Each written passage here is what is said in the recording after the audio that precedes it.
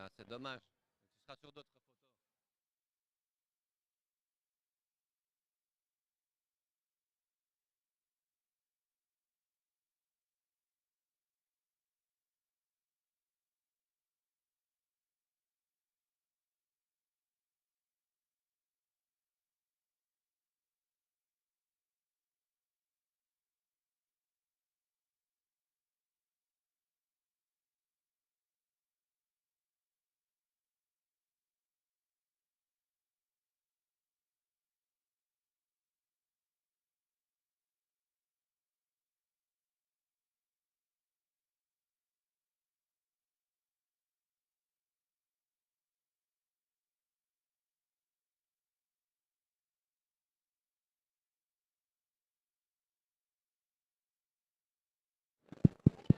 Okay. But he is the first speaker. Yeah.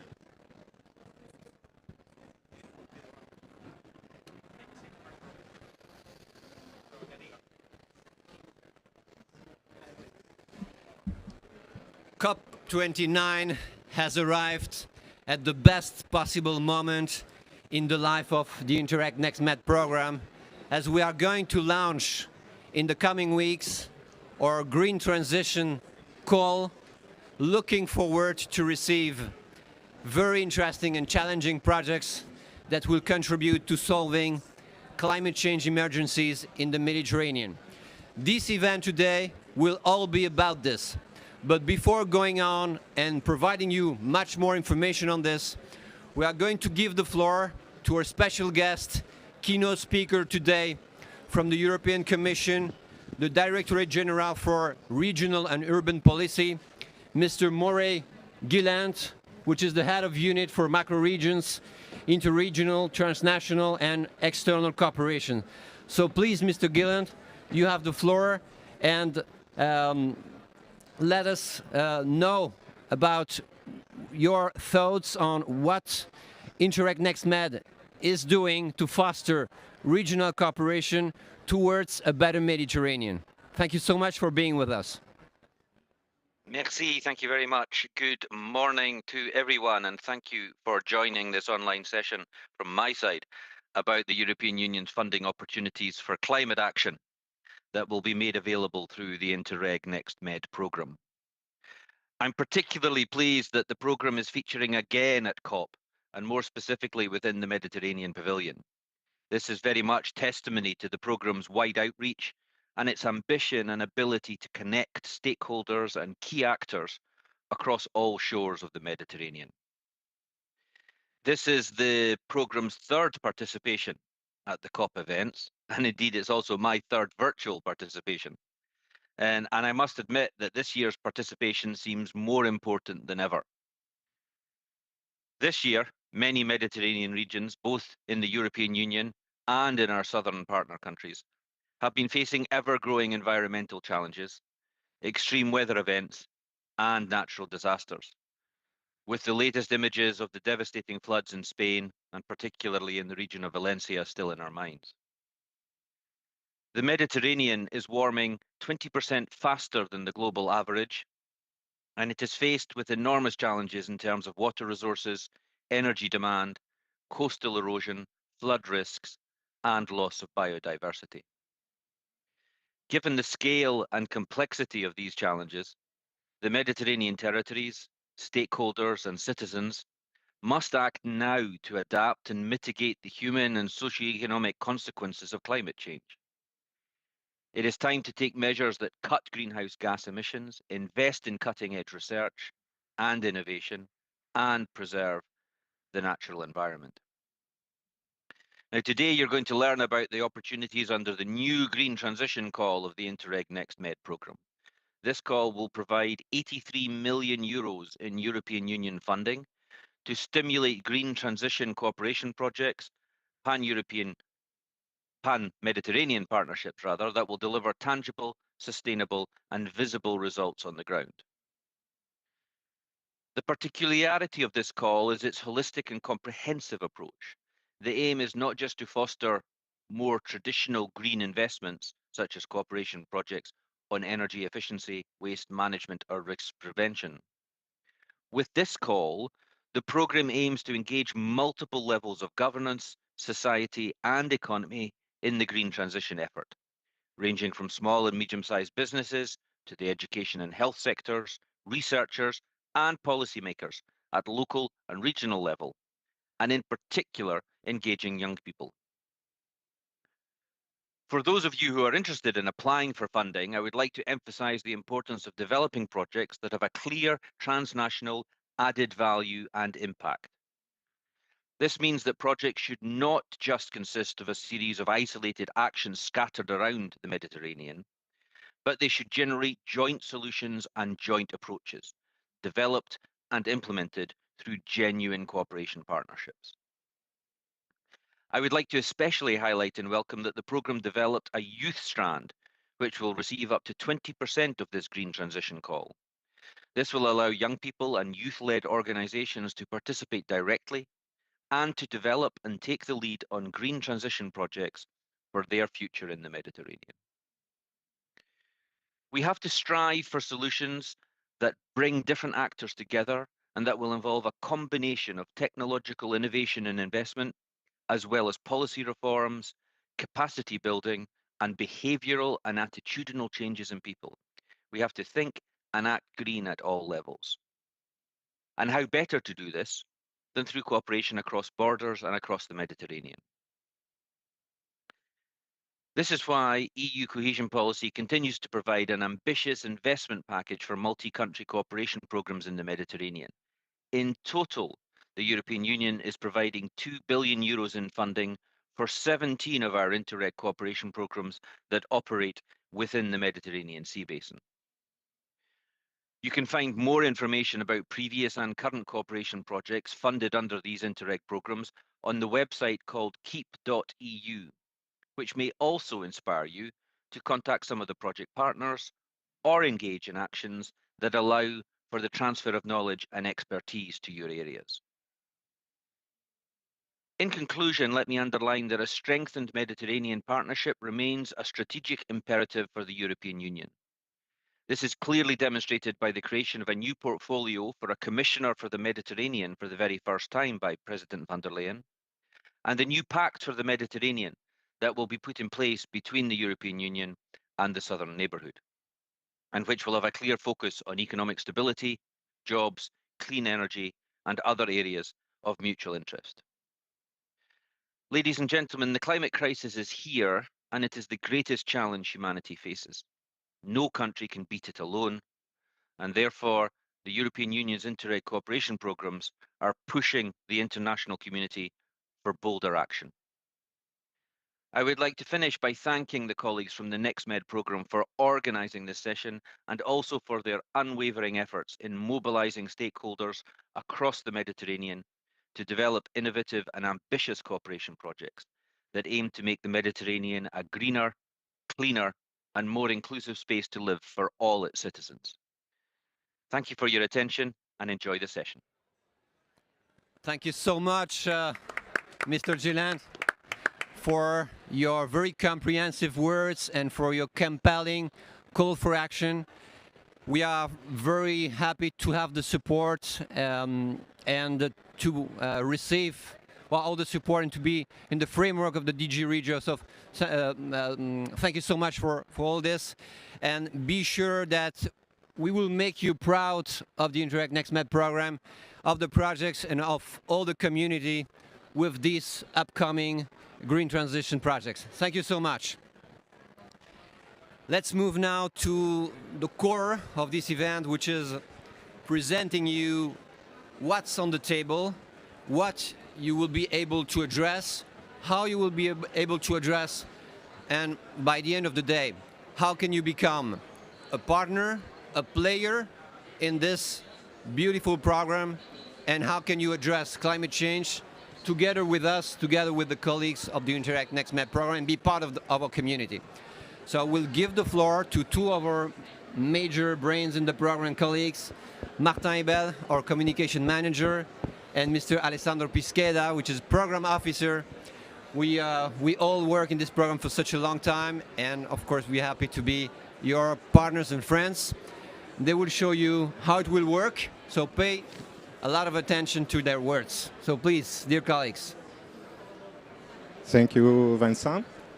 Good morning to everyone here in the Mediterranean Pavilion in Baku, and also to the attendance online. I think there are some people connecting, even in the Central Europe, in the Mediterranean countries. It's a bit early, but we know that someone is connecting also online. For starting this presentation, let me say some words about our program.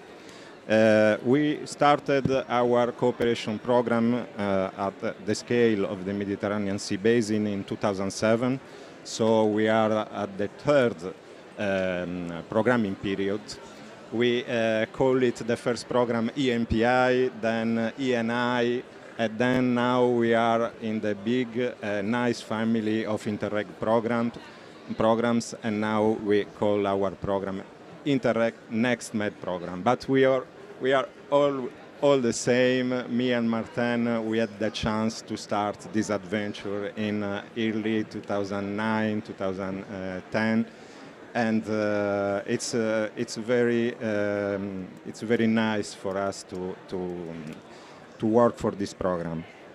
So we have the largest EU-funded external cooperation program in the Mediterranean. And for the first two programming period, we funded more than 170 projects for a total about 400 millions of value of the projects in the Mediterranean. Yep. So now we are launching. We are in the first step of the evaluation of the first call for proposals launched early this year, and we are going to fund the new projects in maybe January. So in a few months. There will be the new projects coming. And let's see who are the participating countries. You see in the map, we have 15 participating countries. Not all the countries are eligible in our programs, meaning that you see in the map for Spain, for France, but also for Italy. Only some regions, the Mediterranean regions of the countries are eligible. Anyway, it's a huge cooperation area, more than 100 territories and 200 million people living there. Let's go to see what are our vision for a better Mediterranean. So, and then we will go into details for the call that we are going to launch by the end of the year. So, competitive and smart Mediterranean, green and low carbon, social and inclusive, and multi-level governance. These are our main thematic objectives in this Interreg Next Med program. So we are in a hotspot. The Mediterranean area is considered an hotspot for the climate change. You know, we have this region which is warming 20% faster than the global average. We are facing really heavy conditions. In some of our countries there is water scarcity. In other countries there are extreme rainfall, and we face in Italy and of course in Spain in the last weeks, in the last months, some floods which was considered a disaster. So we have to change something in our lifestyle. We have to adapt our lifestyle. We have to be more aware about what is happening, and to involve also the civil society and the research center, the university. And in our program we can do it because we will see into details later on. The participation is very wide. meaning that NGOs, local and regional administration, but also civil society can participate to our calls, and they can bring their own ideas and try to make good proposals and then be funded for a project. Another characteristic which is very important in our program, that we really focus on the people-to-people cooperation. We want to have an impact also at the ground level, let's say. So we have to engage people, and in our 170 projects that we already funded, this is one of the main objectives that we did reach. So we are happy of this, and we want to continue on this path. So I leave the floor to Martin to talk about. We're good with time, so we have 15 minutes running now. So Yeah, we're on track. So again, we're trying to give our contribution to this COP29. It was hailed as the finance COP. So we have focused the launch of our call for proposal during this COP to give more emphasis, first of all, on our community, on the huge work of the stakeholders that is being implementing on the ground. For us, our projects and the people behind the projects are real heroes. We know how complex the Mediterranean area is, but how resilient the people is. So it's also a model of joint action that really can be replicated and can serve as an inspiration for other regions of the world. Again, the Mediterranean, now it's clear that it's totally interconnected, not only for climate change, but also for other issues like economic development, migration, any kind of topic. I think if we have that collective ambition as a Mediterranean community, we have more chance to succeed and have a positive impact for the territories and the people, of course. We always have to keep in mind that we are not working for ourselves. We are here to deliver for a better Mediterranean, creating opportunities for the people. A lot is being discussed about how we can foster a just transition for the climate action, a transition that leaves really no one behind. So also a focus of this program is equipping stakeholders, SMEs, workers with the knowledge and skills they need also to succeed in the creating and ever developing green economy. Now coming back to the offer, we came to COP29 with a substantial budget, at least for what is connected to the means, the financial means of this program. Our overall budget is 260 million euro. We're investing out of this 83 million euro. Just let me come back on the way this call for proposal and the priorities were designed. I think it was an interesting exercise also of mobilizing a community of 15 countries to come up with this collective ambition that climate action, the green transition should not be restricted to core environmental topics, but we really, for the very first time, I think at the level of a program like ours, we're also touching upon other very important priority, trying to green as many sectors as possible. We are really convinced that a multi-sector integrated approach is the way forward for all sectors of the economy and the society to cope with the imperative of climate transformation and green transition. So our offer again is 83 million euro. And let's dig a bit into our priorities. So, I mean, of course, we have like priorities that have been there for quite a time, where we have built some expertise, we have built some know-how, we have stakeholders that know how to deliver some projects in water management through the use of non-conventional water, or improving management capacity of stakeholders avoiding this water leakage in distribution networks, which is a huge issue. Of course, what is very important is to increase the overall energy efficiency of the housing stock. In our case, we are focusing on cost-effective energy renovation, especially of public infrastructures, of schools, university, but we're also now tackling the SME sector. So also SMEs have the keys, have the knowledge, have the tools to monitor their energy performance and are also able to reduce their energy consuming and also cut a bit their cost. Of course, advancing on the circular economy, you know, what has changed in the approach is that we're not talking anymore about waste management.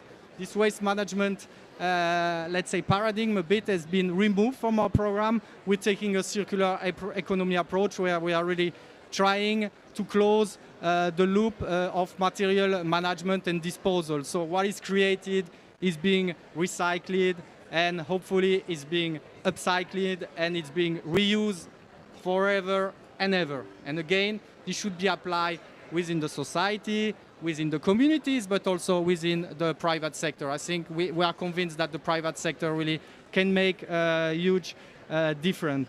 And of course, a new priority, but it's totally connected to the state of the Mediterranean, is to prepare local communities, to prepare public authorities to better cope with natural disaster events, with extreme events. We're not pretending that we will solve everything, but we believe that at the level of municipalities, which in our case, in the case of the program, it is where we can make a difference because we can really connect with local decision makers. At the level of the community, really, we can better prepare them to be ready in case an extreme event is happening, at least to raise knowledge and to give the capacities to small entities, small organizations, I mean, to draft some plan for a better adaptation to climate disaster.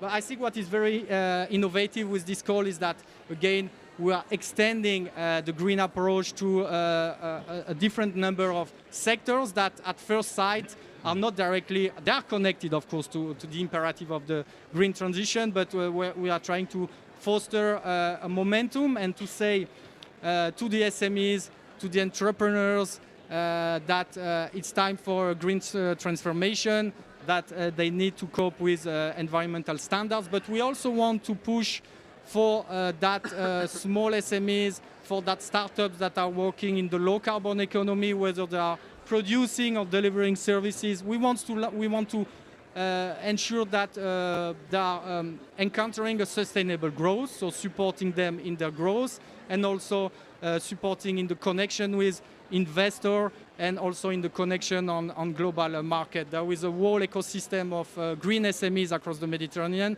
but again, as any SMEs, as any startup, they are like struggling with being small businesses. So we want to push them, we want to push the green SMEs to thrive and succeed on Mediterranean, national, regional and international markets. So through the connection between Mediterranean stakeholders, we are sure we can really push them for sustainable growth. What we need is climate resilience professionals, people who know what to do for installing photovoltaic panels, for optimizing water management systems, for preparing disaster management plans. So we need people that know the deal, basically, that know the Green Deal now. So we're also trying to avoid that a new skills green gap is being developed, also paying attention to the potential gender gap in green skills development. So also looking at empowering green skills within women or with marginalized people. So all sectors, again, of the society, multiple different types of stakeholders receive the knowledge and the right skills to find a job and decent condition in the growing green economy. Again, the Mediterranean, a champion of the green transition. And we think an interesting approach that is being taken through this program is also enhancing the governance capacity for better climate action. especially through fostering an active dialogue between the citizens and public authorities, because sometimes citizens have some concerns with the environment and they feel that they are not always being fully taken into account by local public authorities. So through our projects, we will try to create some platform of dialogue where citizens can express their concerns and share their expectation with local climate policies with public authorities. So also we are looking for transformative projects in this. So this is a bit the overview of the priorities. It's a wide spectrum. There is room for everyone, for many ideas. Again, we're looking for inspiring ideas that can really create that, what we call that positive contamination across the Mediterranean area. Our budget, in light of the many challenges that we have in the Mediterranean area, is never enough. But what we need to do is like to create local solutions that can really inspire their replication, their scalability. We are pioneering like this green transformation across the Mediterranean area. So we count on you, of course, to like really strengthen the impact of our projects. We would like you also to reflect on a multiple dimension when you will be like designing and implementing projects, not just thinking about I'm building capacities, I'm developing technological solutions, or I'm just working on awareness. In our opinion, a project is a whole sum of different levels. We know that sometimes it's not always possible like to implement all levels, but an actual and robust green transformation will come from, of course, technical solutions through pilots, so they deliver an impact on communities, but also convincing people that it's time to adopt a green mindset, that our daily habits really matter. It's also about giving the capacities, the knowledge to local authorities. So first of all, the environment become a clear priority, let's say, in their delivery, but also they have the knowledge. So since we have this beautiful community of stakeholders, we know that solutions exist in some sectors, in some parts of the Mediterranean.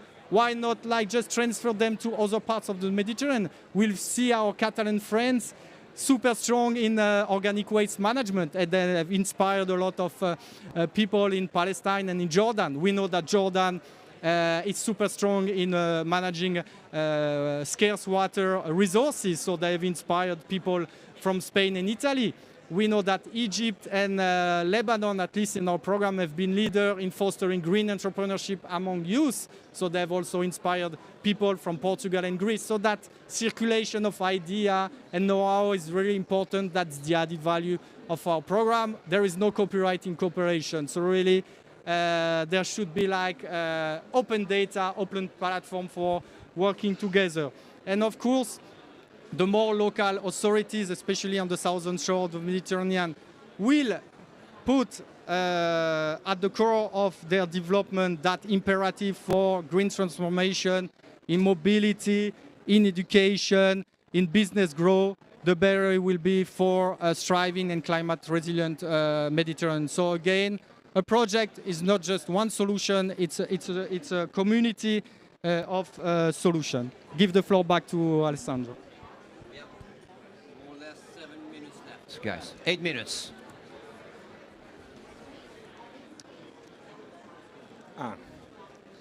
Thank you, Martin. Thank you, Vincent. So let's see some details about the new call that will be launched, hopefully by the end of the year or maybe January. The budget. The EU is financing up to 89%, so it's a very generous co-financing.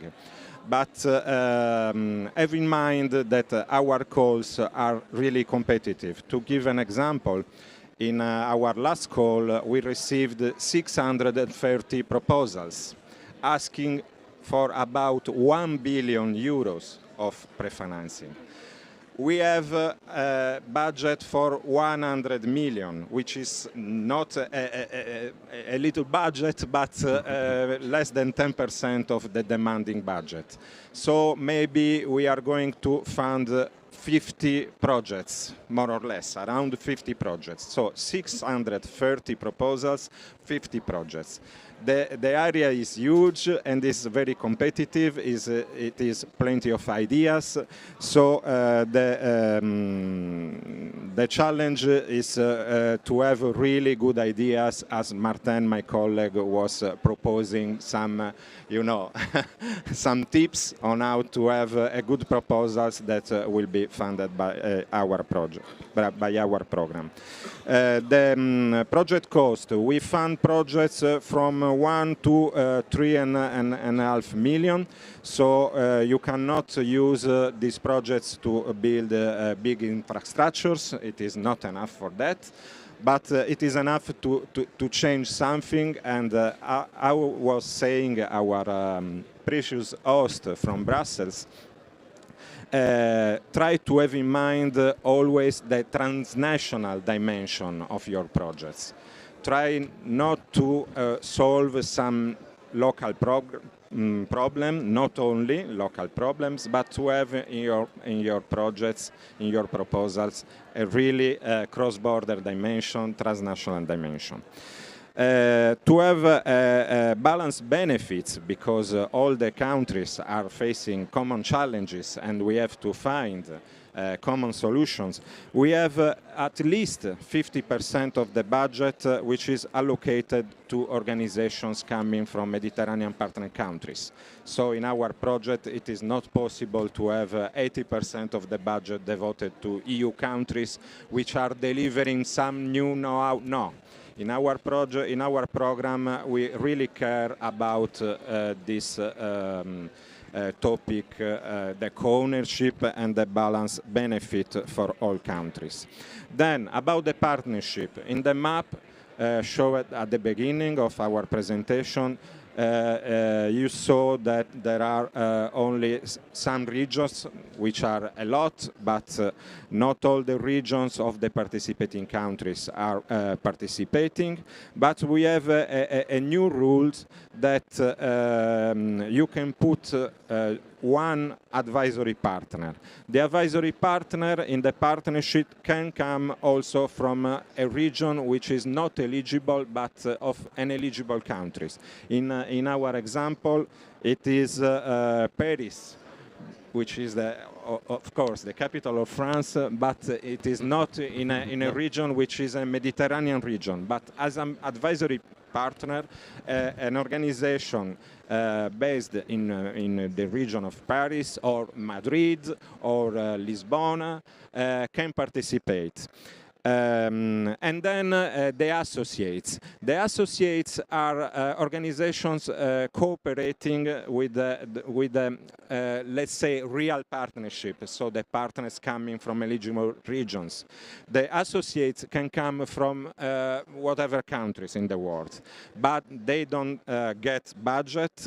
They can participate to events, but they don't are fully in the partnership. They are associated. But of course, this is not the moment to go deeper into details. Anyway, if you go to our website, you will find all the rules for participation.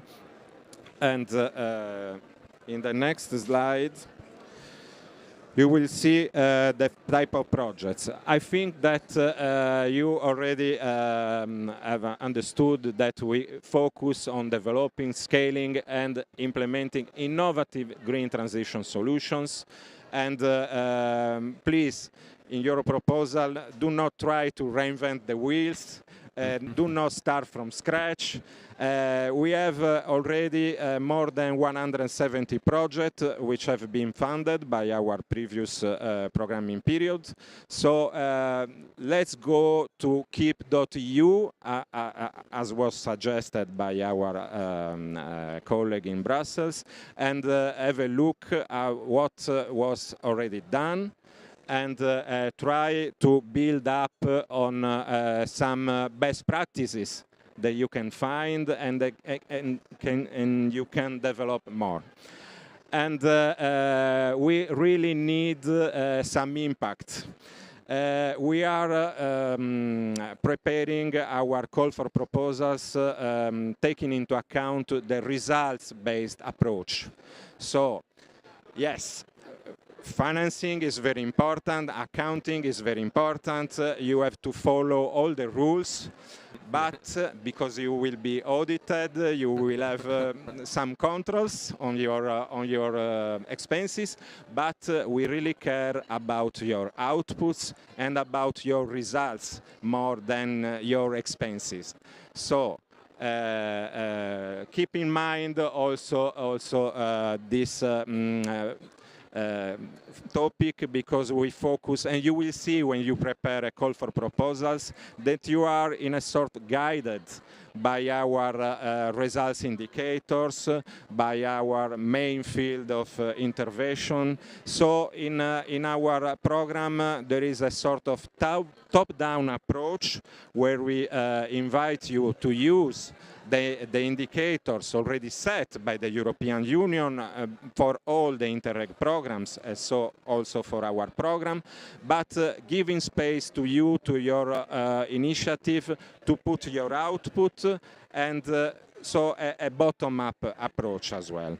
And then the really new type of projects, I ask Martin to explain this eco-use project. So it's been widely publicized, and I'm happy that people now know that this program wants to further increase the capacities of youth to act as agents of climate change. I mean, the concerns of the youth have been fully understood.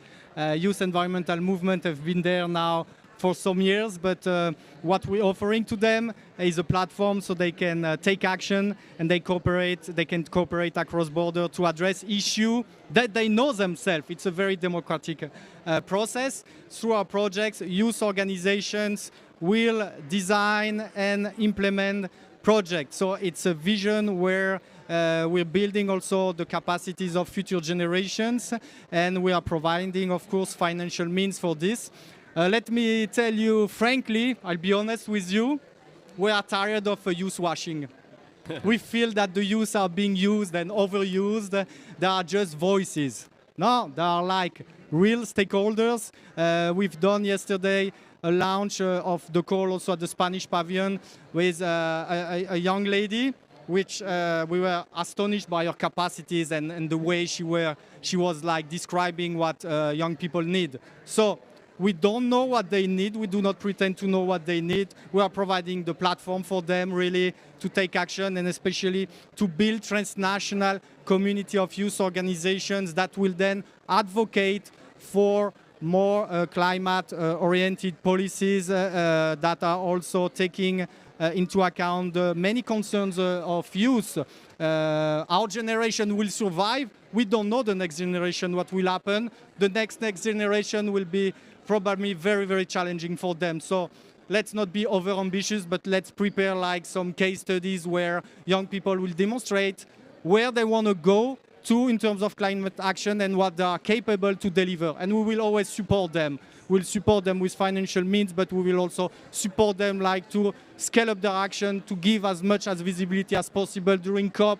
We'll be there in Brazil next time, bringing young people and also with the Commission. So young people will be in the conversation for climate action. Thank you so much, Martin. Do you have something more? No. This slide, I think it's we talk about the participation. There is a wide range of organizations, so national, regional, local, public administration, public agency, university. There is a wide range of organizations that can participate. Thank you very much, Vincent. No, thanks. Thank you to for the attendance, for your attention, please. The team from the managing authority, which is based in the region of Sardinia in Italy, they are the crafters of this call. And so if you are going to have a chance to address climate change, it's thanks to their efforts. Also with the support of the two branches, one in Valencia and one in Jordan. So it's a team effort, of course. I just want to add, we'll be around the Mediterranean starting from January, so we'll cover all the country where it's possible to deliver events. So we'll see you around, guys, and further discuss on what we can do together. Thank you. Thank you very much. I will call the 3 next speakers to the stand. One must bring a seat. In the meantime, I would like to thank you so much for being with us. I think we have quite a representative audience today, with people from Egypt, from Malta, from Spain, of course, from Greece. So from Turkey too, and Jordan, nice to have you all on board. And they are informing me that we have more than 110 persons following us online.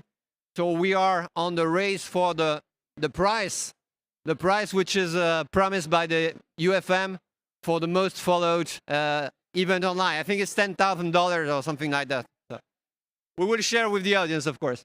So please, I will call to the stand 3 persons that represent not only important partners of this Mediterranean pavilion here in COP, but also important and historical partners of our program. They have been building cooperation with us from many years now. They have been active in our projects, and they are going to tell you what do they expect from our program and what they would do with our projects. So I'm calling first Ms. Rim Ayadi.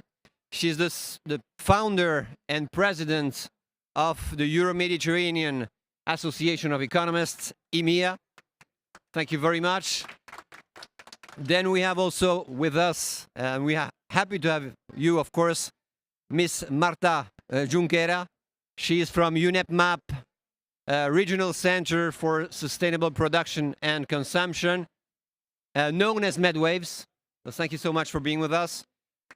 And we have also Sergio Ponsa with us, which is here today representing the Interreg Euromed Sustainable Innovative Economies mission, but is in fact from the Beta Center in Catalonia. So my question to the 3 of them is very easy. I don't want to trick them. So what are, you have heard from my colleagues, you know what's coming. So what can you do with this call that we put on the table? What's your priority? What would you do with that call? What do you expect? And basically that.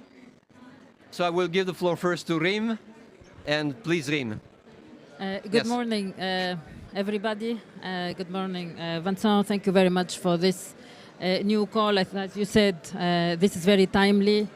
And developing scalable projects, it's very essential for the region. So this is important not to have a silo approach. I think that what we've seen already. So it's important to have an integrated approach to ensure that the project not only are scalable, but then they can also offer opportunities for other countries to follow. And at the end of the day, we need to have first good ideas, but also projects that can create value for their communities.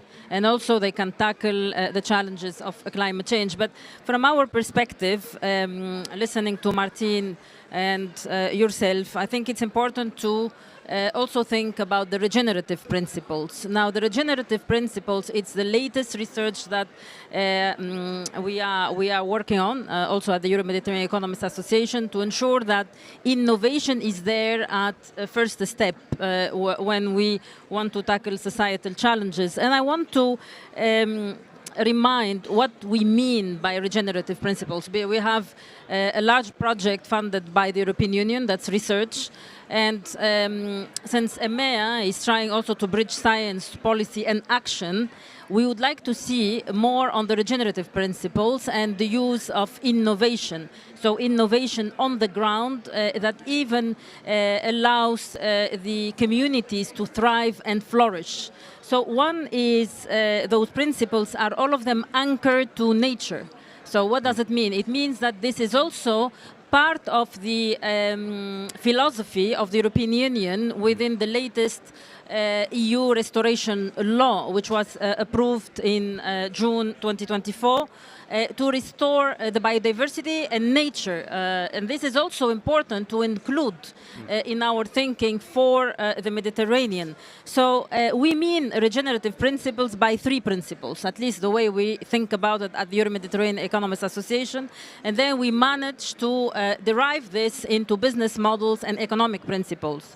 One is to keep the network structure healthy. So whatever network means, either within the nature, the projects, in terms of for example, agriculture, agroforestry, and so on. Then to promote flow, circulation, and vitality. So this is important for our interaction with the nature. So it means that we need to be closer, much more closer to the nature. And third, it's the search for efficiency and resilience balance. This is very important. I think I see that you are promoting efficiency, but it's also important to promote resilience in the projects. It means that we need to have solutions that prevent the worst to happen. And if the worst happens, because it will happen, then we are able to respond to the shock. So it's not only anymore about prevention of shocks, yes, it's prevention of shocks and early warning, which should have been done many years ago, at least 10 or 20 years ago. But now what we've seen, for example, in the case of Valencia, the worst happened and there is no quick preparation. So it was a disaster, and a disaster that is not dealt with very quickly, it means it's not resilient, so there are no factors of resiliency, and this will allow what? More destruction of value. So whatever we do in terms of investment in the past, when we do not have resilience approaches, then it's very difficult to reduce the cost of disasters. And we can talk, yeah, it's fantastic, but then if there is a heat wave or, for example, flooding that happened, for example, in the case of Valencia, then we have a big issue, because then there is destruction of value, and all these small projects, which mainly are, for example, to try to improve certain mechanisms or nature-based solutions, and they are very close, for example, to the rural areas, they might be in a way so thinking about resilience is very, very important in the construction of the project. So another thing I wanted to say in terms of the actions are really the promotion of nature-based solutions. So support projects that are integrating nature-based solutions on the offset, so on the ground, like, for example, water scarcity, the soil degradation. So there are all these elements which nowadays they exist. They can be valued within the nature capital framework, and they can even be derived into national accounting. So there are systems nowadays where we could value the nature-based solutions within the national accounting system, not necessarily in our regions, that means the South Mediterranean, but in many European countries this is possible nowadays. And now with the carbon market, which is hopefully going to be implemented at a global level, not at the EU level or at a different developed country level. So all countries in the Mediterranean will be part of this global action of the carbon market. So it means that the carbon sequestration, for example, mechanisms or the biodiversity mechanisms can be embedded directly into the business models. And this is also important in the way forward. So this is what we would like to see, Vincent, and I give the floor to It's a lot, and I thank you very much for this. Just one word before having Marta. I have to say that we are happy to have panelists like you, because you bring something that we don't necessarily have in the program, which is the new things that were not considered, because our program is a long time approval procedure. So of course what's in the program now is the result of a strategic decision that was taken some time ago, and works like regenerative economy was not in our mind at that time. So that's very important that you update our program. And in fact, the next program is being drafted by you, because you are introducing new elements in our projects. We take this into consideration and we elaborate the next one. So thank you for this. Marta, it's your turn. Good morning, everyone. Thank you very much for having us here and share this panel with you and sharing our experience and our expectations with everyone. Regarding the expectations we have on this new call of 83 million for green transition, what can we say? We're very much in line with what has already been said, so we're very happy. We've seen most of the topics that we cover as MedWaves. We were SCP RAC before, for some of you who may know us from before. And so we address the multi-sectoral approach. We address the support to youth, gender, green entrepreneurs, circular economy. We work transversally and multi-sectorally. We are an international cooperation center, but we have two hats as well. We have the Convention of Barcelona Convention and the Stockholm Convention hat. So we are regional activity centers. We work with policymakers directly. We capitalize on best practices. We organize peer-to-peer actions, trainings. So we've seen most of the things that we already were expecting to see in the presentation, so we're very happy. Not much new on that. Also, we are expecting just address support to projects that really impact people, as you mentioned, as was mentioned also yesterday, and also impact nature and lead us to address transition. We cannot, it is clear we cannot address the environmental and human challenges we're facing these days if we don't change drastically and transform the way we consume, produce. And so all actions and projects that lead to increase the competitivity of green businesses, green and circular entrepreneurs, young ideas, new startups, because if we increase their capacity, they will be better fit to make room in this really difficult economic model that we have right now. So we need to also change the models through the grassroots. Also the work on national, subnational and local levels. We're very happy to see that that's one of your key points that you're working on. We will for sure try to submit projects in line with other projects that we have submitted before. We have implemented already successfully under the NECBC 3 projects. GI Med on green impact businesses. Then Stand Up, which is on textile, and Reset is also capitalizing best practices among the region. And we have, in the last call of Interreg NextMed program, we've presented 2 projects, also on the textile. So recovering post-consumer, a circular system for recovering post-consumer waste on the textile. And then another one on low plastic zone, it's called Loop, is on working on plastic pollution and single-use plastic items in small islands, together with also with local authorities and the HoReCa sector, so the entrepreneurs there. We will very much present projects in that sense as well. So that's the idea. Thank you very much, Marta, Thank you for highlighting so many elements, and in particular, I think the fact that we are looking forward with this project to have tangible results. That's a distinctive element of our program. I have to say that MedWaves, they are a serial approver. You have seen that. They had 3 projects out of 80, so I think they know what they talk about. Sergio, please. Thank you. Yeah. So first of all, I have to say that from our experience and with the vision of a center that has the real vocation of having the real impact and tangible results, the Interreg NextMed and the previous ENI CBC Med was one of the best programs that we can use to have this tangible and real impacts in the Mediterranean. So I will talk about 2 different approaches. The first one is kind of operational about the program.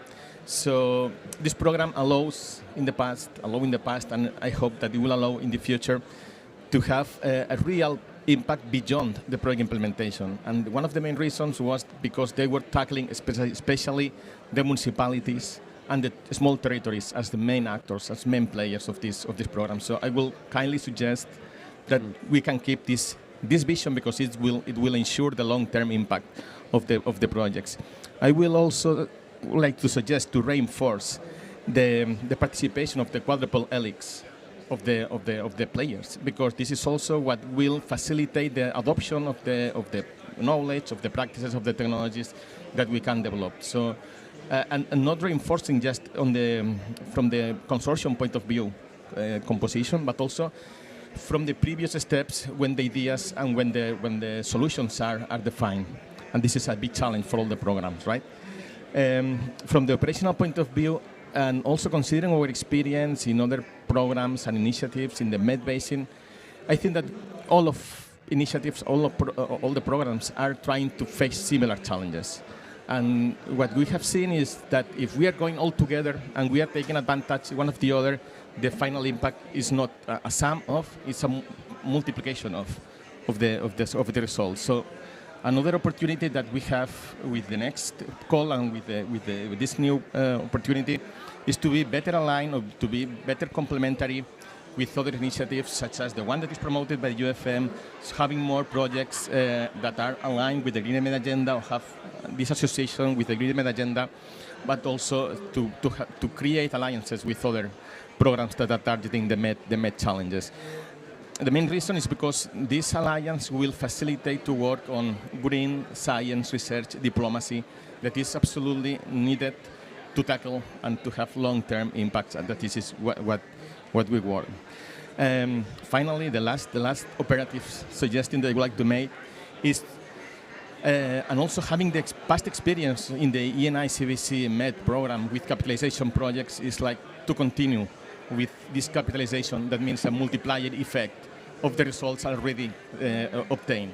So I will have this suggestion, and going to the thematic point of view of this new call, I will suggest also to have this complete vision of the challenge. I mean, whenever we are dealing with energy, so we cannot avoid to deal with water, with food, with ecosystems, and with other challenges, and with social challenges as well, and infrastructural challenges of the country. So, and the other way around is the same. Whenever we are dealing with water challenges, we cannot forget the other challenges. So this complete vision of the challenge, integrated vision, that in other programs is called the Wi-Fi or the Wi-Fi, but I think that can be better complemented even in the Med Basin. It's going to be like something that we can work with. And also, for me, mitigation is fantastic. Work on mitigation of climate change is the long-term vision that we need to achieve, but the short-term is the adaptation of the climate change impact. That in the Med Basin, we need to be faster than the rest of the world for this adaptation. And it's not just on technologies, on practices, it's specifically on policies and how to give have early warning systems to whatever that is happening in the Med Basin. So this can also complement some of the thematics that you have already defined, that I completely agree with those that you have already said. Thank you, Vincent. Thanks a lot. That's quite a very comprehensive set of information and messages, so thank you very much for this. I would like to highlight the first that you mentioned, because for us, working at the local level is especially relevant. We have nothing against big capitals, of course, but we have realized that we are much more effective when we work with small cities, smaller regions, more effectiveness. But all the rest, of course, all the three of you, thank you so much.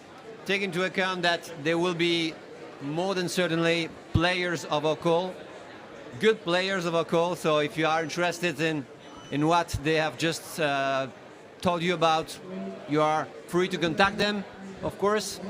And I would like to give you a last applause and thank you for last words. I wanted to add one point, which is also capitalizing on the digital solutions for climate resilience. This is very important. Okay, thank you so much. We'll try to take all this advice into consideration. Thanks. And also to stick to the time, which I know it's absolutely and very difficult. I would like now to call and not only give the floor, but to not only pass the floor, but to give the floor to our final keynote speaker who will address the conclusions. He is Senior Deputy Secretary General of the Union for the Mediterranean. He is the head of the Energy and Climate Action at the UFM, but also he is our host in this beautiful place, which is the Mediterranean Pavilion. So, Mr. Gramenos Mastrogeni, thank you so much for being with us and making the conclusions. Thank you so much. I think that keynote is a little bit too large. I would like to start by revealing you a secret. We will give Interreg Med a 10,000 euro prize because we asked them a financing of 10,000 euros to prize them. This is called creative finance. No, I'm joking, of course. What Interreg is proposing here is at the very roots of the reasons of this pavilion. I hinted to that in a meeting we had with all the other partners. This could have been the pavilion of an international organization called Union for the Mediterranean. But so what? There are so many organizations presenting the beautiful things that they're doing. It's useful, okay. What we need to do is bring in all the components of this incredible world which exists around our sea. Not only the state or the public perspective. Now, it's not personal, I think it's scientific to say that sustainability cannot be built top-down. At the top, we need the role in coordinating. But then sustainability has its own natural space container, which is called a concrete territory. A concrete territory doesn't have a precise size.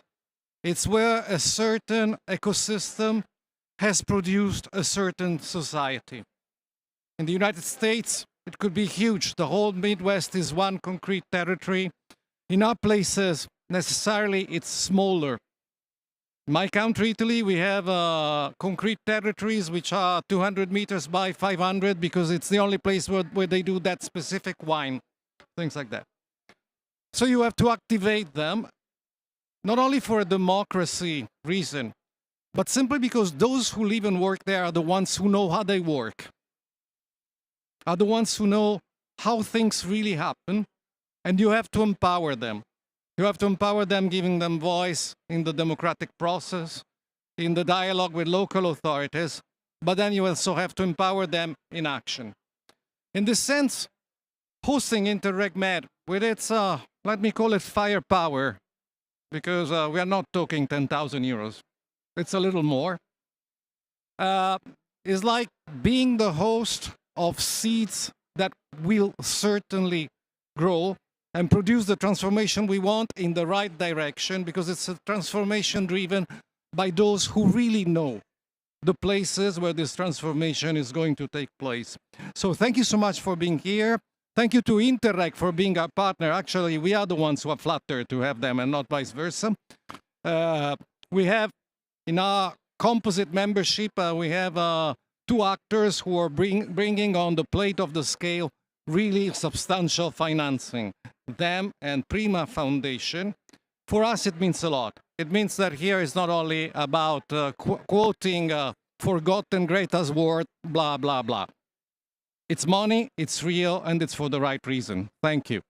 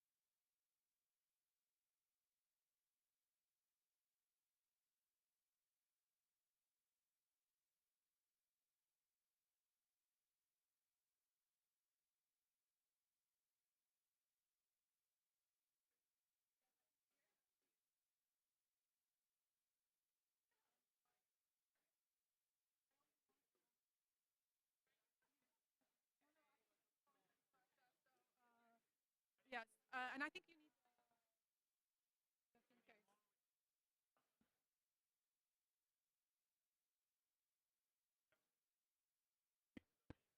need. Is this okay? Okay. It works? Okay. Okay. Yes, let me know when we're live. Yes? Okay.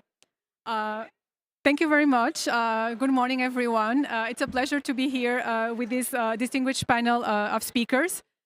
This session is the second of the day. We will be speaking about scaling up adaptation finance in the Mediterranean. We'll be looking at the new collective quantified goal, how negotiations are going, but also at solutions, namely the carbon markets and carbon finance. Just to start a first round of introductions, I have here with me on stage Olatunji Youssef, the lead climate change development expert from the Islamic Development Bank. I have also Afsa El Bekri, advocacy and executive. Advocacy and Executive Strategy Senior Associate at Positive Agenda, and Damiano Borgano, Program Management Specialist at the United Nations Capital Development Fund. And afterwards, we have another panel where we will have Zubair Ben Yahya, which is official delegate from Tunisia, Amanda Maki, which is the director from NDC Partnership Knowledge Support Unit, and also Simon Flugger, market-based climate policy instruments from Climate and Company. I hope I pronounced your names correctly. If not, please apologize. So before going straight to the questions, as we know, this is the finance COP. There are high expectations that a new collective quantified goal would be agreed by the end of these 2 weeks of negotiations. As we know, we need to scale up finance in general, but specifically for the Mediterranean, which we know that it's warming 20% faster than global average. It is extremely important to focus on adaptation finance. And that's where we're focused here today. We know that the figures are dark for adaptation finance in general, but specifically for the Mediterranean, because it's a high stress area, it's even more dark perspective. But we hope to see and hear about solutions, what is being doing, what these institutions have been doing in the region, and to focus on moving forward and finding a common solution for this common problem. So without further ado, I will move to my first panel of speakers, and I will put the first question to Olatunji. The Islamic Development Bank is one of the big MDBs, is focused in many regions, but here we're talking about the Mediterranean region or the MENA region at large. And I would ask you, and also obviously all of the speakers, to briefly introduce the institution. But specifically to you, Olatunji, I would like to ask you, as an MDB, what are the key issues that limit the increased investment in adaptation finance in the Mediterranean region? And what measures is the Islamic Development Bank is doing to address these challenges? So that would be question one. And question two would be, what are the implications of the new collective quantified goal that is being discussed now, and its implications for the multilateral development banks, namely the Islamic Development Bank? And what actions is the Islamic Development Bank undertaking to engage with stakeholders and private sector entities to increase the volume of climate adaptation finance in the region? Thank you. I'll stop here. Can you guys hear me? Okay. Thank you so much, Ines, and hello everyone, and it's a pleasure meeting you, and sincere thanks to UFM colleagues for inviting us to be part of this discussion. So my name is Olatunji. I work as a lead climate adaptation specialist at the ISDB. I lead the work of the bank on climate, but also the strategies that we develop with our client countries on adaptation, but also on other multi-sectoral related issues. So the conversation I'm going to be having here today is going to be in twofold. One, from the perspective of the bank as a multilateral development bank, but also in my previous role as the chair of the MDB Group on Adaptation, where I'll tell you some of the work that we as MDBs that we're doing on adaptation to be able to also help our client countries to actually respond to the need of adaptation in the different contexts that that we work. So, for context, I think one fundamental thing when you look at some of the facts that we have right in front of us today is that the world is so in need of adaptation and building resilient in systems and in different aspects of our everyday lives. The number of disasters that we've seen, they've been so astronomical in ways that are unimaginable. From places in Valencia to places in North America, places in MENA region, places in the Horn of Africa, and down to Asia. So it's something that we don't need to be told that we are living in very unique and challenging times. And the way it's going, this year, 2024, is very likely to be the warmest year that we'll have on record. As far as record has been, we've been taking records, it's likely going to be one of those years that would happen. So this means that there's a whole lot of things that is at stake. And the Adaptation Gap report also made it clear that we are so far from the amount of finance that we need to actually bridge the gap on adaptation. So this context actually makes it so really important for us to really have a conversation as to how then can we scale up adaptation finance. Now, from the perspective of a multilateral development, we work in 57 countries across 4 different continents. A significant number of our member countries are within the Mediterranean region, and a huge part of them also within the MENA region. From our experience, one of the things that we've seen a whole lot of things in our years of we've been operating for over 5 decades. So in our experience, there are a lot of things that we've seen that we've seen as the critical challenges that countries face when it comes to scaling up adaptation. I hope you can hear me. I hope you can hear me. Okay.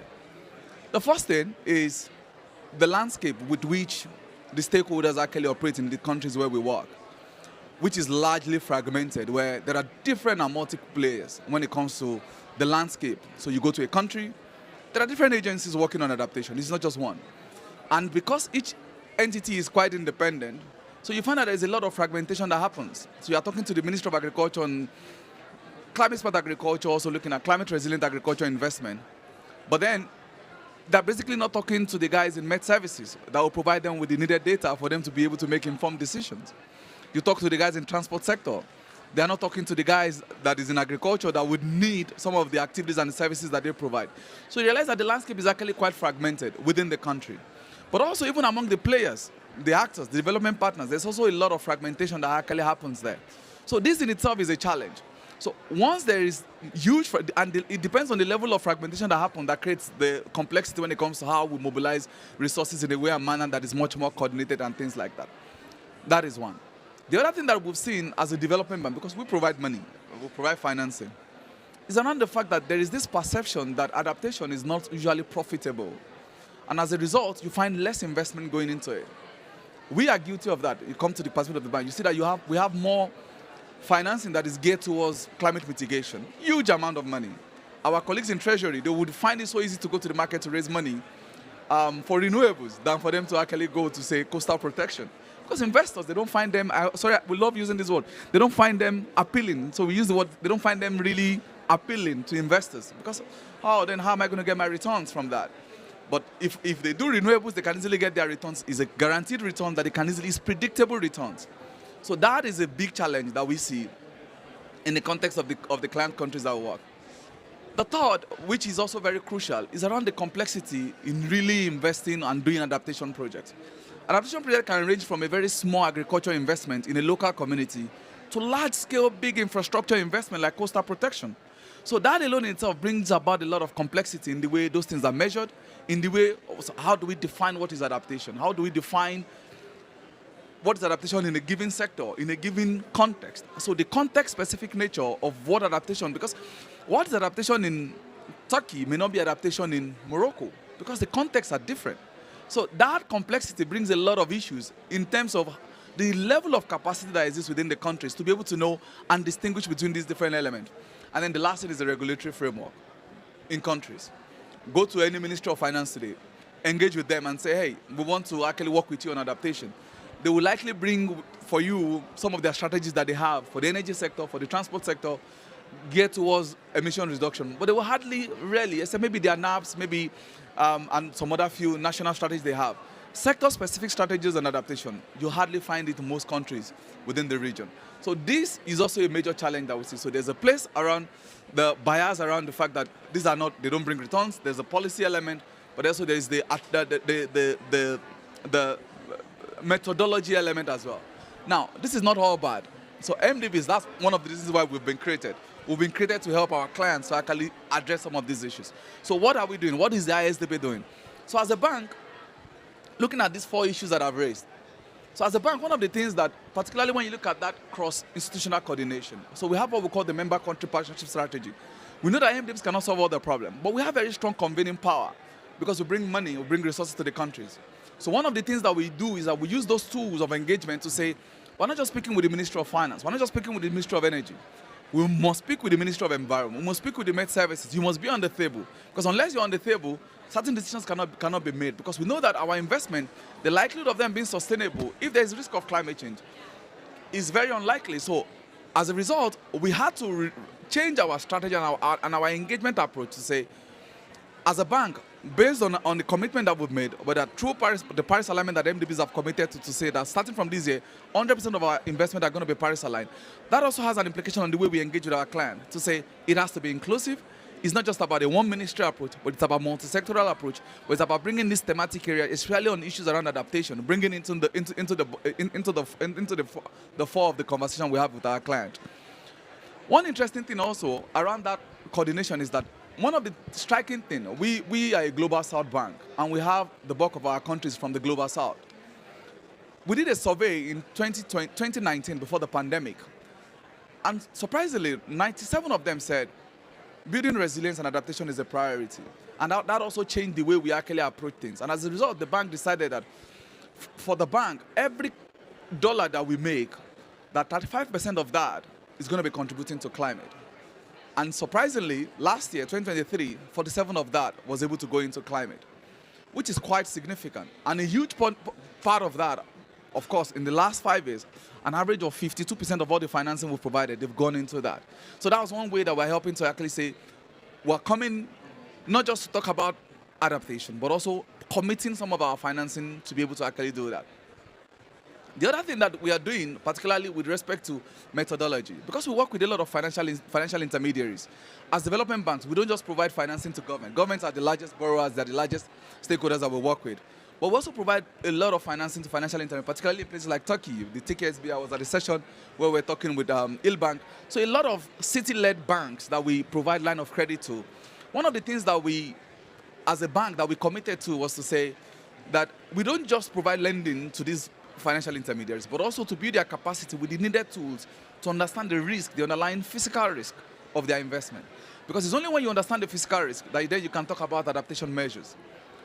Now, the third thing that we did as a bank is that because we know that there's always that bias that people would always favor projects that are not typically regarded as adaptation more than any project that you label as adaptation, we said the only way we can solve this is to bring adaptation into those sectors.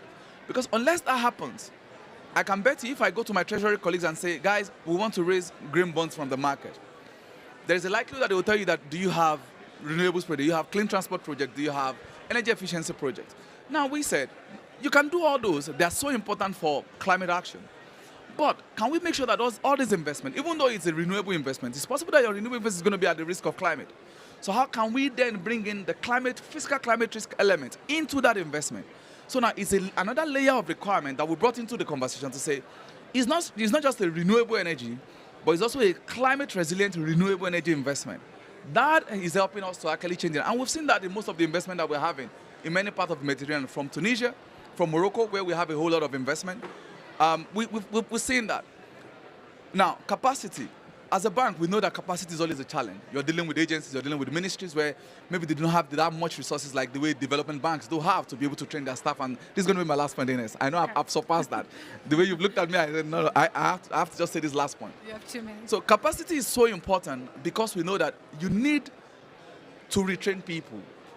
We have engineers that have been working in these different sectors. Adaptation should not be you should not think of it outside of those sectors, because that's where the solution is going to come from. If you think about adaptation as a silos activity, then we're not going to achieve anything, like I said earlier. So based on that, as a bank, we realized that for us to be able to build and drive that needed change that we want for adaptation, capacity is needed. But because we also know that capacity differs from place to place. So we have a program that is called the Reverse Linkage Program. So this program is a triangular cooperation program that allows us to say, we go to Morocco, we say, you have this capacity to enhance, say, coastal protection. So you have the skill set, you have the manpower, you have all those different things. Now, we connect you with another coastal city to say, can you work with this? And we facilitate that by providing the needed resources. So there's a lot of, so this is like a South-South collaboration between countries in the South, working to support countries in the South to actually address some of these critical issues that are related to climate change. And it's not just about the physical climate risk, but it's even around things around early warning system. How do you put in those early warning systems within the infrastructure that you invest, whether it's an hydro investment, whether it's a road infrastructure, whether it's an energy infrastructure, but the ability to be able to also tap into those skill sets that are available from different players, I think is one of the things that particular program actually does. So I'm going to stop there, but I want to say one final thing, that as MDBs, 2 days ago, we made a commitment. In 2019, at the UN Secretary General meeting, we made a commitment to actually have a total climate finance of 65 billion by 2025 and have about 20% of that going into adaptation, which is quite low. Our goal is to make it 50-50, which is the requirement from some of the negotiation process. But I'm happy to say that this year, we're able to get up to 120 billion. So we're basically doubling what we had committed to. But also 2 days ago, as part of when the COP was open, collectively we made that commitment to say that by 2030, we're going to be committing about 170 billion. And out of that, we're going to be having about 40 billion of that going into adaptation. This may not sound ambitious, but for someone that works on the ground, I can say that it has not just the fact that it's the financing that we're providing, but the ability to be able to de-risk and allow other financing to come from the private sector and crowd them into some of those sectors. And on that, I'm going to stop. Thanks. Thank you very much, Olatunji. Very insightful and very useful to hear from Global South Bank, as you mentioned, the Islamic Development Bank, on such a multifactorial reasons why it's so difficult to channel adaptation finance. Thank you very much. We'll get back to you in the Q&A session. Now I would like to give the floor to Afsa. Afsa, if you could briefly also introduce your institution, the Positive Agenda, but also reply to 2 questions that I'm going to ask you. So I know that you've been following closely the negotiations related to adaptation. So if you could give us a state of play on that. And also, what are the recommendations related to adaptation in biennial transparency report? And just as a caveat to explain that you're also here because the institution is mandated as a network of influencers following, but also working globally, right? So if in a nutshell you could, I mean, you have 5 minutes more or less, so if you could expand on that, it would be great. Thank you. Thank you, dear Ines, for the invitation. Actually, first, my name is Hafsa El Bekri. I am a senior associate at Positive Agenda Advisory, where we are acting as an advocacy group for climate action, especially in North Africa, with the international network for climate change globally. Also, under Positive Agenda Advisory, we are member of the Science Policy Platform for Climate Urgencies, which has been launched last year in COP28, and we are actively working and following the negotiations this year, especially on NCQG, but also on the linkage between what is happening in G20 and also the negotiations here in COP29. So yes, just to go back and give some context about adaptation and NCQG, and this is actually the topic, and I would like also to thank you once again for choosing this topic on, especially when it comes to the Mediterranean region. So as I said, as part of our advocacy work, at Positive Agenda Advisory, we have been tracking the negotiations, and I will give some insights from the adaptation side. First, just to make the linkage between what the NCQG is and what are the aims of NCQG and the link with adaptation. as you know, one of the main aims of the NCQG is to ensure that nations can meet the commitments established at COP28, notably transition from fossil fuels, but also meeting the targets of adaptation. And coming from the like yesterday's negotiations, what we noticed is that there is a lack actually of progress to unlock finance for adaptation, as it is also being raised across negotiations rooms, especially on MOE, means on implementations. Indicators and parties actually acknowledged this gap and take steps to address it, as well as I'm talking about adaptation, but also this gap is also noticed in nature finance gap. So, in general, adaptation continues to dominate the agenda with multiple ongoing items. However, one of these, like the main items is finance, whether on means on implementation indicators for the GGA, for the global goal on adaptation, or securing finance to implement the national adaptation plans and translate adaptation committee products. Adaptation committee products. So it is now obvious that developing countries' adaptation needs require like a lot more resources than currently provided, and all eyes are now on the NCQG to deliver this kind of finance needed to significantly address or advance global resilience and preparedness. I wanted also to share that few financial pledges or announcements were made during these 2 days. Of note, there is an announcement from 10 MDBs, and I was also pleased to hear from our colleague on the MDBs that they estimate their annual collective climate finance for low and middle income countries to reach 120 billion USD. Is it right? Yes. So by 2030, and with 42 billion USD for adaptation, which is 35%, which not 20% of the 120 billion USD. Also with the aim to mobilize 65 billion from the private sector. Another announcement during these 2 days, since we are talking about the state of play, is that Canada announced yesterday a new climate finance platform, which is the Project Gaia platform, with Mr. Nafo as a coordinator for the Global Climate Fund and the Africa Adaptation Initiative, with 1.4 billion USD to fund adaptation, of which 25% to LDCs and SIDs specifically. So this is where we stand from negotiations related to adaptation, especially from these 2 days. Yes, another point maybe also for that could be worth noting is that on negotiations related to adaptation committee, discussion continues on the adaptation committee report with a new text, including elements from the room in the first IC yesterday.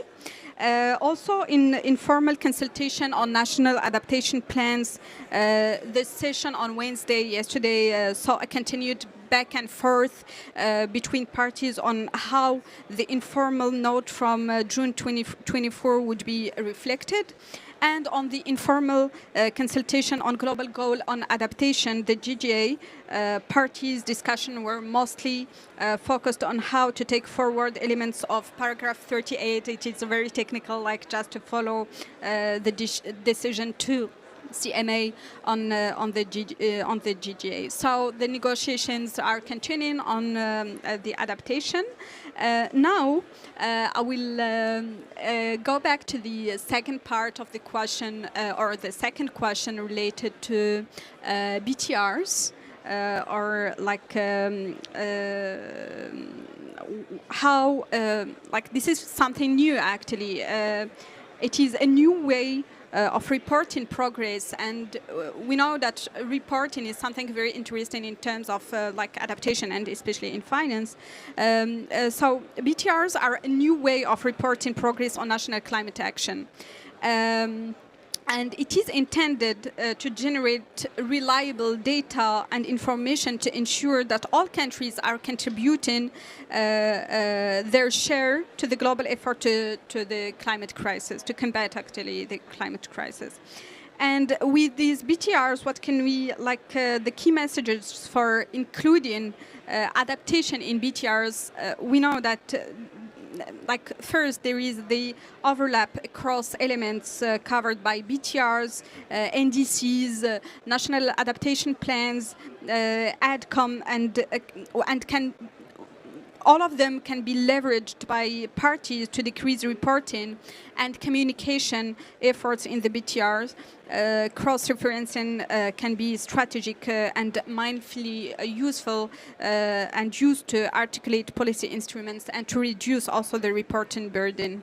There is also one other key message to include adaptation in BTRs is training courses, and we are also talking about technical assistance and training, which is important to support parties on their preparation on the BTR that must be presented for the first time in December 2024.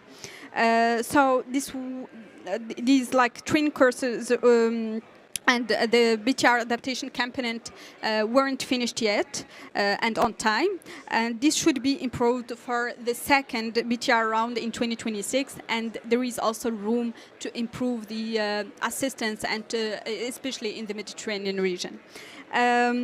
Maybe I will stop here. And maybe if there are any questions further, we can discuss. Thank you very much, Afsa. Thank you very much for the sneak preview on the negotiations. It's very useful as well to have that. Yes, we'll go back to you in the Q&A if we have time. I will give the floor now to Damiano Borgogno, which is a program management specialist at United Nations Capital Development Fund. And as always, I would ask you to briefly introduce, start by briefly introducing the institution, what you're doing in the region. And my two questions for you would be, how can the Mediterranean leverage current climate finance mechanisms to close the adaptation finance gap? And secondly, what is the role of performance-based payments in scaling adaptation finance in fragile contexts? Thank you. Thank you so much, Ines. Thank you for the invitation. I'm a proud Mediterranean myself, coming from Italy. And I actually work with the UNCDF, the United Nations Capital Development Fund. We're all seeing the situation worsening, particularly in the Mediterranean. Yesterday, as I landed in Baku and opened my WhatsApp, seeing my friends in Malaga showing the flooding there, which follows the ones in Valencia. So, I mean, I'm sure there's no climate negationists here, but the situation is really worsening, which means there's a ever more evident need for enhancing climate finance.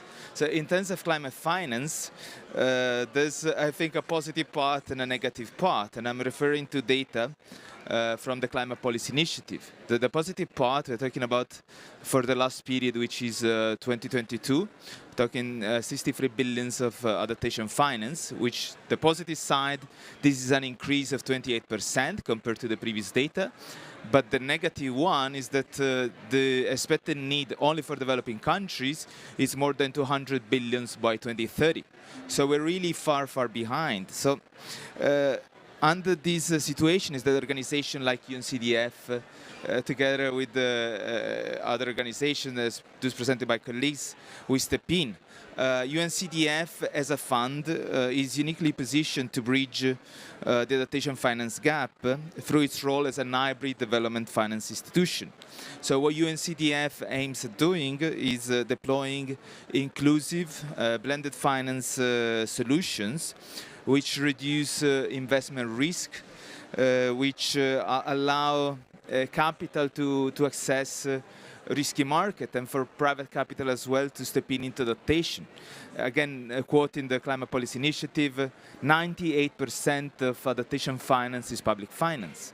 And it's fundamental if you want to get closer to the adaptation finance need to provide support for the risking and for stepping in with private sector investment. Now, specifically for the Mediterranean, our main area of work is through an initiative supported inter alia by the European Union, which is a mechanism called LOCAL. LOCAL is an acronym for Local Climate Adaptive Living Facility. We actually work in Tunisia. I see here colleagues from the Tunisian delegation. And what UNCDF does is channeling performance-based climate resilient grants to local authorities. And this is fundamental because most of the work so far done on adaptation has been planning, which is absolutely fundamental, but there's also a higher need for providing investment and resources for investment. And those that are most affected are, of course, those local communities, particularly in rural areas. So LOCAL plays a critical role by combining technical support, data, what we call the climate risk and vulnerability assessment, and support the integration of data and policies into local development plans that can combine adaptation needs, and then support the implementation of performance-based climate resilient grants.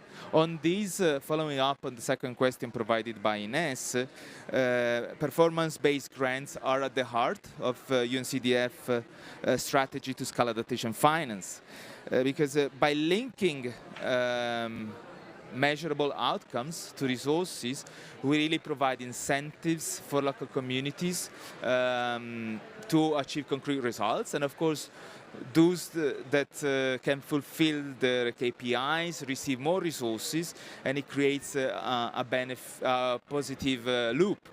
The way UNCDF work, of course, we work in collaboration with the national government. Usually it's the Ministry of Internal Affairs, Ministry of Finance, and the institution Ministry of Environment or the Environmental Protection Agency. And we avoid, of course, creating parallel financial systems. So we work supporting the intra-state fiscal transfers. So by providing resources, for example, to the Ministry of Finance or the Ministry of Interior, they transfer those resources at the local level to cover the additional quid, the additional amount, which is every time higher, to cover the adaptation costs. So we put at the center of the equation the local governments. And by supporting local governments, there are higher possibilities to accelerate the resilience of the community.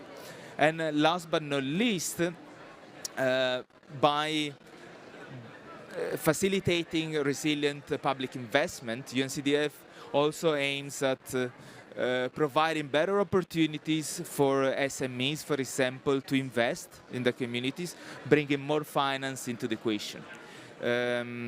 As I mentioned, we're actually working right now in Tunisia, as well as in 30 plus other countries, and we're planning on, with EU support, to scaling this up in other countries in the region, like Morocco, Lebanon, and I've tried to be concise, so back to you, Ines. Thank you very much. I hope there's time for Q&A because I would like to expand on that. But also, thank you for making the link with Tunisia. We also have a representative from Tunisia now. So I'll ask a round of applause for the first panel. And I ask you to stay with us until the end for the Q&A session, but I would welcome the second panel on stage. The second panel is Amanda McKee from NDC Partnership. Yes.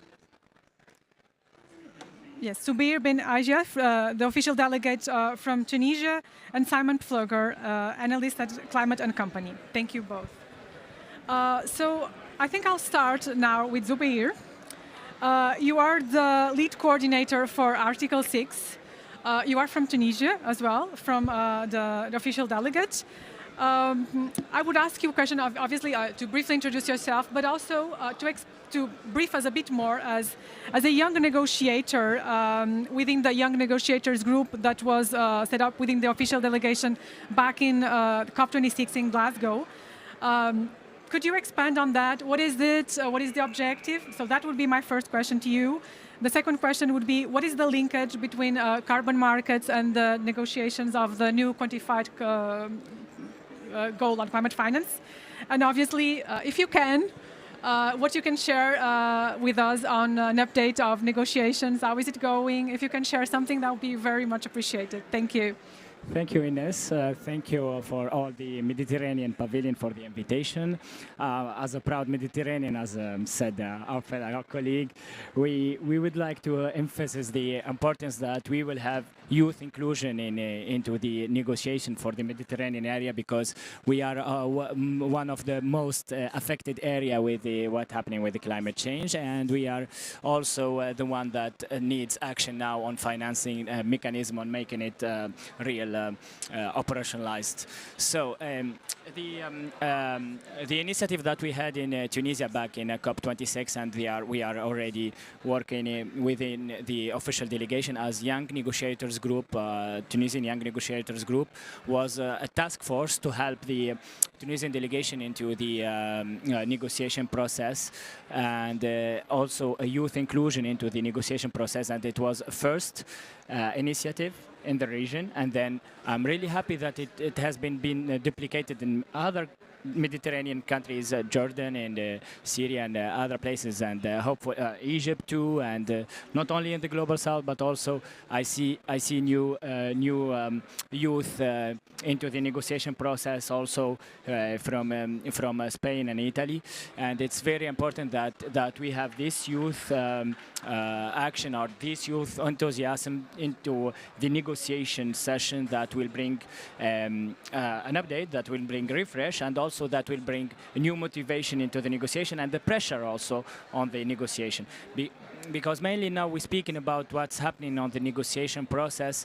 You see, like, for example, in Article 6 negotiation, it's like a think tank. So everyone wants to contribute. It's not more a negotiation. It's about giving proposal and just giving this framework to work and to be operationalized. So we've been having this resource, this environmental resource, for years.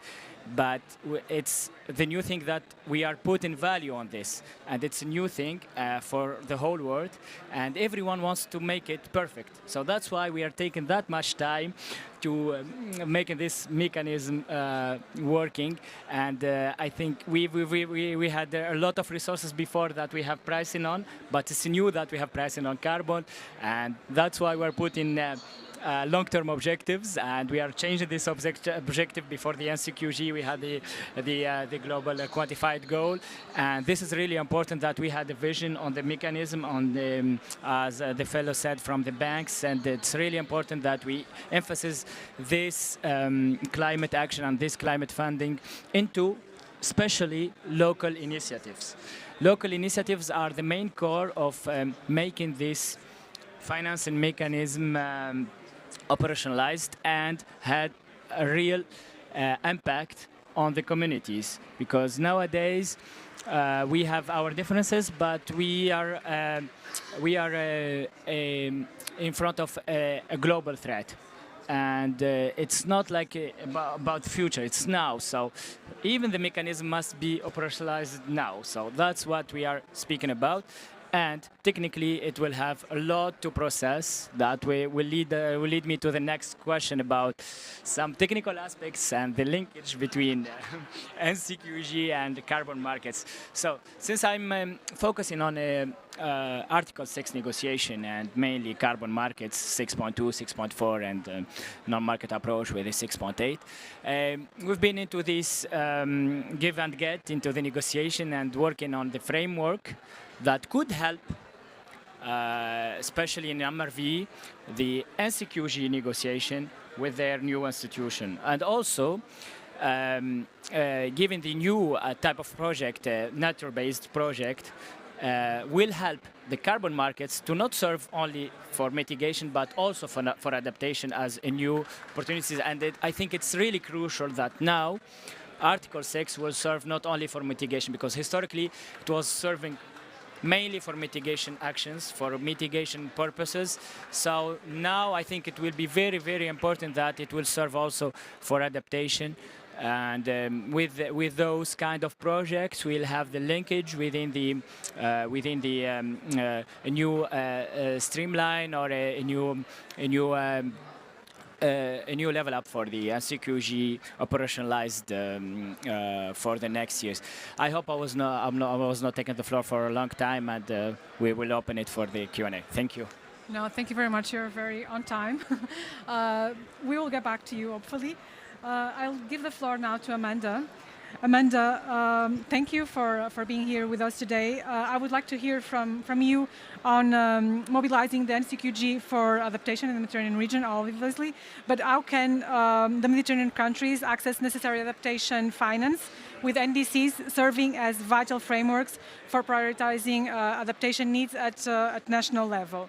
So that's the first question. My second question to you would be, aligning adaptation finance with national priorities. If you could expand on that and highlighting how NDC partnership experience in guiding countries toward effective climate planning, implementation, finance mobilization, and emphasizing the unique needs that the Mediterranean region has. So thank you very much.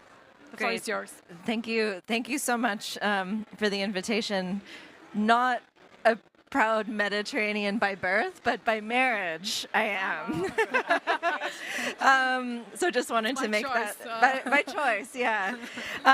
So what I wanted to share was a little bit of the perspective from the NDCs. And as the NDC partnership, we're a coalition of countries and organizations really helping countries to plan and implement their NDCs to achieve the Paris Agreement goals in line with Sustainable Development Goals. So we work basically at the support of our developing country members who put in requests for support that we then circulate across our broad network of members and then put together a targeted package for them. So if we look at the requests for support that we've received from our developing country members, almost all of them have requested some sort of support around finance. It's actually the most supported area. So I think about 95% of countries have requested something, and of all of the requests, 35% of those requests touch on finance. So that shows you how important finance is to the discussion on NDC implementation, but increasingly how countries are thinking about it in terms of the development of their new NDCs as well. In the region, we've seen a lot of challenges that are really preventing the effective mobilization of finance, specifically for adaptation, and I wanted to touch on a few of them. First is that the NDC document itself often lacks important information to really link climate priorities to the investment needs. And I'm not saying that the NDC itself needs to be an investment plan, but highlighting the information, highlighting some of the cost estimates, some of the financing sources, even some of the project pipelines can be really helpful to align with national sectoral policies, especially as relevant for adaptation. The next challenge is that NDCs need to be complemented with clear implementation plans. And this lack of this can make it really difficult for investors to understand how their contribution will help implementation in the country. Related to this is a lack of coordination among government ministries during the development of the NDC process. And this is something that we work really closely with our government members on. But this lack of coordination can result in misaligned fiscal planning. It can hinder the integration of NDCs into national budgets. So really resulting in some missed opportunities when it comes to finance. And finally, there's a really big gap, which we heard earlier, around technical and institutional capacity. So turning NDC targets into bankable projects. This includes challenges in preparing vulnerability assessments, feasibility studies, cost-benefit analysis, financial modeling, project design. These are areas that our country members really require support on. And I wanted to highlight a few things that the partnership is doing in response to this. So the first is actually around the NDCs themselves, so the development of NDCs 3.0. And we're helping countries to ensure that they're not only ambitious, but they're also high quality. And so thinking through what needs to be included in that document to really ensure that it's a proper signal to investors. We're also working with countries to turn the NDC into a programmatic implementation plan, so guiding and prioritizing both mitigation and adaptation needs, and then further articulating these needs into investment plans that can really engage financial institutions and private sector. One specific tool that I wanted to highlight is something that we developed together with the Green Climate Fund, which is a climate investment planning and mobilization framework. And this is really, this framework is based on our collective experience with countries, development partners, public and private finance institutions. And the aim of this framework is really to develop a common language across these different actors to help ensure that we're communicating priorities, needs, challenges, lessons learned in a consistent way. So we're not talking past each other, but actually bridging the link between these different communities. There are two key pillars that the strategy includes. The first one is on programmatic and strategic investment planning. So the framework outlines some of the key elements to support countries in shifting to this programmatic approach. And this really means moving from isolated short-term projects to comprehensive long-term projects. The aim here is to help countries with that enabling environment. So ensure that the conditions are in place to attract finance. To give you one example, we've been supporting in Palestine the development of their NDC investment plan along this. The second part of the framework is on optimized finance mobilization. And so this focuses on developing project pipelines and financial instruments, mapping finance sources, optimizing the raising and channeling of public, private, and blended finance sources, really against the prioritized investment needs that countries are identifying. So through this framework, it's non-prescriptive, but it's helping countries understand some of the key elements that are required to have that conversation with different financiers, helping them to think about which investments should be targeted to different financiers, where there are opportunities that they can tap into, and how they can best leverage some of the resources that they have available to them. So I'll stop there, but happy to take any questions. Thank you very much, Amanda. Very insightful. Thank you. I'll give the floor now to Simon, which I believe is also not a proud Mediterranean by birth, but an enthusiast of the region. I'm sure about it. Simon, as always, I would ask you to briefly introduce your think tank. You're here also more with the private sector angle in a sense. And I would like to ask you, from your perspective, how can adaptation finance components be integrated in carbon markets?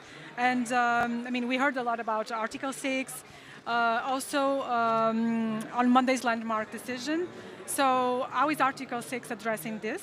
Question one. Question two, what other bold solutions exist to integrate adaptation finance in carbon markets? Please, if you could elaborate on this in 5-7 minutes so that we have a round of questions, it would be appreciated. Thank you. The floor is yours. Thank you very much. My name is Simon from Sustainable Finance think tank Climate and Company.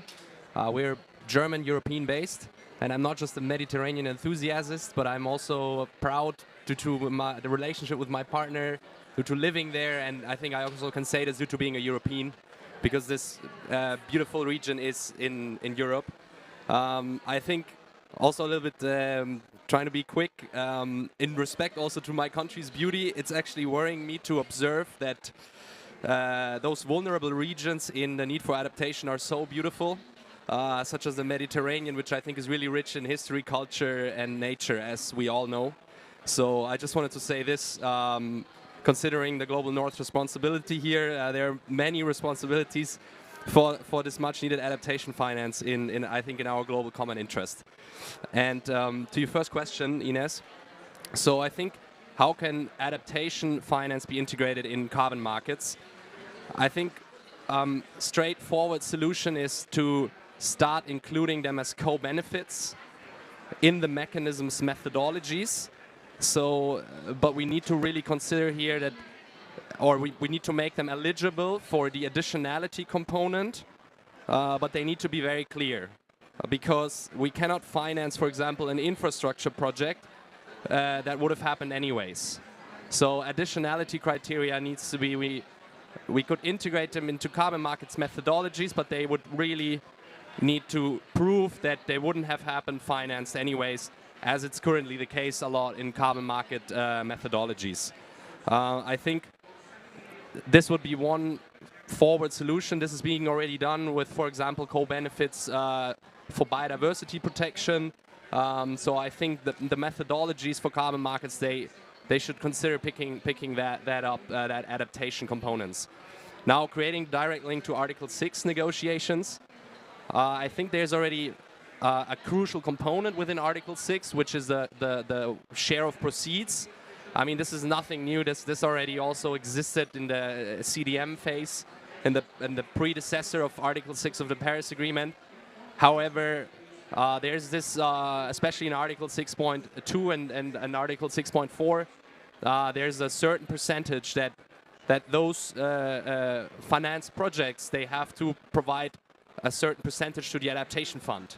So that's very clear, and I actually would not just restrict that to Article 6, which is a mechanism governed by the UN, but also to the voluntary carbon market, so that I hope the methodologies and the private actors that are shaping the voluntary carbon market also include this share of proceeds for a fund such as the adaptation fund. Countries specifically, what they can additionally do when we talk about Article 6, but also in the voluntary carbon market, they can regulate this now. So we see in a lot of countries that they came out with carbon market frameworks, and in addition to what the UN is already saying in the guidances that have to go to the adaptation fund, countries can come up with additional taxes that would go into adaptation on top of that, when a project developer from the private sector wants to finance a project there. So, and I think last point, directly from the negotiations, I think adaptation is being raised quite a lot in Article 6 these days. There's especially one party that represents vulnerable countries. Just concrete example, there's this new concept, which I will go on to answer my second question. This is mitigation contribution units. And just for example, there's parties in the room that are really ensuring that those credits that they will be sent to the adaptation fund, they will not be the cheap credits that then less finance will be provided to the adaptation fund. So I think there's a really strong team in the negotiation room ensuring that adaptation is considered within Article 6 of the Paris Agreement. And then bold solutions, I already mentioned it, Article 6 defined it as mitigation contribution units, but I want to maybe phrase it more broadly. We could also start thinking about, or we are already, to shift from offsetting purposes to alternative purposes of credits. So one solution would be a contributory purpose, such as adaptation purposes that private companies would have when they finance carbon credits, instead of just having a pure offsetting one. And yeah, a really bold idea would be that we think about adaptation credits, just as we think, for example, already about biodiversity credits. And I think, yeah, I'd like to finish here. I think what's really important to consider, though, is that obviously carbon crediting mechanisms, the baseline is to reduce carbon and adaptation can do that, but in its nature sometimes doesn't do that. So I think we really need to consider, and we need to find other angles, as I mentioned, co-benefits or taxes, share of proceeds, and lastly, bold ideas such as adaptation credits that could help integrating adaptation finance into carbon markets. Thank you very much. Thank you very much, Simon, and thank you for correcting me in the beginning, because it's true. I mean, the Mediterranean region is also the EU, right? I mean, it's Europe, it's the North Africa. I mean, actually in the negotiations, it's actually three different parties negotiating. So thank you for correcting me. I stand corrected here. And I would like to open the floor for questions. I mean, we have a lot of expertise here at the COP, so I trust that our distinguished audience would like to take the opportunity to ask a few questions to our speakers. Is there any question?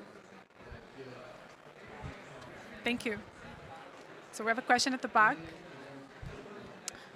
Thank you very much for your presentations. My name is Professor Reem Mayadi. I'm a professor of financial systems at the City University of London, and president and founder of the Euro-Mediterranean Economists Association, based in Barcelona.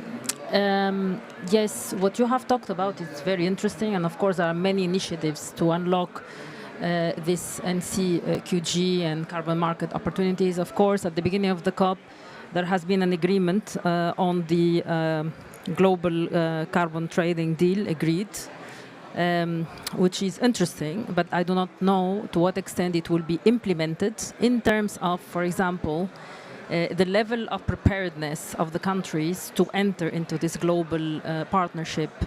Of course, the rhetoric is very interesting. It is clear that there is a need for it. But then, if not all countries are prepared to ensure that the carbon market is functioning and is efficient and it's deep, it might be just a small market that only functions for a few, and it is not transparent, and this is what makes it really unreliable in the future.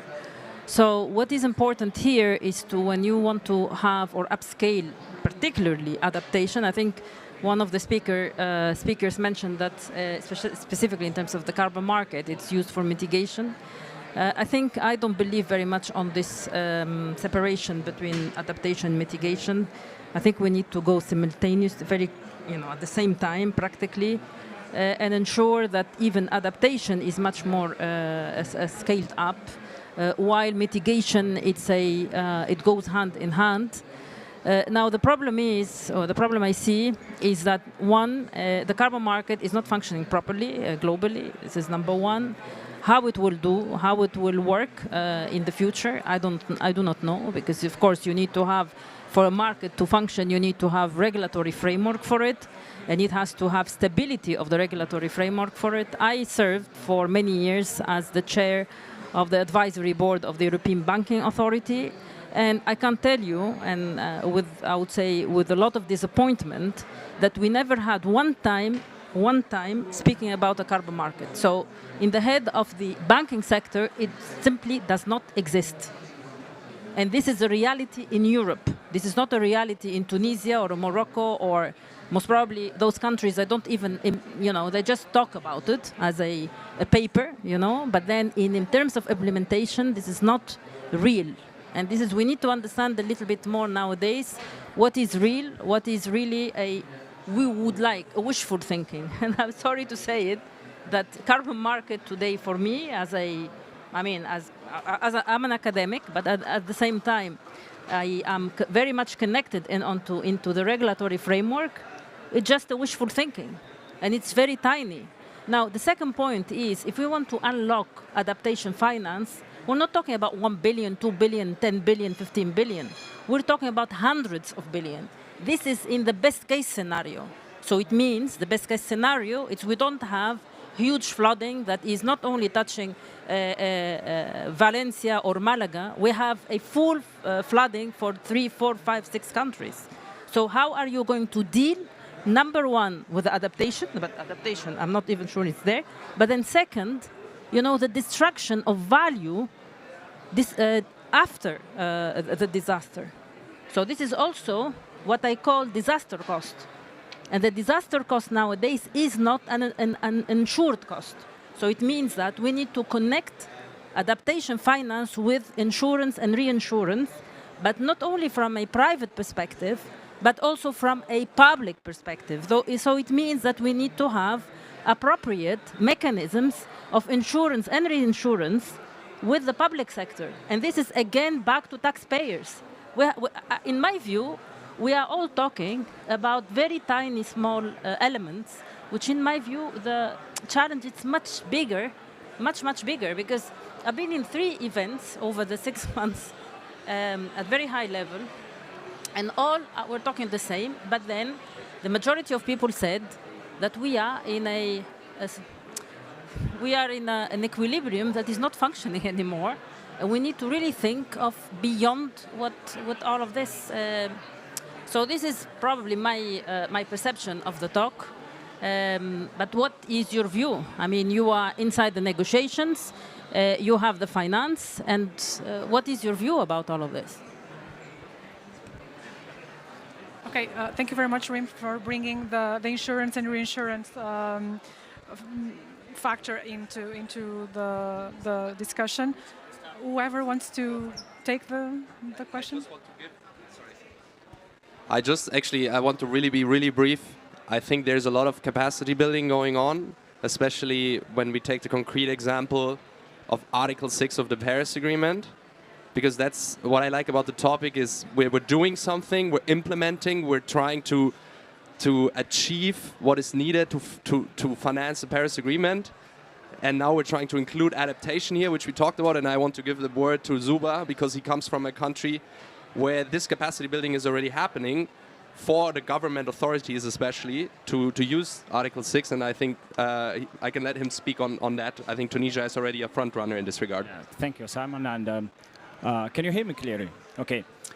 Really thank you for for me, it's not a question. You already answered during the question, and you give your view with the strategic great points about an academic view about what's happening with the global carbon market. I will just add some points about the question. I will try to be brief about what's happening inside the negotiation rooms. I cannot give more of detail, but I will go back to the start. As I said, we. In the negotiation room, it's like a think tank. So all the, still like that, all the parties, they trying to give their proposals, but technical proposals. I will give the example of the GCM that is fully operationalized, and Tunisia, as example, had signed it since COP27 and the official launch with the GCM partnership with Japan,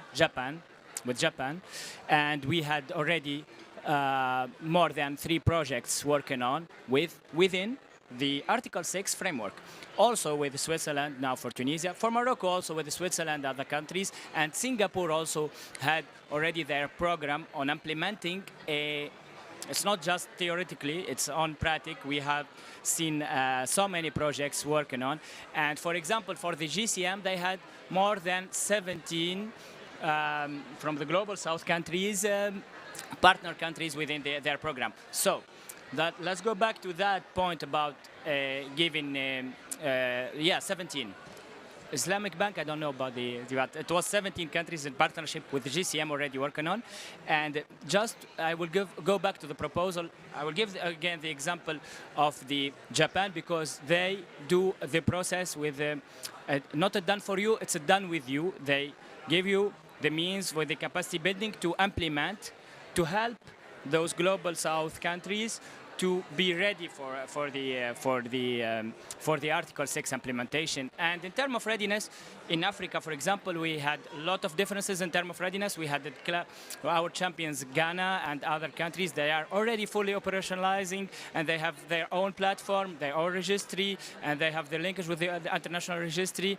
But what's happening again in the negotiation room is more technical, working on the agreed electronic format, so technical, diving deeper into the technical aspects, and it's not really easy to reach agreement. And also, speaking about what you said, and it's really true, the political side in the negotiation room about Article 6 is going back, especially on 6.2.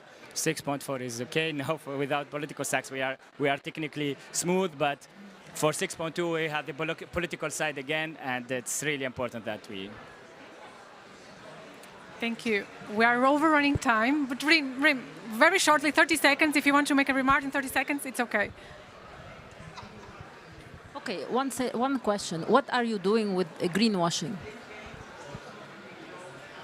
That's not a question for 30 seconds, Rim.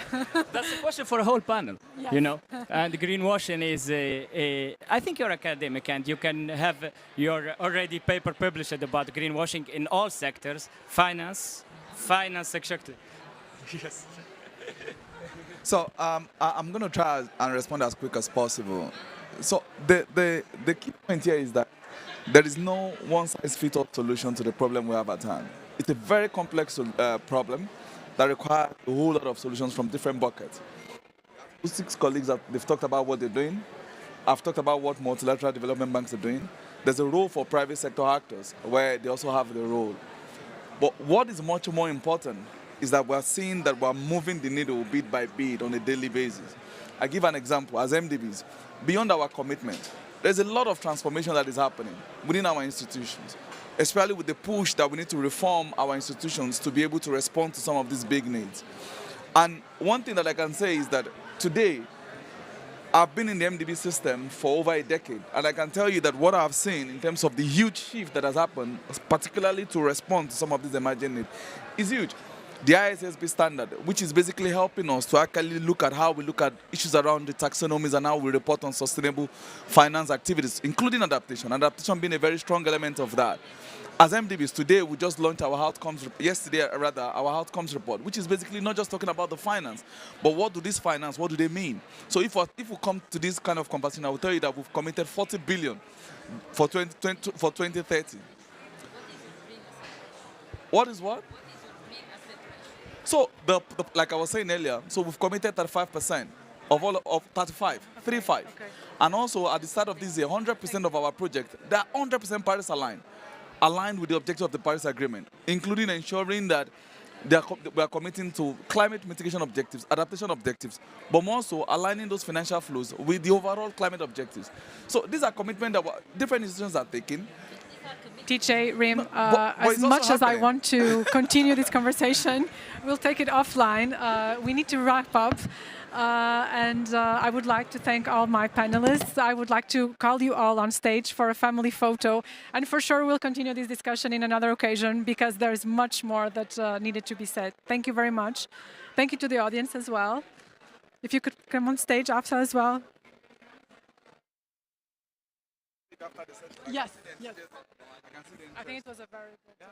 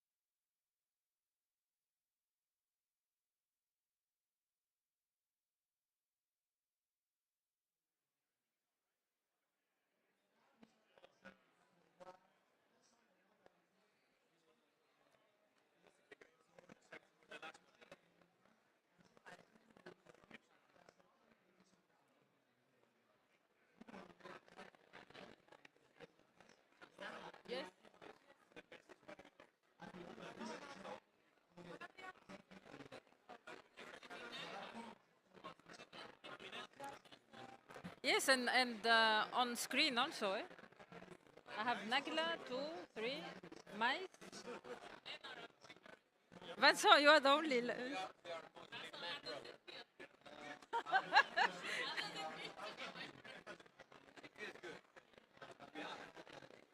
Yes.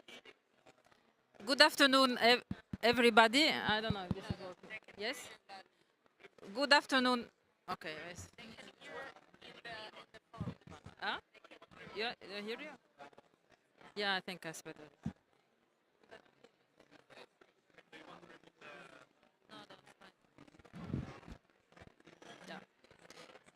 Good afternoon, everybody. This is our event on unlocking climate finance in the Mediterranean, leveraging guarantee schemes, development bank and private capital for net zero and climate resilience. So this event is co-organized by the Euro-Mediterranean Economists Association, ECO think tank, the Euro-Mediterranean Guarantee Network, and the Union for the Mediterranean. So I would like to thank all the partners for this collaboration, and I think this is an important event for the COP29 here in Baku, and hopefully our messages will be heard by the policymakers and trying really to leverage the guarantee schemes and more work for the development banks and other providers of private capital, and especially in terms of the blending strategies to ensure that we are meeting the net zero and also we are responding to the challenges in terms of climate adaptation and also resilience. So I'm not going to repeat that the Mediterranean region is a hotspot. There are serious challenges and we need a lot of financing to ensure that we are meeting those challenges. These challenges are not only in terms of adaptation, but also in terms of resilience and in terms of ensuring that the value that has been already built is not destructed. So in terms of the disasters that we are seeing nowadays, it's very clear to me that we are moving into another dynamic, which is economic destruction, and we need to avert it as soon as possible and stop this destructive dynamic. So in fact, this COP is dealing about finance, among other things. And finance is important to ensure that our system is changing. So the reallocation of resources will have to go toward more adaptation, more resilience, and also more greening of the economy. So nowadays, this is really an imperative. We need to act, and action cannot become a reality without having a collective imperative between all the players that are in fact working together. These players can be, for example, public actors or private actors, but nowadays the main interest for all of us is to limit as much as possible the destruction of value and being prepared for more climatic disasters that will impact our economies, our balance sheets, particularly for the financial institutions, and at the same time, all what we have developed over those decades in terms of development. So everybody has a role, everybody has a responsibility, and this is where we are here today. So our session is for 1 hour. We have great speakers.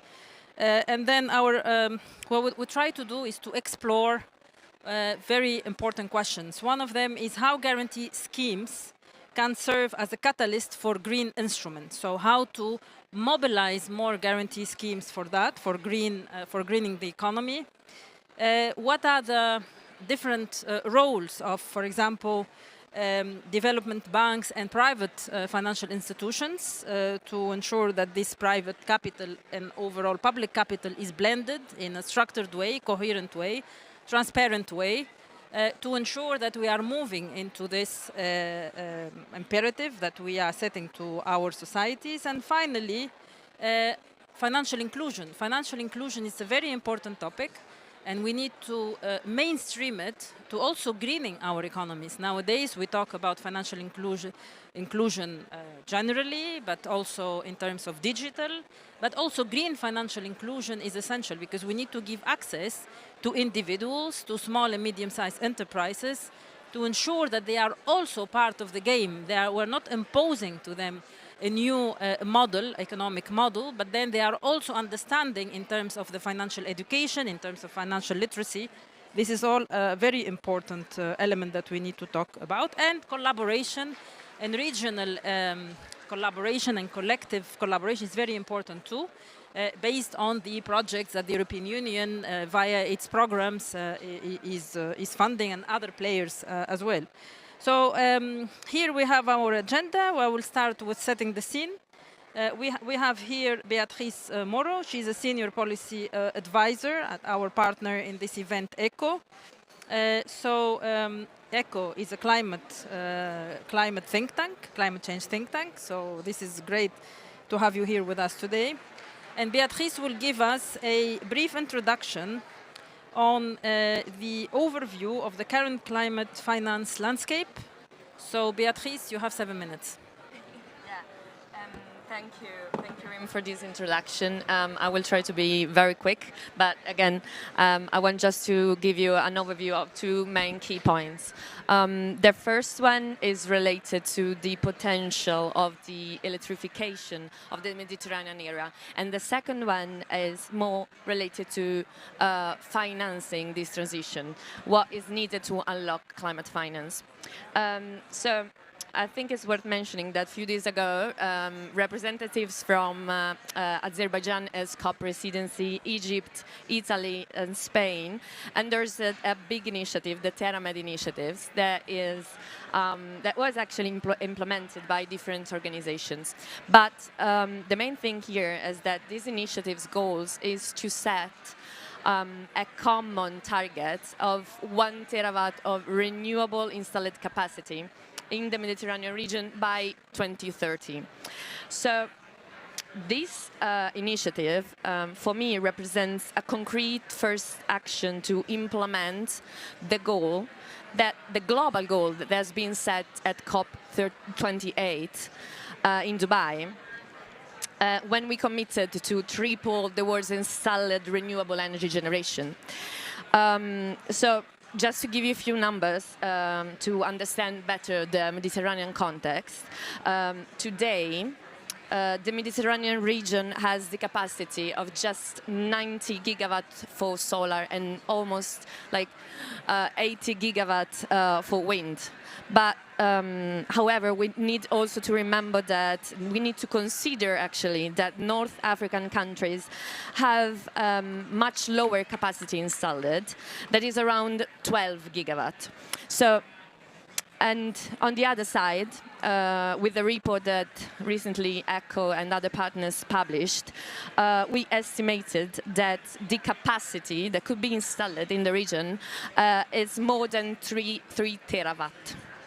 So just this number, just to give you just a hint of not just the full potential, but to the fact that the 1 terawatt goal is actually feasible, is actually doable, okay?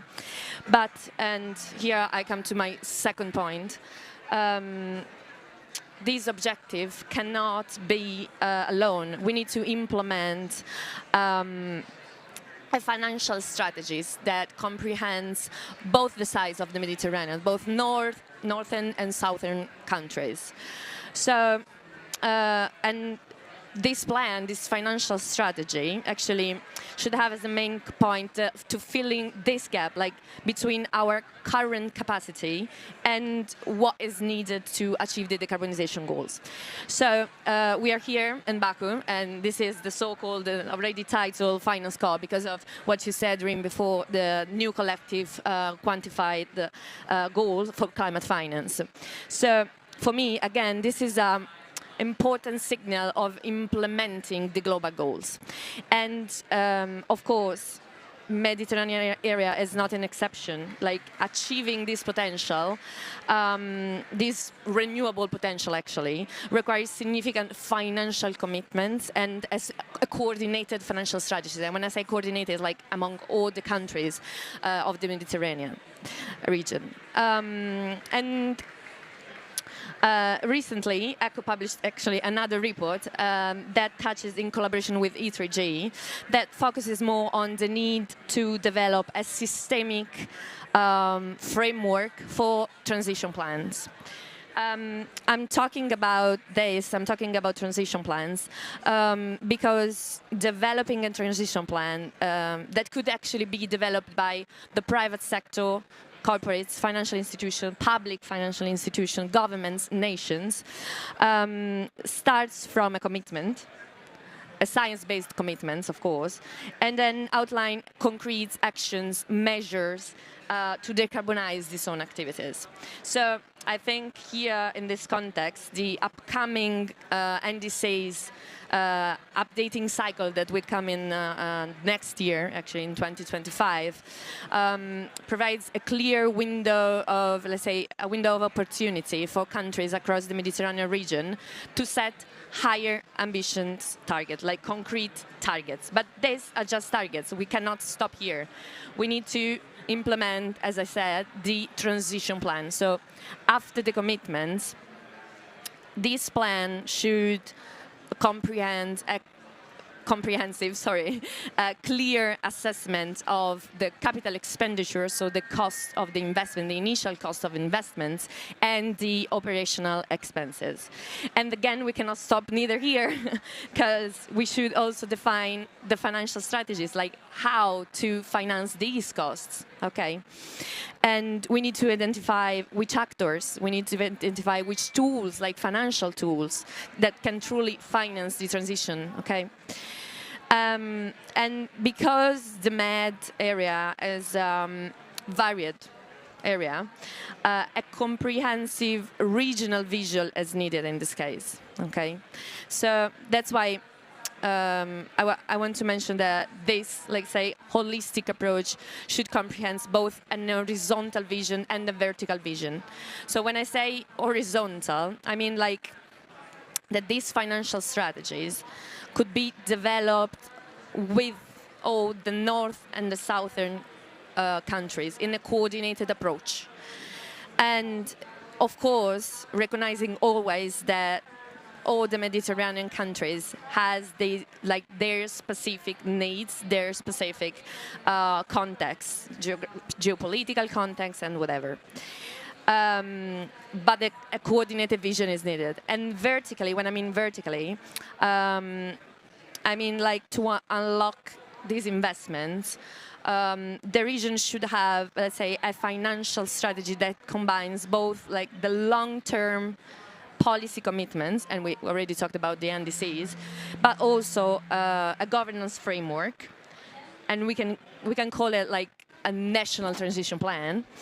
That, and this is the point, that involves both public funds that comes from, I don't know, national promotional banks, regional promotional banks, multilateral development banks, export credit agencies. But most important, these public funds needs to be used to incentivize de-risk activities from de-risk the financial activities of the private sectors, okay? And I'm coming to the end.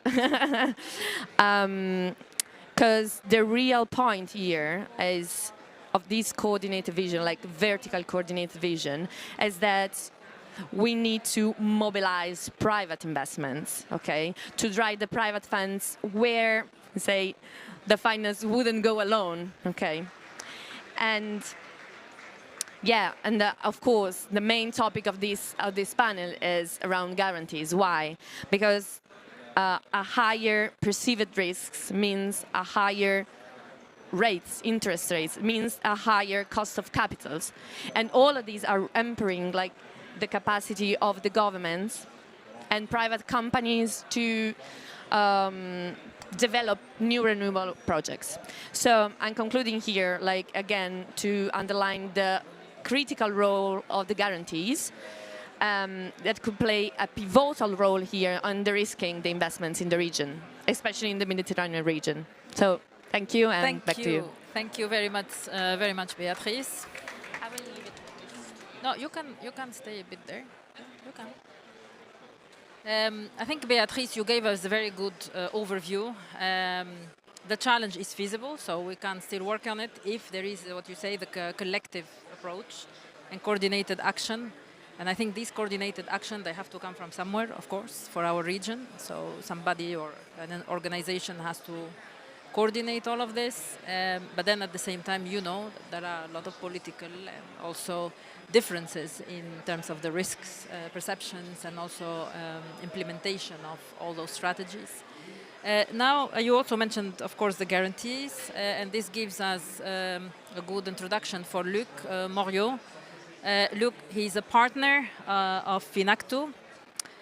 We had the chance to work with you on a strategy for guarantee and counter guarantees for the Euro-Mediterranean region, together within our initiative, the Euro-Mediterranean Guarantee Network, led by EMEA and also other organizations.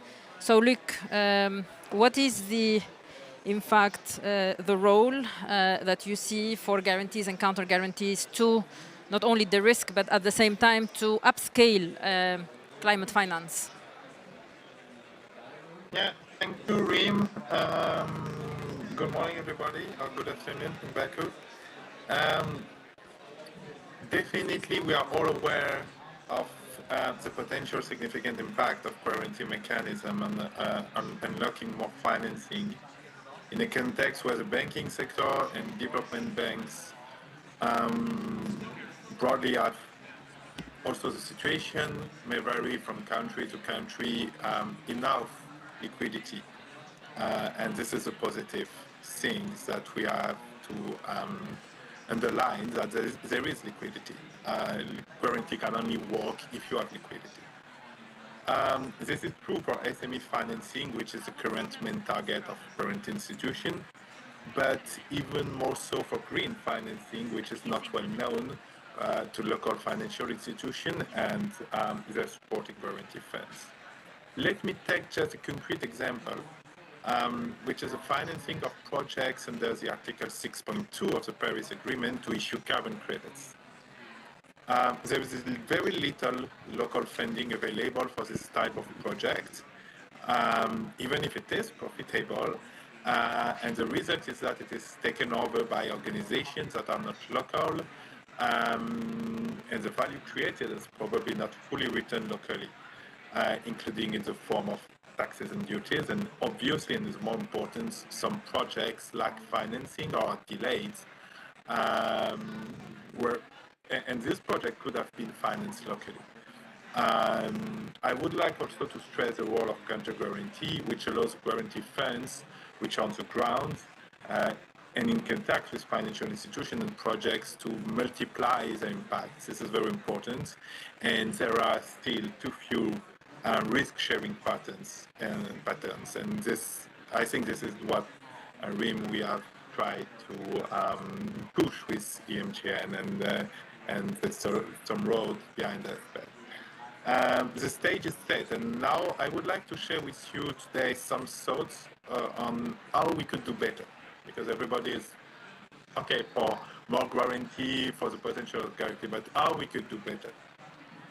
At Finactu, we have been supporting guarantee funds and FI, private and public, including development banks in Africa and Middle East, for close to 25 years, and we are just focusing on this. So these are some experiences and some ideas that we are trying to push across the region now. Guarantee funds are a very powerful tool for unlocking financing, but as you said, they are also widely used by financial institutions to de-risk and optimize their balance sheet. They focus mainly on SMEs, entrepreneurship, youth, women. This is very important when you are talking about financial inclusion, for instance. But we believe that we can benefit from the urgency of implementing green funding mechanism and larger, perhaps, mechanism, because already some exist, to improve and correct what may work better for greater impact. And now I want to present three axes that we think could make the guarantee mechanism a real catalyst for green finance. The first one is not to limit a guarantee mechanism to a usual 50% coverage of the risk. No financial institution will take more risk if with only 50% coverage, when the target for non-performing loans should not exceed 1% of a portfolio. So there is a major discrepancy. When you look at housing finance, for instance, which has also great social impact, it's 100% coverage in many countries, and the risk has simply been transferred. When we talk about credit insurance, which is fundamental in the development of trade over the last 25 years in the world, we are often on coverage rates around 90-95%. Yes, a moral hazard is absolutely necessary, but we do think that we must get out of the dogma of the 50%. Even if some guarantee funds have already increased to 70%, 80%, this remains insufficient. This is extraordinary when a guarantee fund say, okay, we can cover up to 18%. We need to go further. So this is the first thing, and really to transfer the risk to institutions which are ready to take it. The second act is to rely on local guarantee funds. Why? They often have excellent prudential weighting, long-standing relationships with local financial institutions and local knowledge.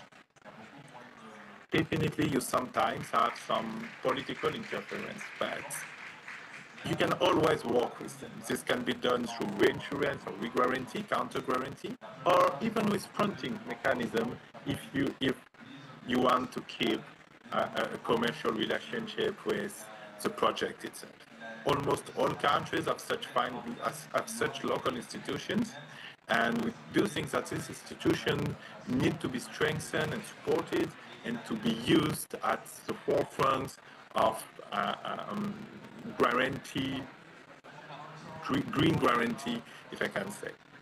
And the third axis is to pool risk and to develop counter-guarantee schemes. This means aligning with insurance practices, which are very old, like Lloyd's syndicates for hundreds of years, like reinsurance more globally, and finally achieve a mutualization of this risk. This is very common for reinsurance, for insurance. All insurance companies are supported by the reinsurers, but this is still road to be done in guarantee. This open approach should be implemented for green guarantees to connect those who can and those who want, those who can and want to take risk, and with the local institutions. And in that way, the business of guarantee is ultimately not far from the one of insurance, instead of covering some risk.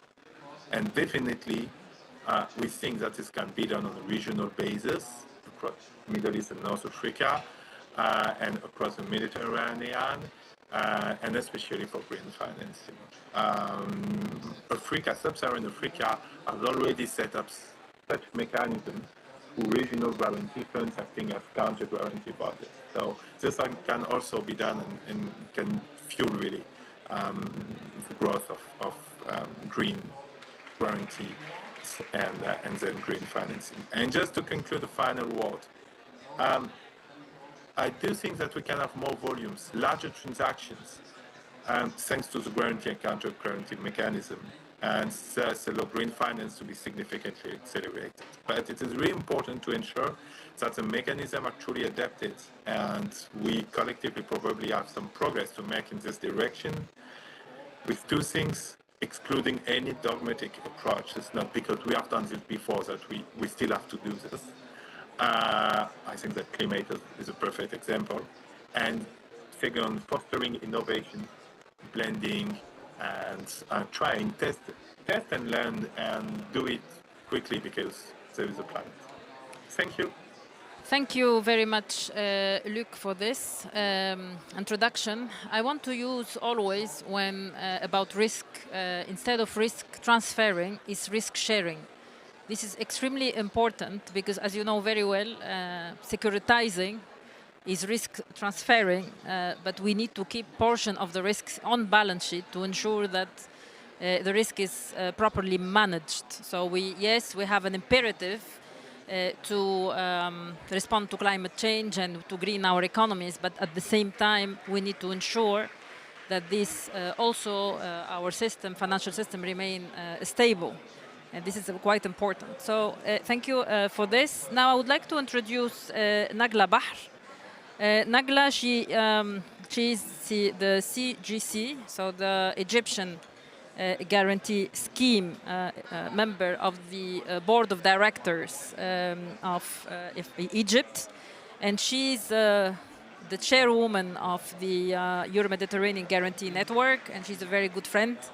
Nagla, you have 5 minutes to share your view and what you have been doing within your context in Egypt, and how do you see further role for the guarantees and counter guarantees to deal with this societal challenge? Thank you, Reem, and thank you all at Baku. I hope you're enjoying the spirit and the vibes of the COP29. And as you said, Reem, there is definitely and there will be always a real focus on finance. So I will go from there, to complement what Luke has already mentioned with regard to the counter guarantee, but I take it to a bit of a lower level when it comes actually to the individual guarantee schemes as well as the regional guarantee schemes. As we all know, and it has been highlighted across all of you, Nagla, can you? Yeah. We have a small technical issue. Just hold on. They will reinitialize the interface, and then we'll get you back.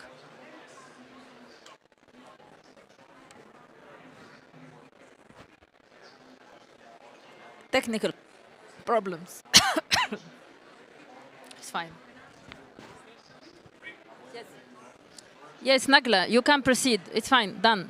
Yeah. Yeah. It's okay now. You perfect. Can hear me. Yes. Now it's perfect. Perfect. Yes. So yes, as I said, I will go into. We are all aware about the challenges that are facing the climate finance or greening finance. This is a new thing to the financial institution. It has a special nature. It involves new technology, and it has high level of uncertainty where it is classified as high risk. And if we add to this as well, the nature of the emerging markets, with their own constrained physical space, as well as their low rates when it comes to the credit rates by the rating agency, this will add to the problem when it comes to emerging markets.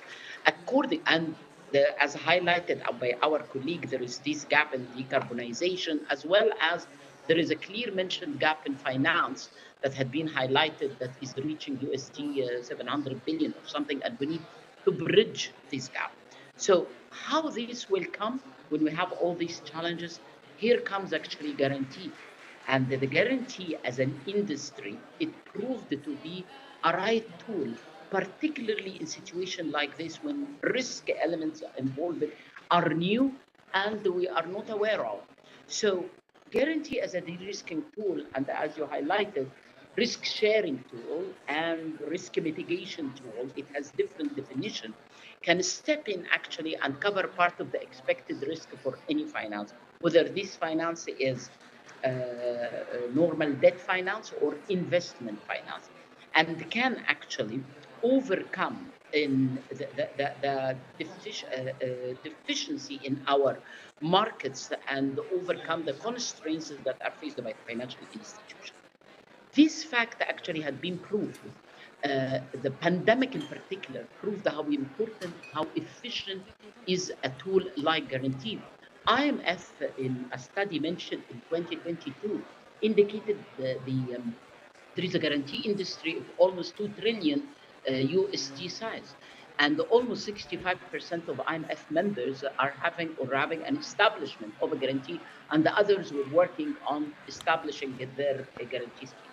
OECD came in another study that found that guarantee leverage 26% of all mobilized private finance only between 2018 and 2020. ECB recently came to confirm the most efficient and the most preferable financial tool proved to be workable is guaranteed, particularly with new challenges as per the green. And having said and proved all of this, how guarantee schemes, which is very, very important, how guarantee scheme can support this climate finance. We see actually that the guarantee schemes have started to work in different products that are capable of providing credit enhancement mechanism for either debt instrument as well as investment, and tailoring specific products that are geared towards satisfying the needs of the borrowers, investors, and the creditors. There are actually a number of products that are already on board and the others that need to be kind of maybe fine-tuned or properly developed. There are actually, we can say, that there are these models that are tailored specifically for borrowers as banks, and to take into consideration the special nature of the lending to climate finance with a longer tenor, with a high risk elements, and with specific conditions when it comes to the lending. There is actually others that can work in equity guarantee products, securing through the guarantee part or maybe all of the invested money. There is actually another model that can talk about guarantee mechanism for bond guarantee. We are all talking about green bonds, and the others, but there are lots of challenges when coming to bonds and its high cost. By involving guarantee, we can secure maybe interest or bond debt service payment or percentage of principals. There are lots of models in this area.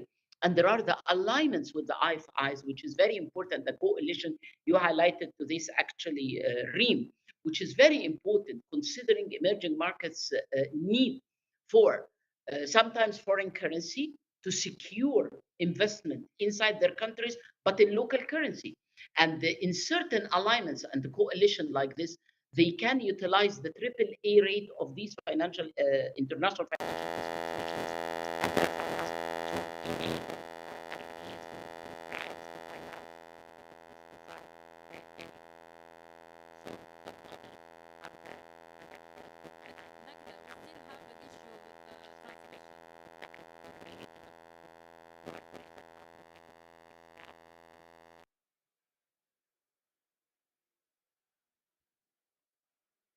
Green finance and enable local guarantees to utilize this umbrella counter guarantee through which they maximize the resources and be able to provide guarantee at a lower price maybe and at a higher coverage to open and mobilize this private sector finance. The important questions, are guarantee schemes ready to do this role, which is a big role? Actually, they are there. I think we are on the right track. Number one, we started by developing what we call the greening guarantee. This actually took place 2 years ago. It was done under the umbrella of the World Bank in coordination and cooperation of representatives from all guarantee schemes from all over the globe. And through this, actually, there were different elements specified to enable any guarantee schemes to be a green guarantee and ready to deliver green finance or climate finance, from having a greening strategy, from adjusting our risk management system to incorporate elements that are related to green, from identifying disclosures and governance and the other issues to enable measuring and properly measuring the risk and incorporating them inside our guarantee model to be able to provide greening finance. And this is actually through a complete reshuffle of our business model, where most of the guarantee schemes all over the world have already started that starting 2022, and we are in process of doing that. Another aspect actually is the regional approach, where guarantee schemes count too much on the regional coalitions and the networks. As I am presenting the EMGN as the Euro-Mediterranean Guarantee Scheme. At the same time, I'm a main founder for the MENA Guarantee Scheme, and we have the RIGAR Guarantee Scheme for the South Americans or the Ibero-American. And we have the AECM for the European, and we have the AXISEC, which is the Asian, and on top of that we have GNGI, which is the global guarantee network. through all of these regional and the global guarantee, we are sharing the experience. We are interacting regarding the aspects of different aspects, including greening. And actually, greening is topping our agendas at all these levels. And these networks also could be used as a catalyst through which we can tackle global or regional approach when it comes to greening finance, as at the end, the greening finance needs support from global support or from the international financial institutions or international development institutions. So these networks and these groups and these catalysts could be really used to channel this support and come with an organized, measured, and approach for enabling green and the climate change finance through utilizing this very efficient tool, which is the guarantee, covering the risk, enabling private sector money mobilization. Thank you, Reem, and I hope I was sticking to my 5 minutes limit. Thank you very much. No, it's not. Yeah. Okay, please. Thank you very much, Nagla. I think you gave us a very good overview of what is in there in offer, and then at the same time the potential for guarantee schemes and also regional and counter-regional guarantee funds. This is important. So now I would like to give the floor to Lina Mubaidin. She is a project development manager of the Jordan Renewable Energy and Energy Efficiency Fund. So Lina, please, the floor is yours. Share your experience. Thank you very much. Thank you for your invitation to discuss this important and very hot topics. As we all know that climate finance is a new concept. It's a very difficult. Still, we do not have enough knowledge and experience how to deal with, especially on the regional situation. I will talk about this concept from my national situation and from our experience in Jordan Renewable Energy and Energy Efficiency Fund. As you know that Jordan play a very important role in promoting renewable energy, and it's the first country in the Arab world in sharing the renewable energy in electricity mix. And we are looking now to increase this sharing to reach 31% by 2030. This target needs more investment, needs more collaboration between all stakeholders, and needs also a highly engagement of the private sector. Need to develop a more financial instrument in order to encourage the investment in the area of renewable energy and energy efficiency. But as we are established JREF, the Jordan Renewable Energy and Energy Efficiency Fund, the strategic objective of this fund is to encourage the investment in renewable energy and energy efficiency. So we tried 10 years ago to begin in developing and designing the instrument, financial instrument, in order to encourage all the stakeholders, all the sectors to invest in renewable energy and energy efficiency fund. One of the most important financial support window was to give the opportunity of the industrial sector to improve their efficiency and install renewable energy. So we give them a support by subsidize the interest rate and also the guarantee scheme with 70%. This guarantee scheme encouraged them to implement this project to improve their efficiency. So it was a very good experience. The project was very successful. We reached our target by within 10 years. But as you know, as a public fund, we cannot scale up this project more than. And if we are talking about the regional, we have to think about another innovative instrument and financial instrument in order to move forward. This is on the energy sector level. In the country level, we already developed, as a Central Bank of Jordan, we developed the green finance strategy within 5 years, 2023 2028 with support with the World Bank. This strategy tackles all the gaps or the challenges that face the financial sector in order to invest in the green project and green initiative. So will take over the capacity building. It will overcome the lack of knowledge within the financial institution about what is the climate finance. Still, we do not have enough knowledge in this. So we are working now with all our partners from the private sector, from the financial and international institution in order to develop this strategy and to implement our project. And also we are looking for more collaboration with our neighboring countries and the countries in the region in order to have a comprehensive strategy, financial strategy to reach our target. Thank you. Very much, Lina, for sharing your experience. Now I would like to go back to the screen and I would like to invite Mais Shaban. Mais is a colleague. She's Associate Professor of Banking and Finance at the Zaytuna University, and also she's Research Fellow at the Euro-Mediterranean Economists Association, and she's expert on financial inclusion. She has been working with us for many years now on the guarantee schemes and on the academies. Actually, I would like to also say that we have developed an academy co-funded by GIZ really to enhance the capacity for the guarantee schemes on different topics. One of them is the greening business models and other things. Please, to you on financial inclusion and how to green it. Thank you. Good afternoon. Thank you for the introduction, Reem. I'll just quickly share my screen. Not very safe. You see?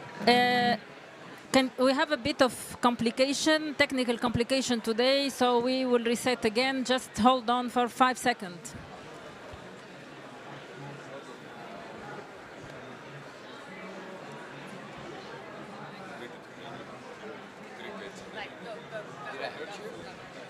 Okay, Mais, you can start. Yeah, so my presentation will be focused on the role of credit guarantee schemes in promoting financial inclusion. Just starting with a brief background on the state of MSMEs financial inclusion in the Southern Mediterranean.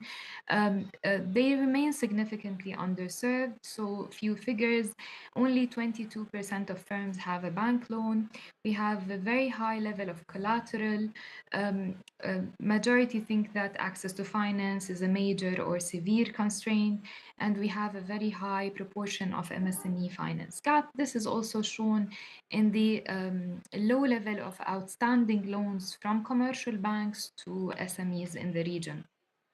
So that challenges, as you probably know, there are supply side challenges related to capacity and risk aversion of financial institutions. From the demand side, we have issues related to financial literacy, transparency, formality, technical capacity, and more importantly, cost and collateral. And the ecosystem generally, as you mentioned, Reem, we have challenges related to social, economic, and political challenges. In a recent survey addressed to entrepreneurs from green, blue, CCI sectors under the investment project by EMEA, 73% of these entrepreneurs identify access to finance as a high impact barrier to their development.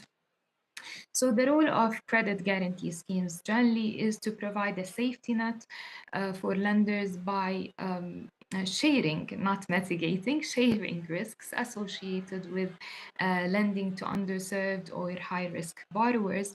So they have been a key tool utilized by governments and other institutions to overcome these challenges. Benefits include lowering, collateral needs, financing costs, risk aversion, also increasing loan size and maturity.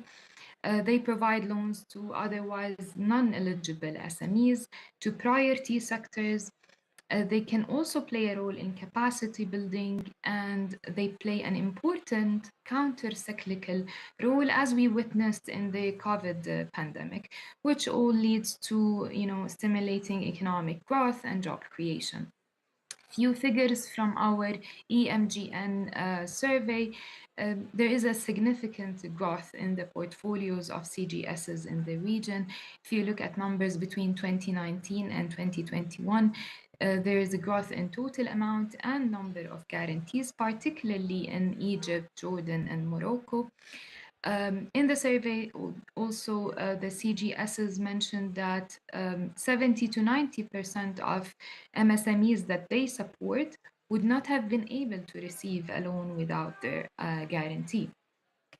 Now, more importantly, as you mentioned, Reem, the concept of green financial inclusion, which is providing underserved populations with products and services tailored to support environmentally sustainable practices. This can include microloans for renewable energy solutions or credit for sustainable agriculture practices. It can also be linked to, as you said, other components, including green digital finance and capacity building. This way it can achieve both the environmental sustainability and socioeconomic development. But since green technologies are perceived as more expensive or riskier ventures, the integration of guarantees will play a critical role, particularly in de-risking these investments, unlocking access to capital, and promoting innovation in green products. Finally, so in our region, CGSs do have special support for projects that contribute to achieving certain development goals. We're still, lagging behind in green financial inclusion, but there is potential. For example, in Morocco, they've introduced product innovations related to the green goals, and most of these CGSs mention that green finance will be one of the main areas of focus in the coming years. So in summary, CGSs have the potential to consolidate their roles as policy instruments of choice to de-risk and mobilize private green investments in the region. This can be through introducing new products, whether to SMEs who focus on reducing their environmental footprint or green innovators. As mentioned by Luke and Nagla, access to counter guarantees and integrating maybe these climate-related considerations into their due diligence. Thank you for your attention, and back to you. Thank you. Thank you very much, Mais. This is a good overview, and I think we will continue the research on this green financial inclusion. Of course, we need to think at a multi-level approach, not only in terms of the supply, but also on the demand of financial services, and we need to educate and enhance literacy for accessing to green finance. This is extremely important to emphasize. Now, I would like to turn back to here, Ines Duarte, Project Manager, Energy and Climate Action at the Union for the Mediterranean. Ines, to you. Thank you, Rim. Thank you. I'm looking around and I'm wondering, what am I doing here in a panel around financiers? I mean, the UFM is not an MDB, is not a financial institution, so why does it make sense to be here? And we're having the background is for Interreg, but okay, but it's fine. So the UFM is a 43 member state organization, an international intergovernmental organization representing both the North EU countries and the South Shore of the Mediterranean. So why are we here? I mean, in a panel about unlocking climate finance in the Mediterranean region. There is a reason.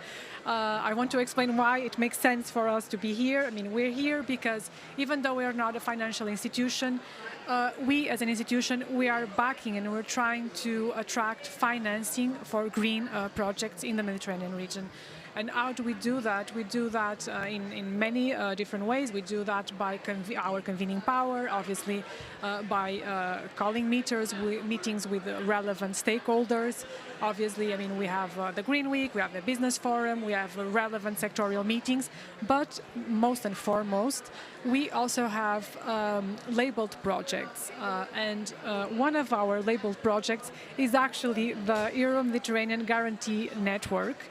That basically is a UFM labeled project that was labeled 2 years ago. And basically this was green-lighted at senior official level from senior officials from our 43 member states that basically backed and give a signal to the market saying that we need actually to support guarantee schemes in the Mediterranean region to give to facilitate access to medium and small enterprises in the region. And I mean, why is this important? It's important because roughly up to 90 to 95% of the enterprises in the region are medium and small companies. So, and these companies do need a guarantee scheme to help us also in a counter-cyclical measure, as was mentioned by some of the other speakers. And that is a concrete way on how the UFM can help unlock financing in the region by partnering with relevant stakeholders and, I mean, building on our comparative advantage. I mean, we're not a financier, we're not a bank, we're not a financial institution, but we can play a role. We can signal to the market, we can back and give a signal that we need more guarantees to unlock the market. So I'll stop here very shortly. Thank you. Thank you, Ines.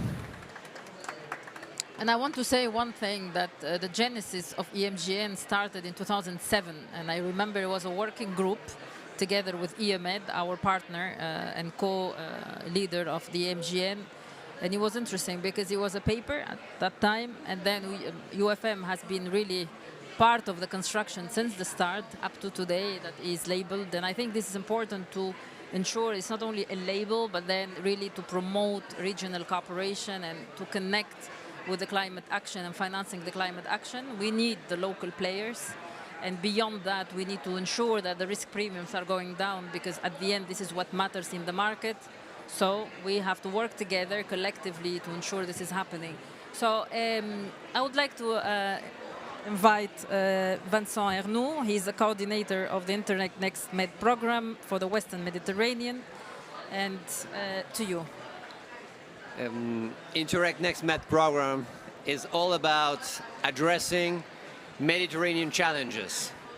Of course, climate change is our major challenge, common challenge in the Mediterranean, but also financing the climate change action is becoming a major and common challenge. There is no doubt that we have to understand that without finding that money, we cannot solve the situation. So it's a common problem. So it's something that falls under the interest of a program like ours. I don't want to be the special one and show you a long presentation, so don't worry. I just have 2 slides. The one slide that give you the general idea of where we are and where we operate. So we are the widest territorial cooperation program in the Mediterranean, covering 15 countries. In the upcoming weeks, we are going to launch a call for proposals to address the green transition in the Mediterranean. A call that will amount for more than 80 million euros. So that's a huge opportunity to address Mediterranean challenges, meaning climate change, but also how to finance climate change. You will see in my second slide that financing is not a thematic of the program, is not an objective of the program. That is for sure. We have 4 thematics, which are the ones that appear here. And we have also specific objectives. But what you can do if you want to use finance and to work on finance in our program is to use finance and finance instruments as means to reach the objectives that the program has set for itself.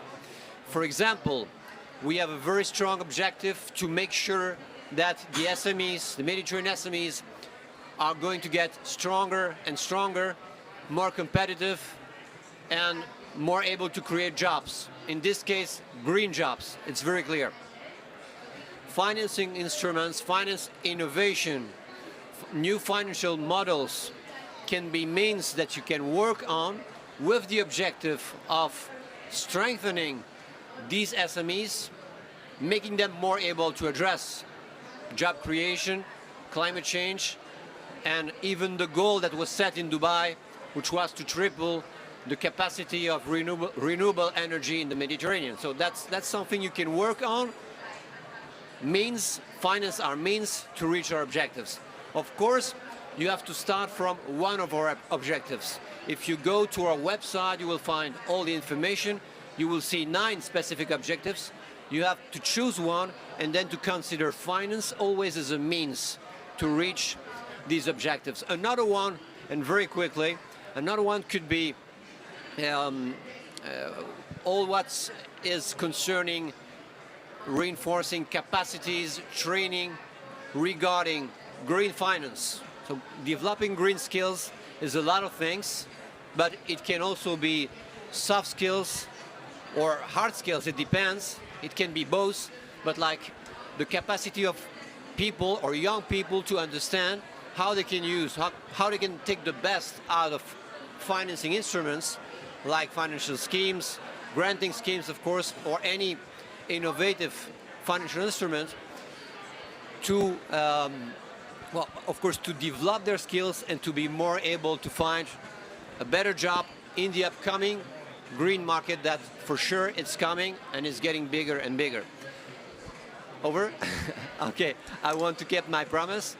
For any information, please, we have the website. Check our website and come to us. We are at this pavilion until Saturday. Thank you so much, Emilia, for the invitation. Thank you very much, Vincent. We have 5 minutes, so we made it on time.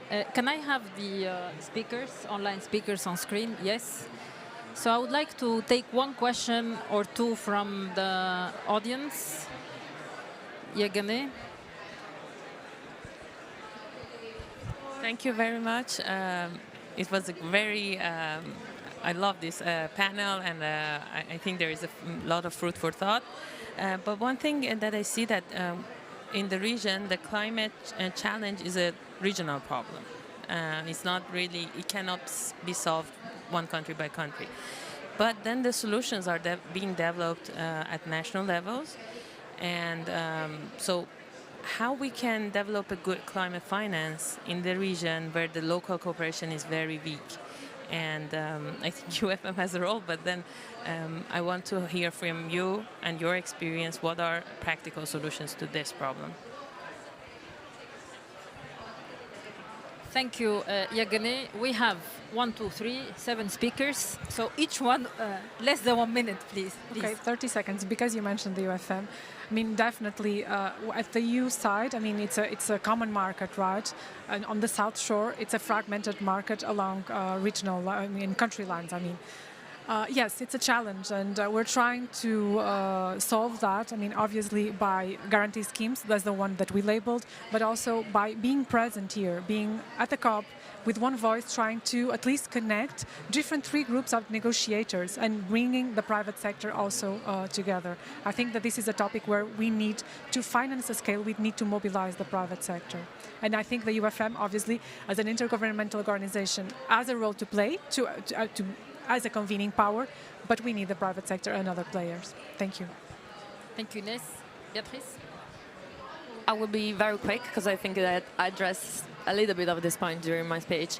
I think that a concrete strategy is needed, like financial strategy is needed.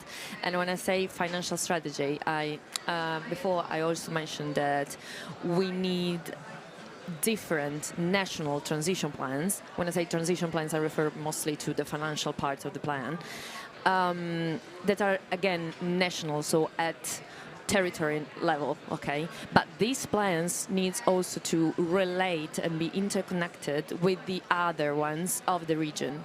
So this is mostly a matter of strategy, I think. This is mostly a matter of coordination among the region.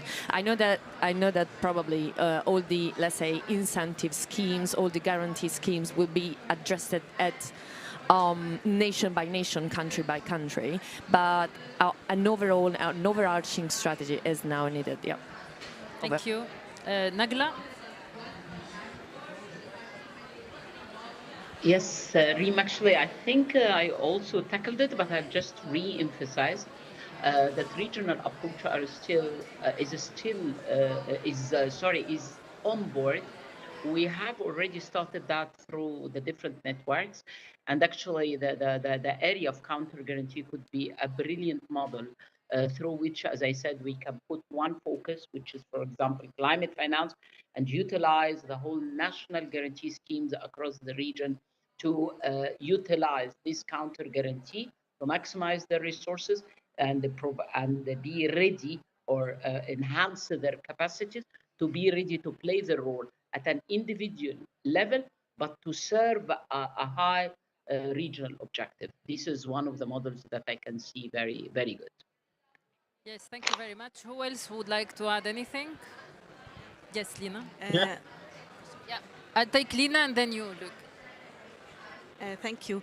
I think that we need, as a regional, to develop a very comprehensive strategy, especially when we are talking about the NDCs for each country. We can comply all of these NDCs into maybe a low carbon strategy, a low carbon pathway for all the Mediterranean region. Will be very attractive for investors. When it's being very attractive, then we'll have designed a financial strategy in order to attract the investor to invest in implementation of this strategy. Yes, thank you, Lina. Luc?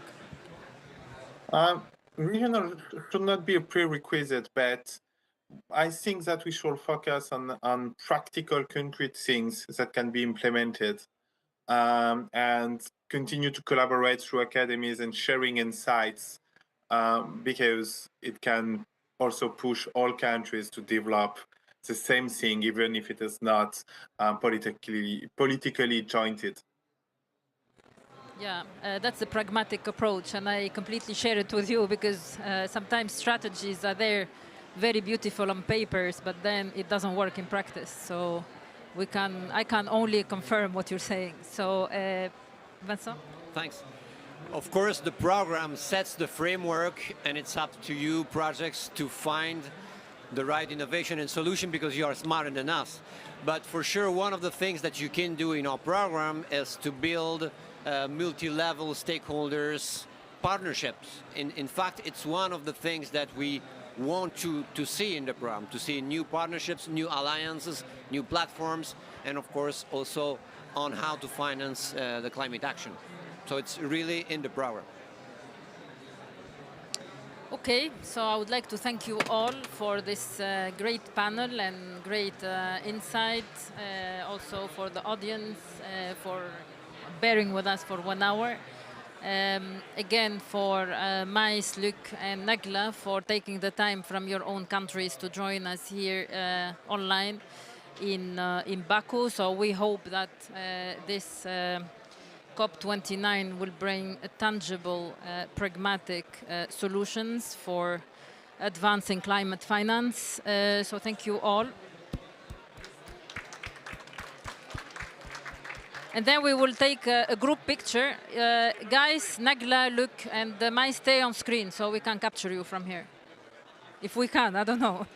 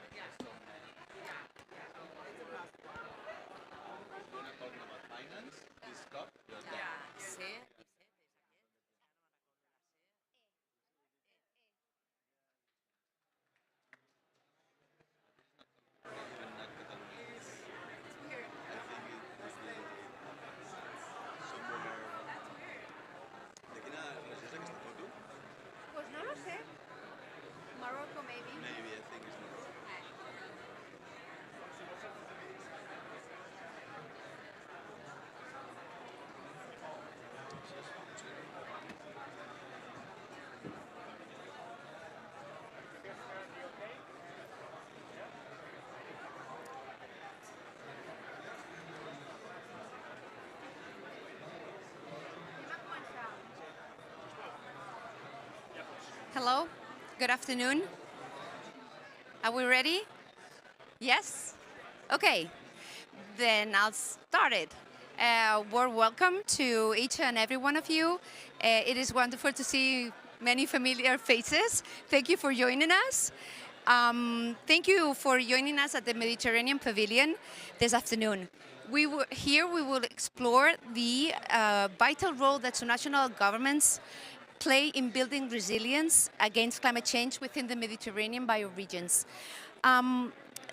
particularly through this Mediterranean Climate Action Partnership that we have called the MCAP.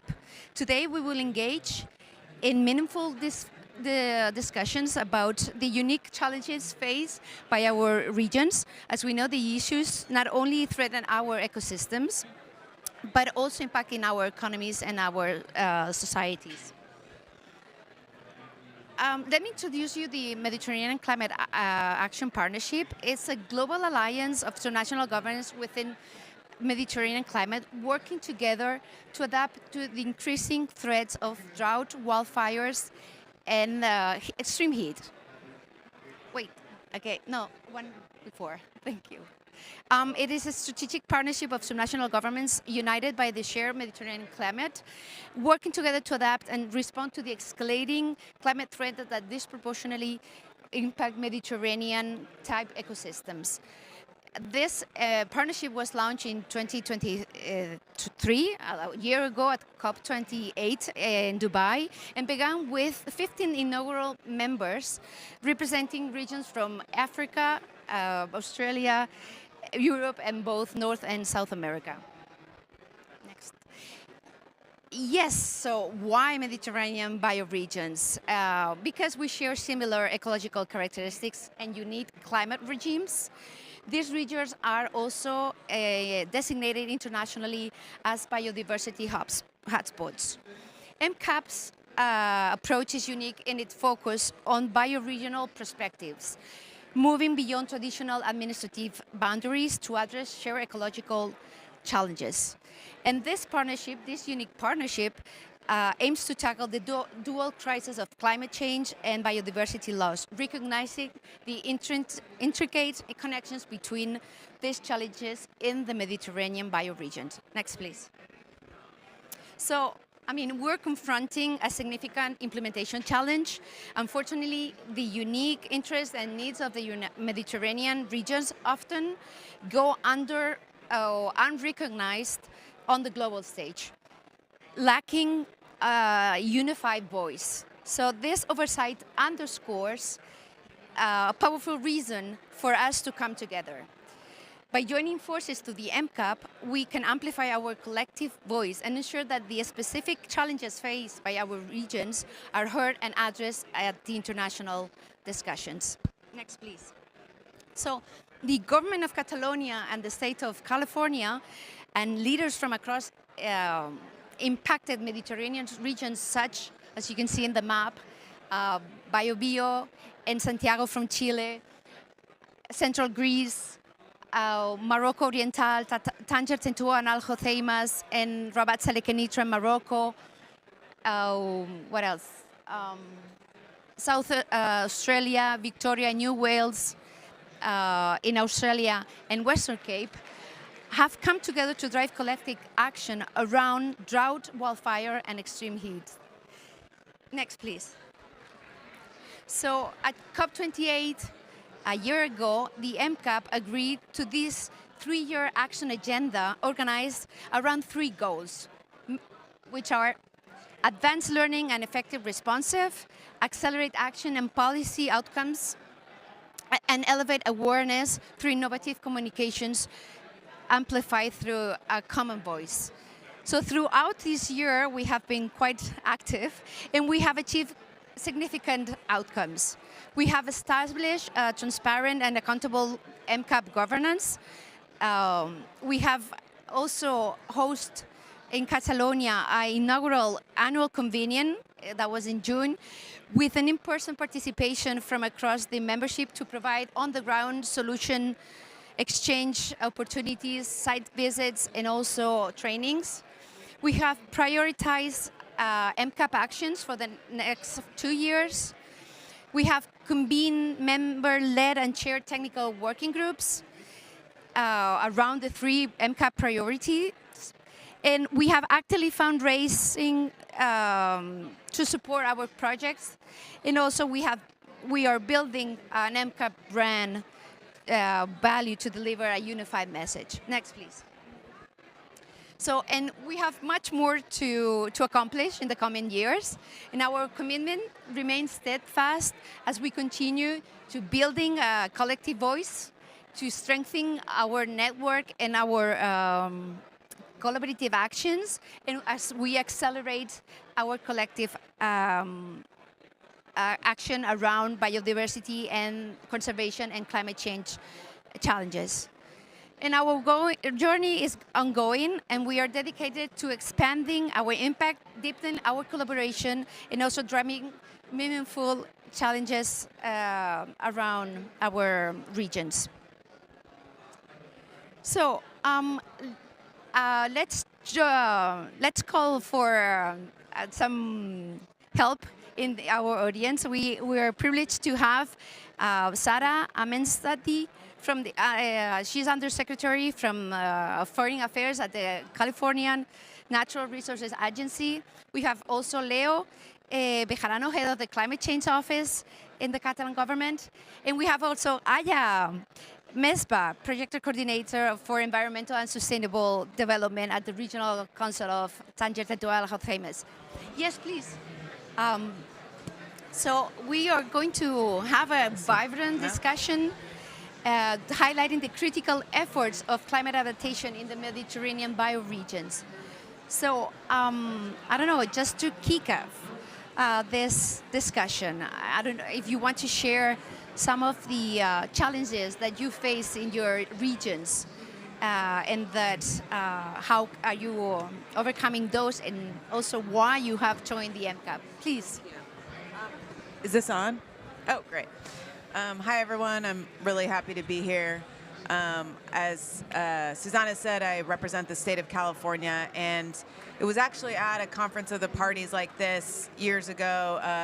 My boss, Secretary Wade Crowfoot, would come to these and encounter leaders around the world who are facing the same challenges that California does, which are quite extreme and intense, and they were only growing more frequent and more severe.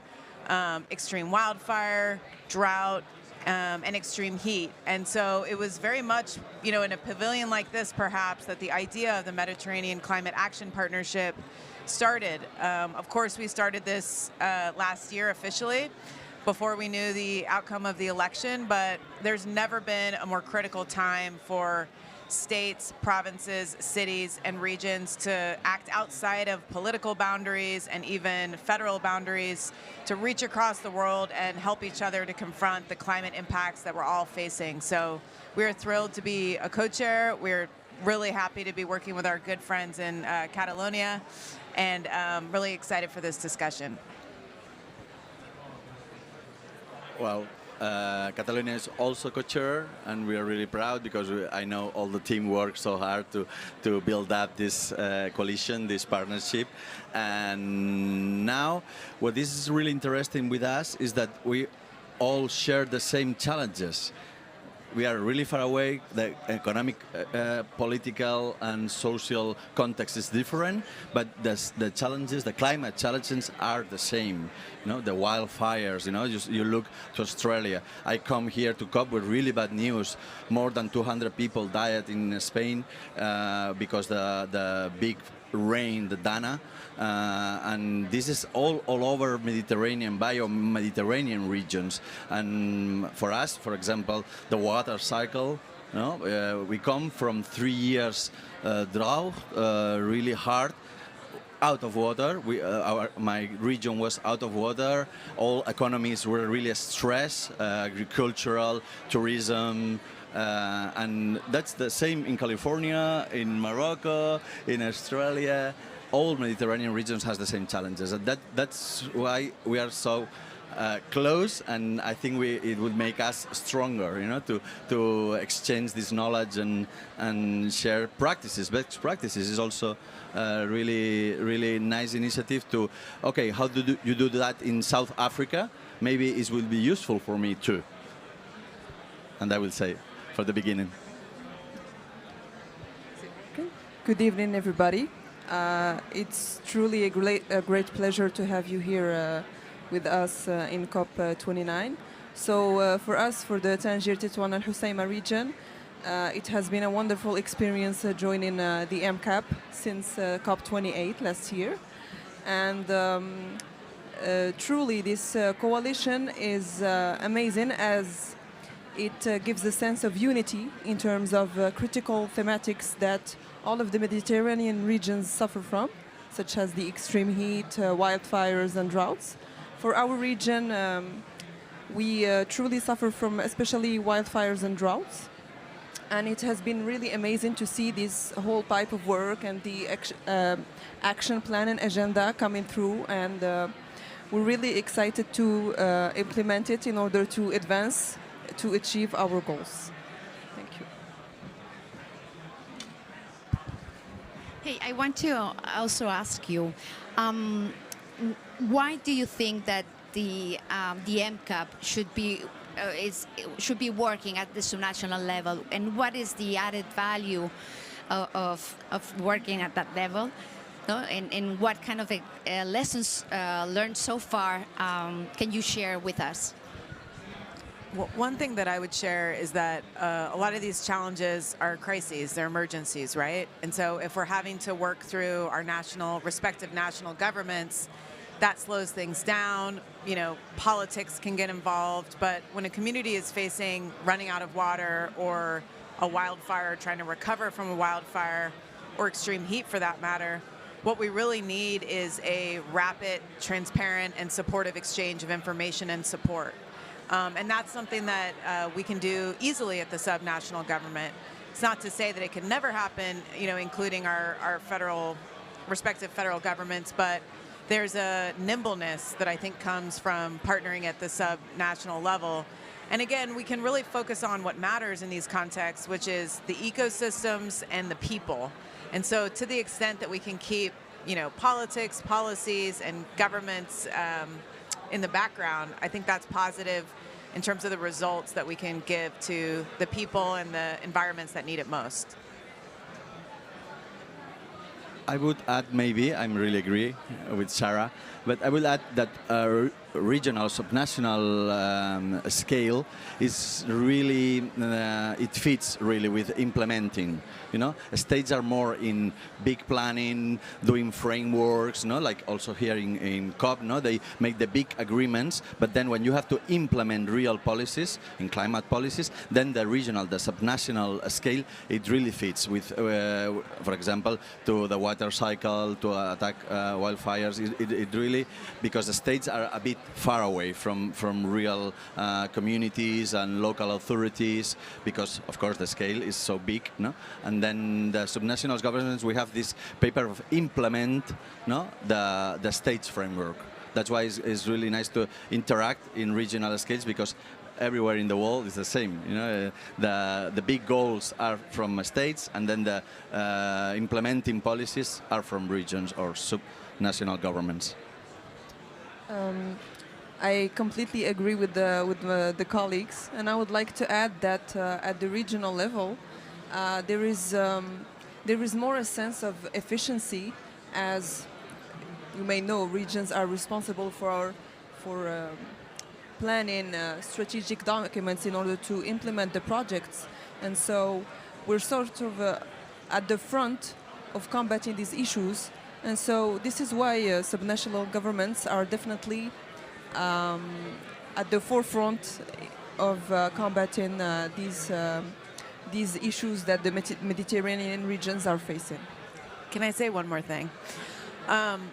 And this is my colleagues on the panel made me think of this. I think when we look at drought and wildfire and heat, that really boils down to somebody's experience. Somebody reading in the paper that they're running out of water. Somebody reading that, you know, there's a wildfire approaching their home, or they can inhale the smoke and the air quality is poor, or the temperatures are rising and they're worried about an older adult in their life. And I think the closer we can get to the individual people that are experiencing these impacts, the frontline communities, the better.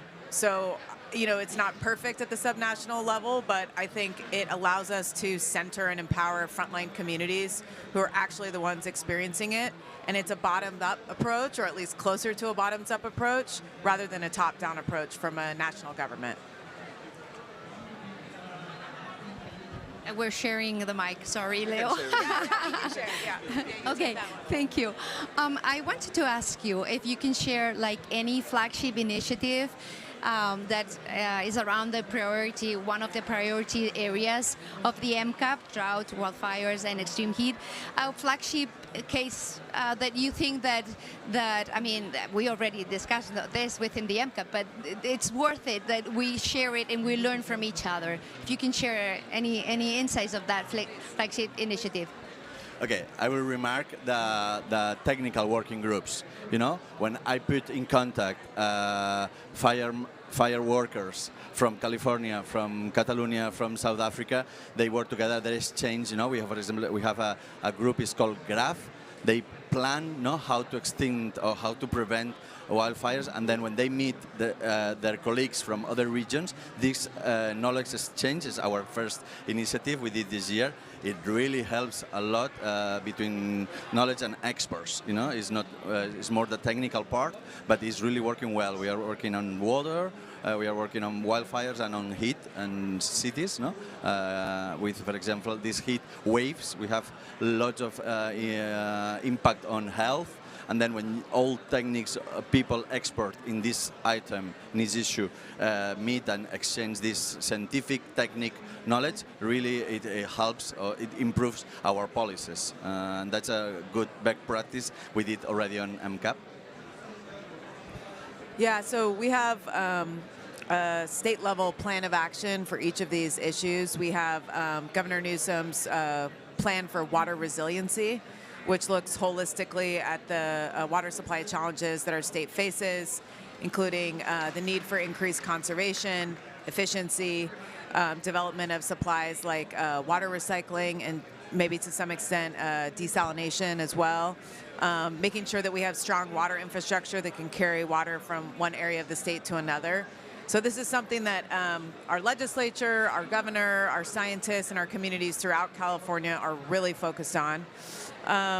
With respect to heat, we have an extreme heat action plan about what we do within our state agencies to notify people. We have cooling centers throughout the state where people can go to be safe.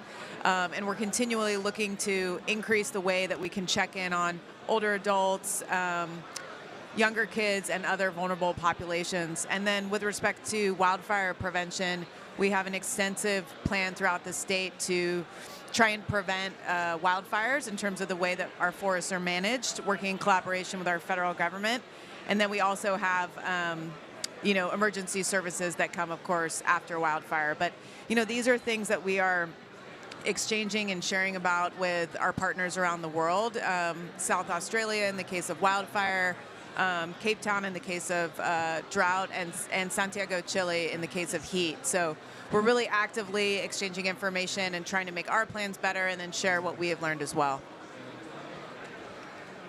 So for our case, in the Tangier Tetuan and Hoceima region, we have a regional development program that goes from 2022 to 2027. And it is strategic documents that sort of classifies all of our projects in terms of environment and sustainable development. So in terms of extreme heat and droughts, and also, even if it's not really related to the MCAP, but the energy, we have a regional strategy for the economy of water and energy resources. And we're currently working on sharing this data with all of the MCAP members through the thematic groups. Regarding water and extreme heat, and the three thematics, we're looking towards achieving or implementing an observatory in order to advance the early monitoring and warning systems. Thank you. I want to also ask you something. As I early said, that we hosted in Catalonia this inaugural annual convening. So that was a multi-day learning experience. And I just want to say I've already requested that I be invited to the next one. I was very sorry to miss this convening. Sorry. Go ahead. Go ahead. No, but that's why I'm going to ask Leo and Aya that they took part of that. I mean, how this immersive learning, exchanging experience impact your approach on climate resilience, and what were, I mean, in your case, Aya, what takeaways you took home, okay, from that experience? First of all, it was an amazing experience to meet with all the region and the members. It was truly interesting as we exchanged all sorts of data, all sorts of the state of the regions regarding these three thematics. And I also learned that we, as Mediterranean regions, we face a lot of common issues, and we have several ways of facing them. And so it was truly interesting to see how each region deals with these problems, and how we could really exchange these best practices and the expertise in order to advance and fill in the gaps. I would say it was nice for us, to exchange, explain. I will say three examples that we're really proud of showing. One was about agricultural resilience and how this can help wildfire prevention. Why crops and vineyards, in our case, crops helps to prevent and to stop secure areas in big wildfires. It was this in a natural park in Cap de Creus, in Cadaqués, close to Cadaqués. The second one, it was really successful. It was about greening cities. It was in Barcelona, how we are increasing the green, and we are doing the cooling. It's called superillas, like big apples, let's say, green apples, and how this is cooling the city. How these shadows with the greening in the areas is in these neighborhoods, Eixample, center Barcelona, is going down temperature. And the third is about forest management, how we make more resilient the forest with the management of forest management, because you reduce the impact of the wildfires if it never comes, but also creating like blue water. We call it blue water. That means increasing the amount of water that comes to rivers. When it rains, that in Mediterranean rains really few, but when it rains, this water comes to rivers. And there was three examples that all our colleagues were like, wow, you are doing a good job, and maybe we can implement in our countries, that they are also doing other initiatives. And that three examples, I think it really will impact a bit all the regions that came. Yes, I mean, we believe that exchanging experience and going to this deep learning on-site experience it's really a powerful tool. And so we were putting that into practice. Let's now, I mean, if you don't have any other remark, comment, anything to share, but let's now open the floor for some questions. I mean, this is your opportunity to engage with this frontliners of climate resilience in the region. So I don't know if you have any questions. Please, just break the ice.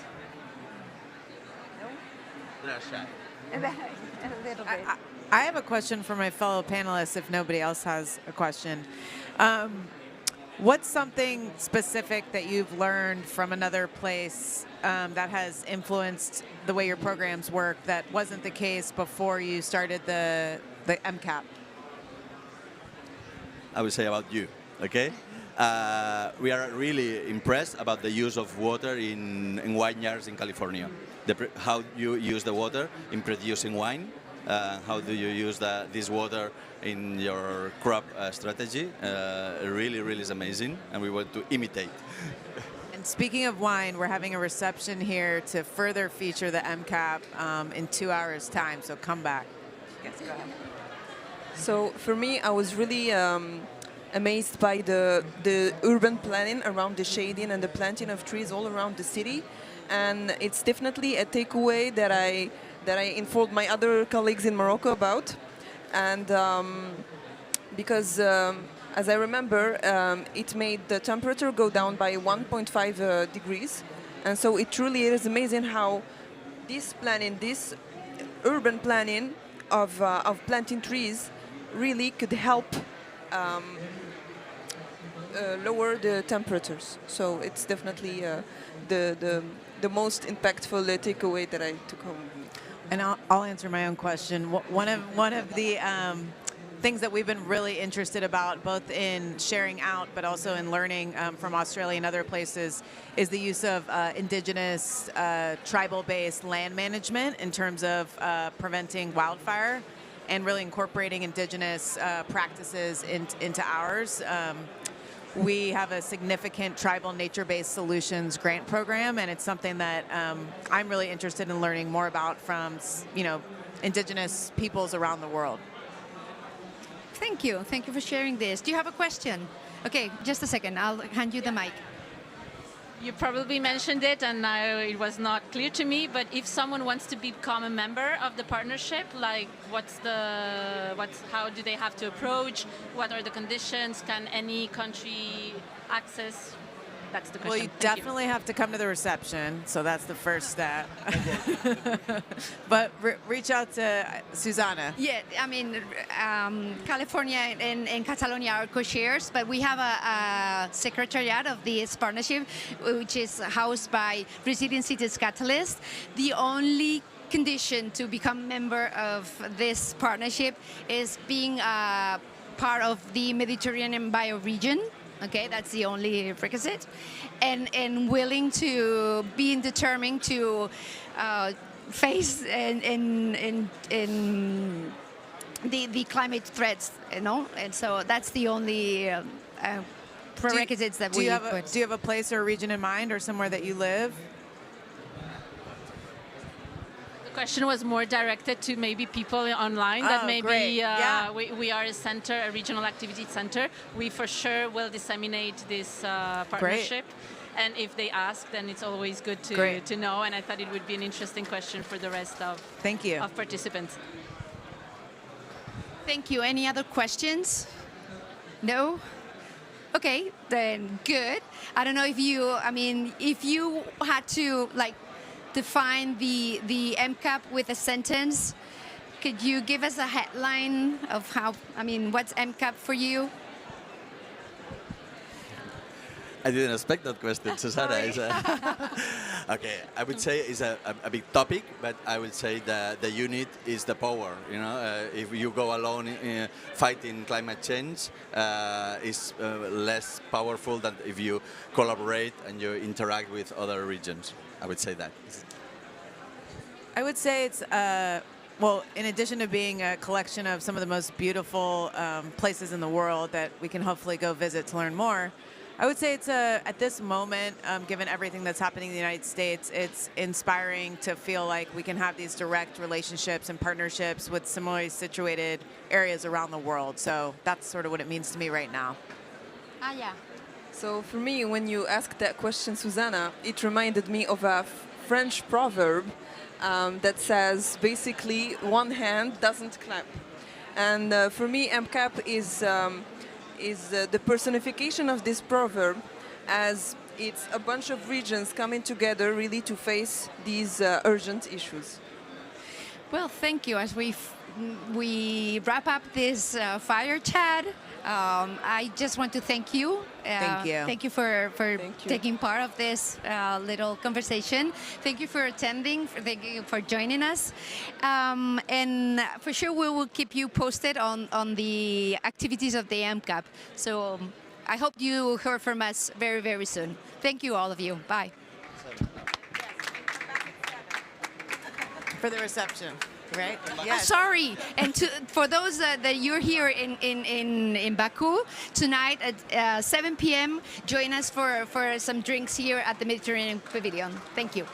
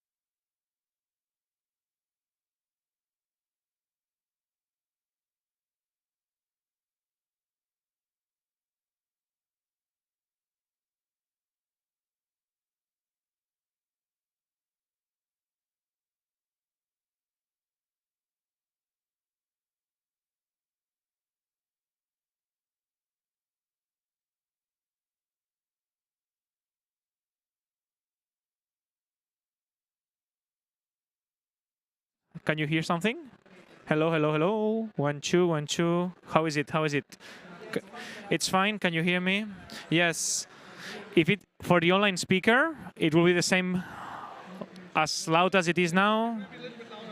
A little bit louder. So anyway, you will have plenty, exactly.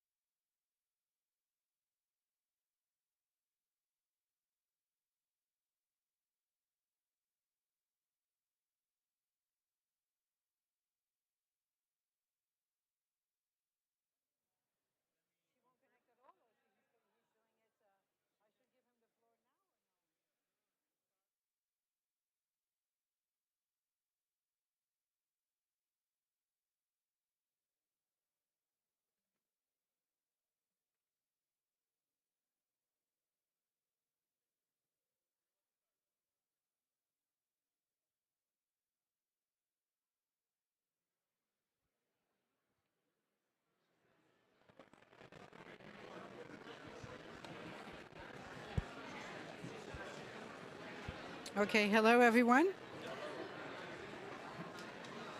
I'll give you the okay. We are not live yet. It's difficult, it's difficult.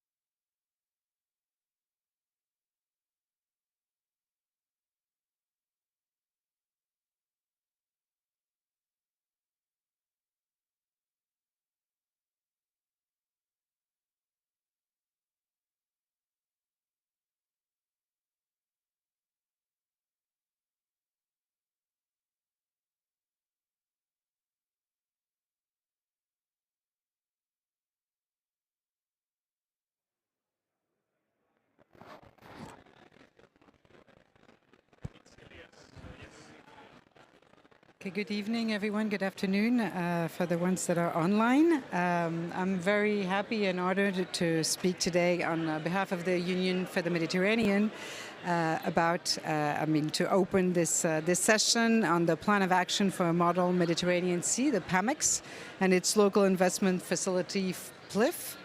The launch of the PAMEX PLIF was at COP27, and so it's been a few years now that the initiative has been implemented and working. 11 countries being part of it, with 4 regional organizations, and we're here today with our panelist from France, who had the who is managing the initiative until 2024, and who will be taken over by Greece, who is also present today in our panel. I will start with giving the floor to UNEP-MAP, who is organizing this panel today, that I'm happy to moderate, and who will say a few words. I believe Ilias will be online to start with a presentation. Ilias? Thank you very much, and sorry for this inconvenience. And I'm going to speak on behalf of Tatiana. Tatiana is also present, so she can also intervene through the chat. It is our pleasure as UNEP-MAP to welcome you to this side event on the Mediterranean Model Sea by 2030, the PAMEX side event that takes place in the Mediterranean Pavilion. Unfortunately, we were not able to join you in Baku, but we are very glad that the Med Pavilion gives us the opportunity for online participation. We would like to thank UFM for all the very good support on this. The Mediterranean is a region of immense ecological, cultural, and economic significance, but as we all know, it is highly vulnerable to the impacts of the triple planetary crisis, and in particular, climate change. Rising temperatures, shifting participation patterns, sea level rise, marine and coastal pollution, as well as biodiversity loss, are having profound effects on our ecosystems and communities. The action plan, the Mediterranean and Model C by 2030, the PAMEX action plan, is supported by the 11 Mediterranean countries and 4 relevant regional organizations. It was launched during the 2021 UCN Congress in Marseille, in France, and its implementation aims to be an important step towards combating the pressures that our region faces, reversing the alarming trend of biodiversity loss, improving biodiversity conservation in the Mediterranean region, developing sustainable fisheries, combating marine pollution, and developing sustainable maritime transport practices. The action plan to be implemented in accordance with the global international law, including the UNCLOS, could be a catalyst for broader regional cooperation discussions in multilateral regional bodies for the environment and the management of fisheries and aquaculture. Such bodies and agreements include the Sustainable Development Goals and especially SDG 14, the post-2020 Global Biodiversity Framework of the Convention of Biological Diversity, the UN Plastics Treaty under preparation, the Barcelona Convention and its protocols, the Mediterranean Strategy for Sustainable Development, the FAO General Fisheries Commission for the Mediterranean, and the Union of the Mediterranean Agenda and Portfolio of Activities on Blue Economy, Environment, and Climate Action, and the related ministerial declarations of UFM. The action plan will in particular contribute to respond to the recommendations of the first Mediterranean Assessment Report prepared by the Independent Network of Mediterranean Experts on Climate and Environmental Change, the MEDEC, in the frameworks of the Barcelona Convention and of UFM, which assesses the best available scientific knowledge on climate and environmental change and associated risks in our basin. There are 4 main priority axes developed in the framework of PAMEX. The first axis is related to increasing ambition for preserving marine and coastal biodiversity in the Mediterranean. The second axis on promoting and developing sustainable fishing to end overfishing by 2030. The third axis on redoubling efforts to combat marine pollution, particularly so that no plastic is discharged into the Mediterranean by 2030. And the last fourth axis to promote maritime transport practices which protect the marine environment and combat climate change. A very comprehensive action plan has been developed and has been endorsed by the participating countries. However, this requires important commitments of donors and stakeholders in order to get adequate and predictable funding and to increase technology development as well as capacity building. This is needed to effectively implement the necessary actions on both sides of the Mediterranean Sea by 2030.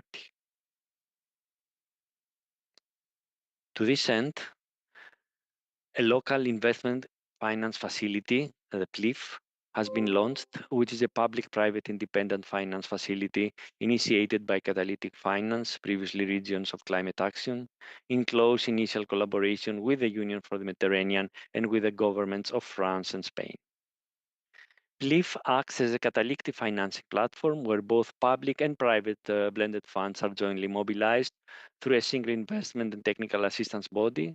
Special finance vehicles are under development to support projects development and implementation under PAMEX axes 1, 2, and 4. Its founding center presented over Forum Méditerranée du Futur in December 2022 has been signed by more than 20 organizations. Currently, the work of PAMEX is proceeding well. 2 steering committee meetings have been organized in January and December 2023, which resulted in the development of a joint work plan, including for communication issues. A third steering committee meeting is planned for the 3rd of December this year.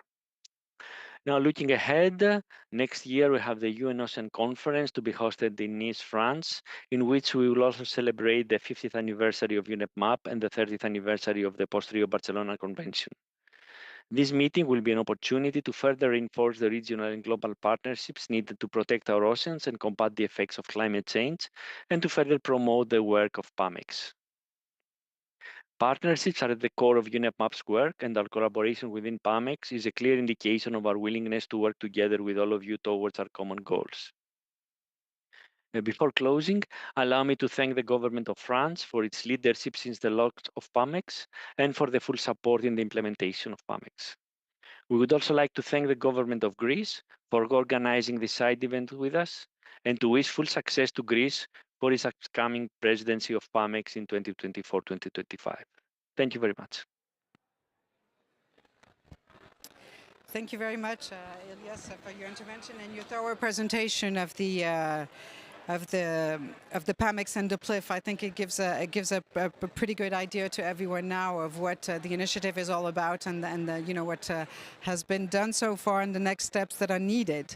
So, as I will now give the floor to Mr. Philippe Depré-Durand, the Deputy Head of the Department of International and European Affairs of the Ministry of Ecological Transition of France, who will give us his perspective on the work that France has been doing with the PAMEX and the handover that's going to happen.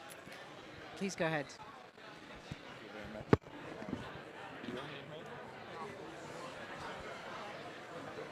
It's on. It's on. Yeah. Okay. Thank you very much. And yes, some quick words on this very beautiful initiative, and I will refer to the history.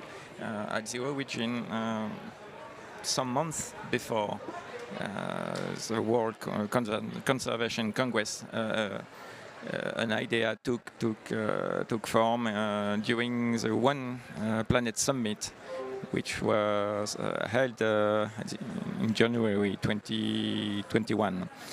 During several months, many negotiations were held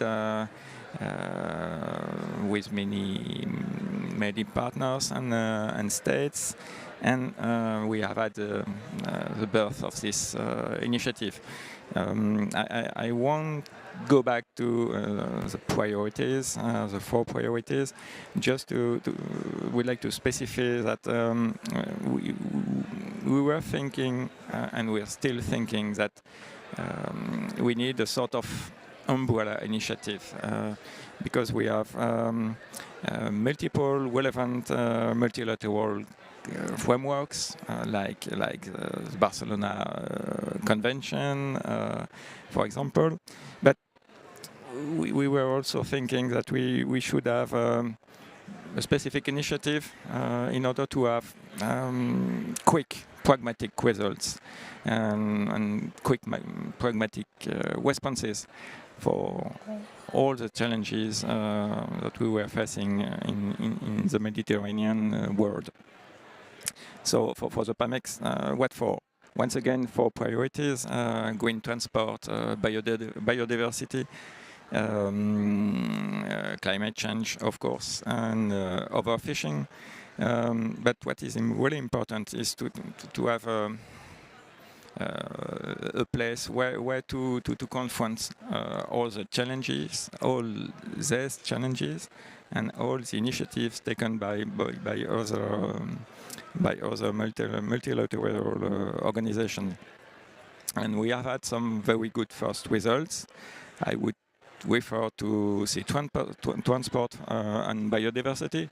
For green transport, I would say that PAMEX helped to reach out for the new sulfur emission control area, which is covering now the whole Mediterranean. It was really a huge challenge, but now it's a success.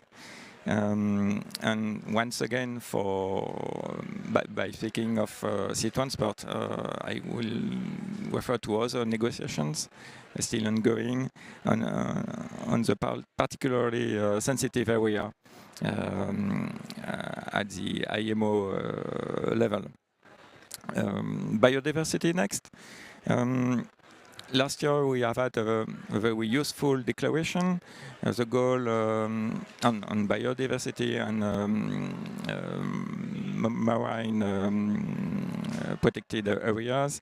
The goal is to reach 10% of the Mediterranean under strong protection, which is still another challenge.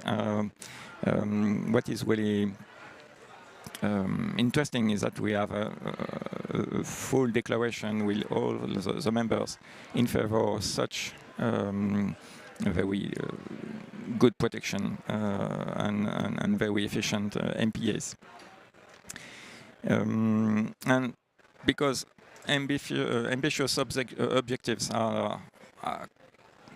can be good but are not sufficient, we also have some concrete successes. For example, the Med Fund, which is a sort of trust fund, which is helping to have a better management of MPAs.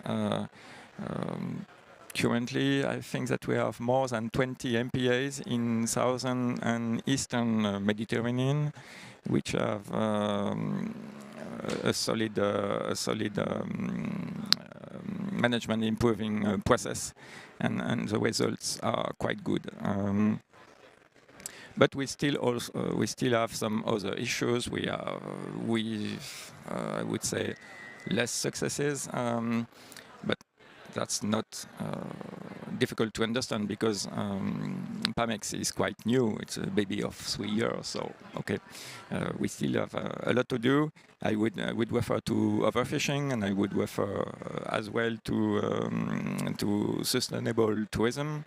For this issue, I think that we could have some development for national governments and subnational governments or authorities in order to have specific strategies on sustainable tourism. Yes, to conclude, what's next? First, we are very thankful to Greece for taking over the presidency from now. We are absolutely confident on the capacity of leadership and political mobilization of Greece. I was in Athens six months ago, and Greece really succeeded in organizing a very efficient our ocean conference. Once again, congratulations for this. So I think that if you have the same impetus for PAMEX, it will really deliver. And by speaking of political mobilization, just one word on the next United Nations Ocean Conference, which will be organized by by Costa Rica and France in Nice next June. Of course, we will have a specific spot for PAMEX because we are planning to organize a Mediterranean Day. I cannot give the specific day right now. It will be between the 7th and the 15th of June in Nice, but I still need to let a little bit of suspense. Okay. Thank you very much for your intervention and for being able to give us a summary like that of all the work that has been done. As you say, 3 years it's a very short time, and the initiative is already moving forward quite well. So on especially on the biodiversity initiative that you mentioned on the declaration of marine protected areas, and I mean I hope we can go further on that, and that this will be picked up and continue in a more active way. I will now give the floor to Mr. Petros Varilidis, the Secretary General for Nature, Environment and Water of the Hellenic Ministry of Environment and Energy of Greece. Thank you.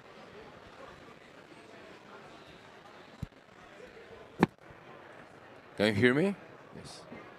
Well, first of all, thank you for giving me the opportunity to participate in today's event. First of all, I want to stress the link to the COP that we are participating, the climate COP. The oceans the ocean serve as a source of oxygen, serves as a carbon sink. It absorbs CO2, and at the same time, it's practically the climate regulator. So it's interlinked with the climate issues and the climate change, and whatever affects the climate, it is reflected in the oceans, being the temperature of the ocean, being the chemistry of the ocean, and in turn it affects biodiversity and all the living creatures in the sea. And then of course it affects the economy, because at the same time the ocean is a source of food, and it's a source of prosperity for a large part of the planet. Greece owes much to the Mediterranean Sea. Greeks became successful sea merchants and explorers many years ago. 3,000 years ago, we colonized all the Eastern Mediterranean Sea and part of the West Mediterranean Sea.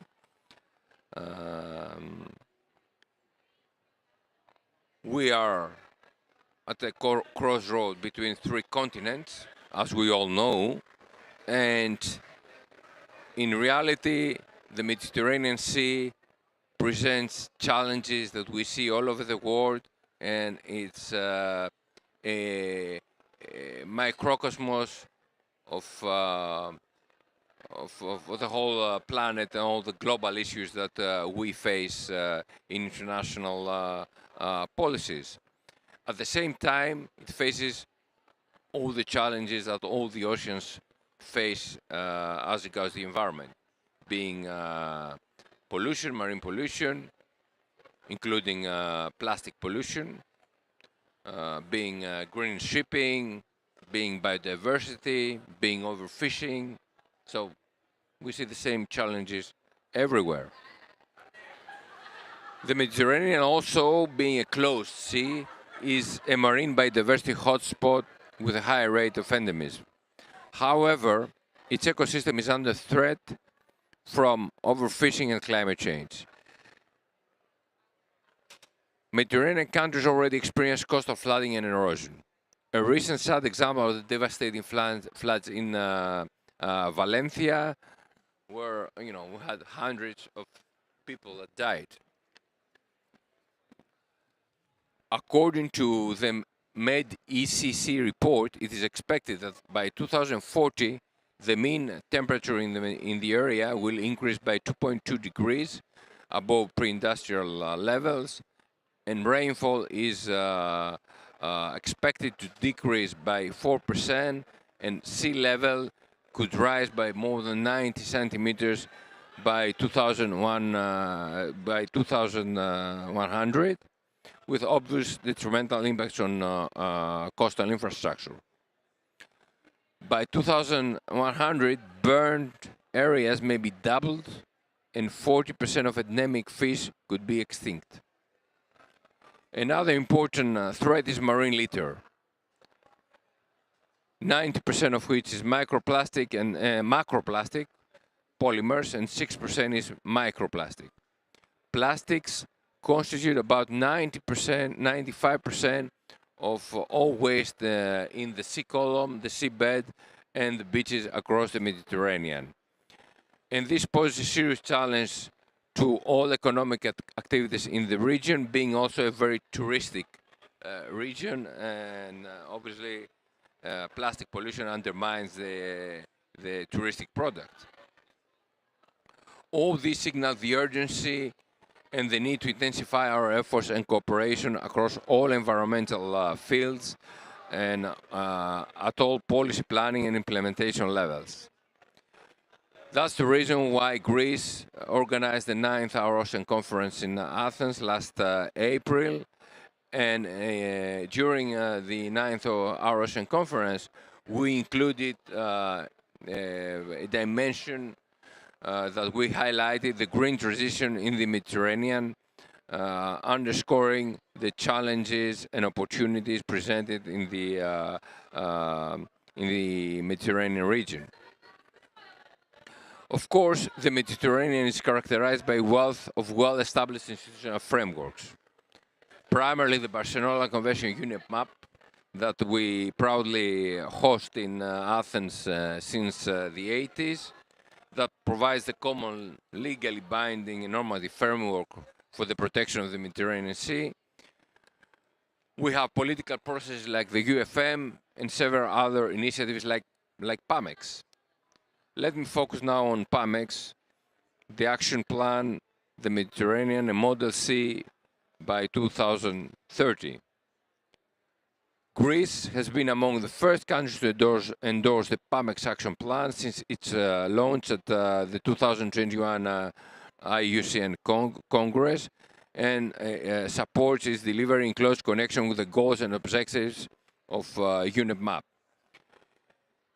In this regard, Greece has specifically contributed as co-leader of the Axis 3 related to marine pollution. Greece is now taking over the PAMEX presidency from France for the period 2024-2025, and we have our first meeting early December, if I recall correctly. Let me highlight that PAMEX and its local investment facility, the so-called and known as PLIF, address inter alia selected issues of the UNFCCC COP29 agenda, such as the scaling up of nature-based solutions contributing to conservation and resilience, the promoting of reuse and circular approaches, including the prevention of plastic waste production, leading to lowering greenhouse gas emissions, the greening of Mediterranean ports through the development of, among others, renewable energy sources for electrification and the use of green hydrogen, as well as the promotion of sustainable maritime transport at large. Under the Greek presidency, we aim at further strengthening these efforts and commitments for the implementation of the PAMEX action plan. Already during our Ocean conference, we made some very strong commitments that also relay to the PAMEX objectives, such as creating two very large marine parks, one in the Aegean Sea, one in the Ionian Sea, and also relating to the other important action in PAMEX, the actions related to overfishing. We are going to ban bottom trawling by 2026 in this in all our national marine parks. We have already another one, a smaller one. So in practice, in about maybe something like 20% of our marine territorial waters, the bottom trawling will be banned by 2026. Also, Greece has committed that by 2030, 12 harbors, 12 ports will be equipped with cold ironing and will simultaneously be used as energy green energy hubs to electrify the ships.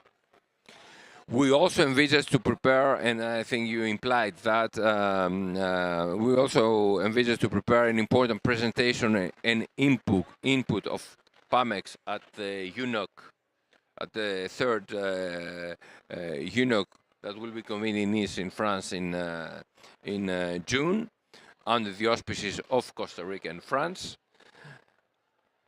And last but not least, I want to thank the government of France for the successful leadership of the PAMEX action plan so far, and for the full support to its effective implementation. We look forward to our close collaboration with France and with all the other Mediterranean countries that support PAMEX, to keep the ambitious vision of PAMEX relevant and give added value to it, and make it meaningful for all the countries of the Mediterranean area. Thank you very much. Thank you very much for your intervention. I mean, it's good to hear that you're going to take over the activities that were started by France and even bring them one step ahead, working also on overfishing and other important issues that are certainly necessary in our region.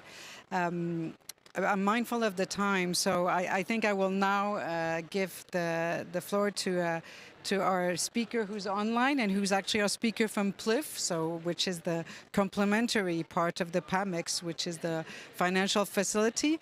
Mr. Matthew McLuckie, the managing partner of Poseidon Capital, who's going to be speaking on behalf of the PLIF. Matthew, are you here? Yes, I can see you. Yes, thank you. Good afternoon, good evening, everyone. Thank you for having us on the panel.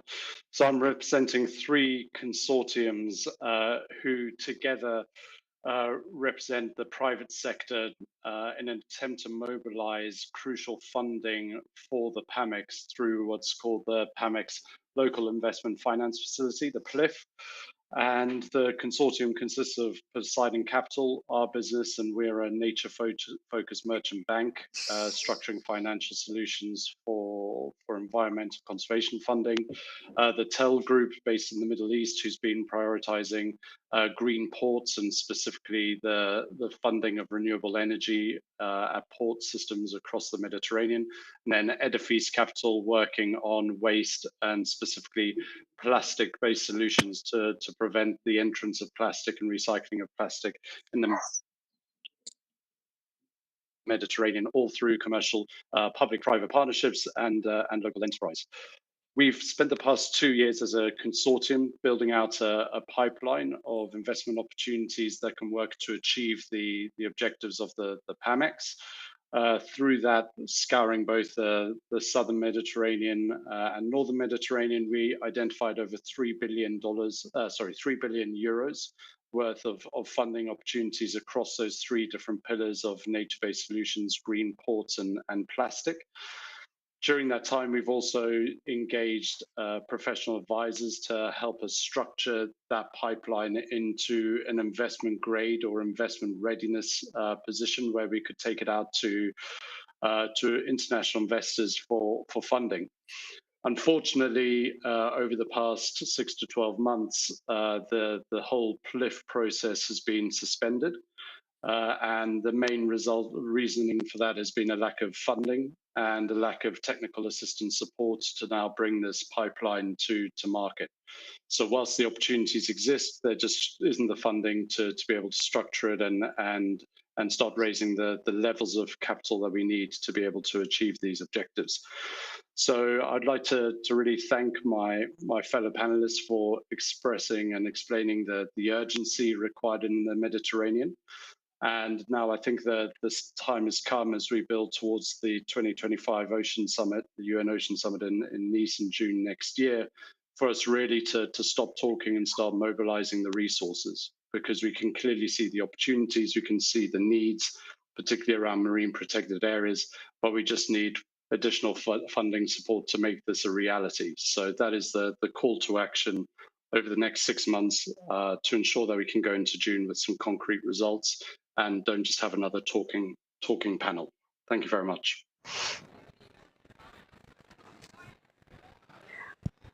Thank you very much for your intervention. I will, on behalf of the UFM and to complement what has been said, I think we as an intergovernmental institution are very keen to support all the initiatives, and we're quite happy that there's some action coming from countries and also from the private sector. So we will continue to work together with UNEP-MAP to making sure that such initiative, as you just said, Matthew, can go to the next step and support in finding the proper funding to make sure that all the work that's being done and the different steps that countries individually and collectively are trying to initiate in the region also collectively is very important because all the challenges are the same.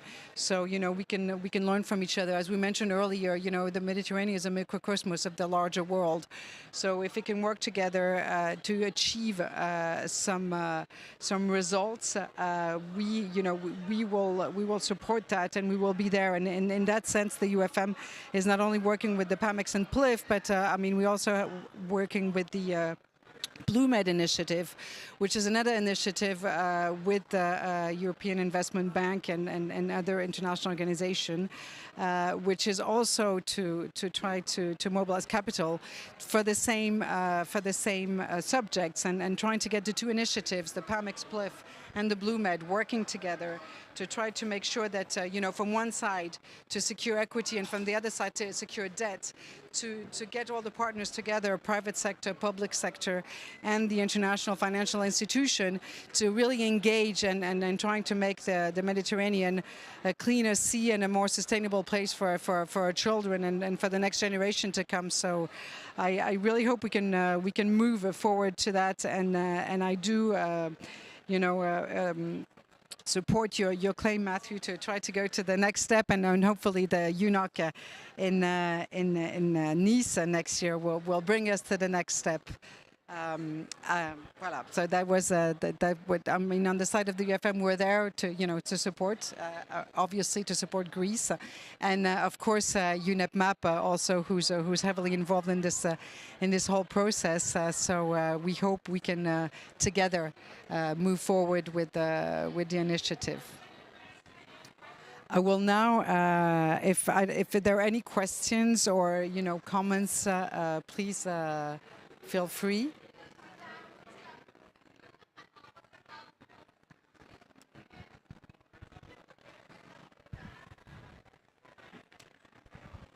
Thank you for this chance. I'm Dr. Mohammed El-Haj from Libya.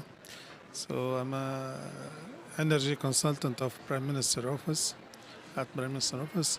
So just I want to note something, because our country, Libya, North Africa, we have a very good project to connect with Malta and Italy and Greece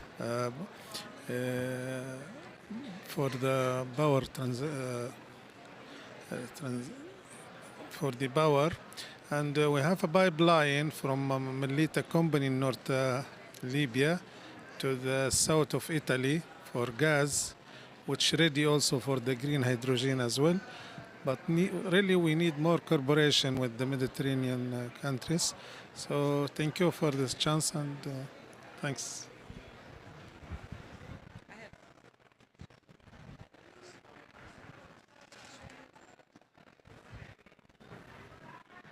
No, yes, I don't know if Greece wants to answer on that. Oh, is it on? Just to say that obviously we are open to working with all the countries of the area. We don't like anyone to be excluded, and the idea is that the more we work together and we build bridges, the better it is for all aspects of our life as neighbors. And now, sorry, yeah, now obviously as the UFM, we're happy also to continue the discussion if you need to, of course. Yes, thank you. I live in California, and in our state, we have started to regulate against ocean acidification and also warming by looking at where there are nutrient plumes, which can exacerbate those conditions. So I'm wondering if you have experimented either with seagrasses planting, which can sometimes mitigate hypoxic effects, or in regulating nutrient pollution in particular.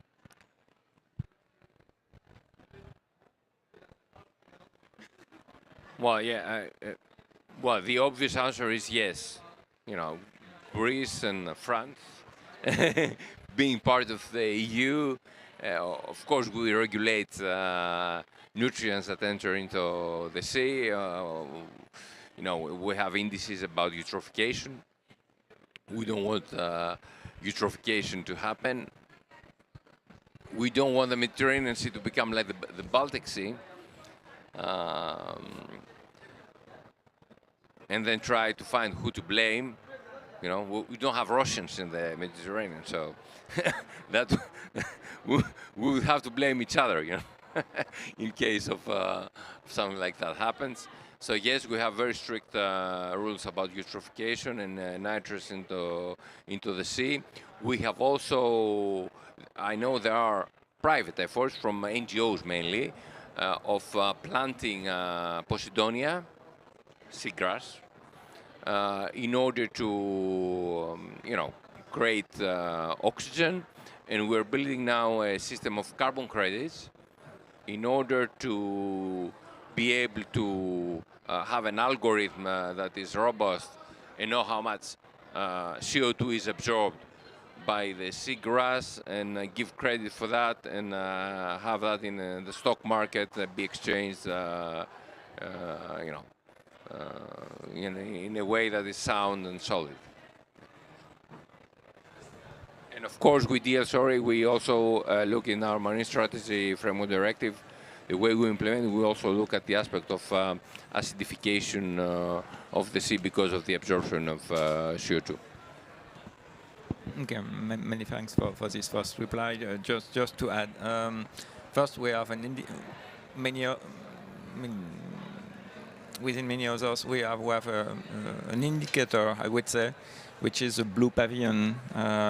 It's an indicator which has been created in order to foster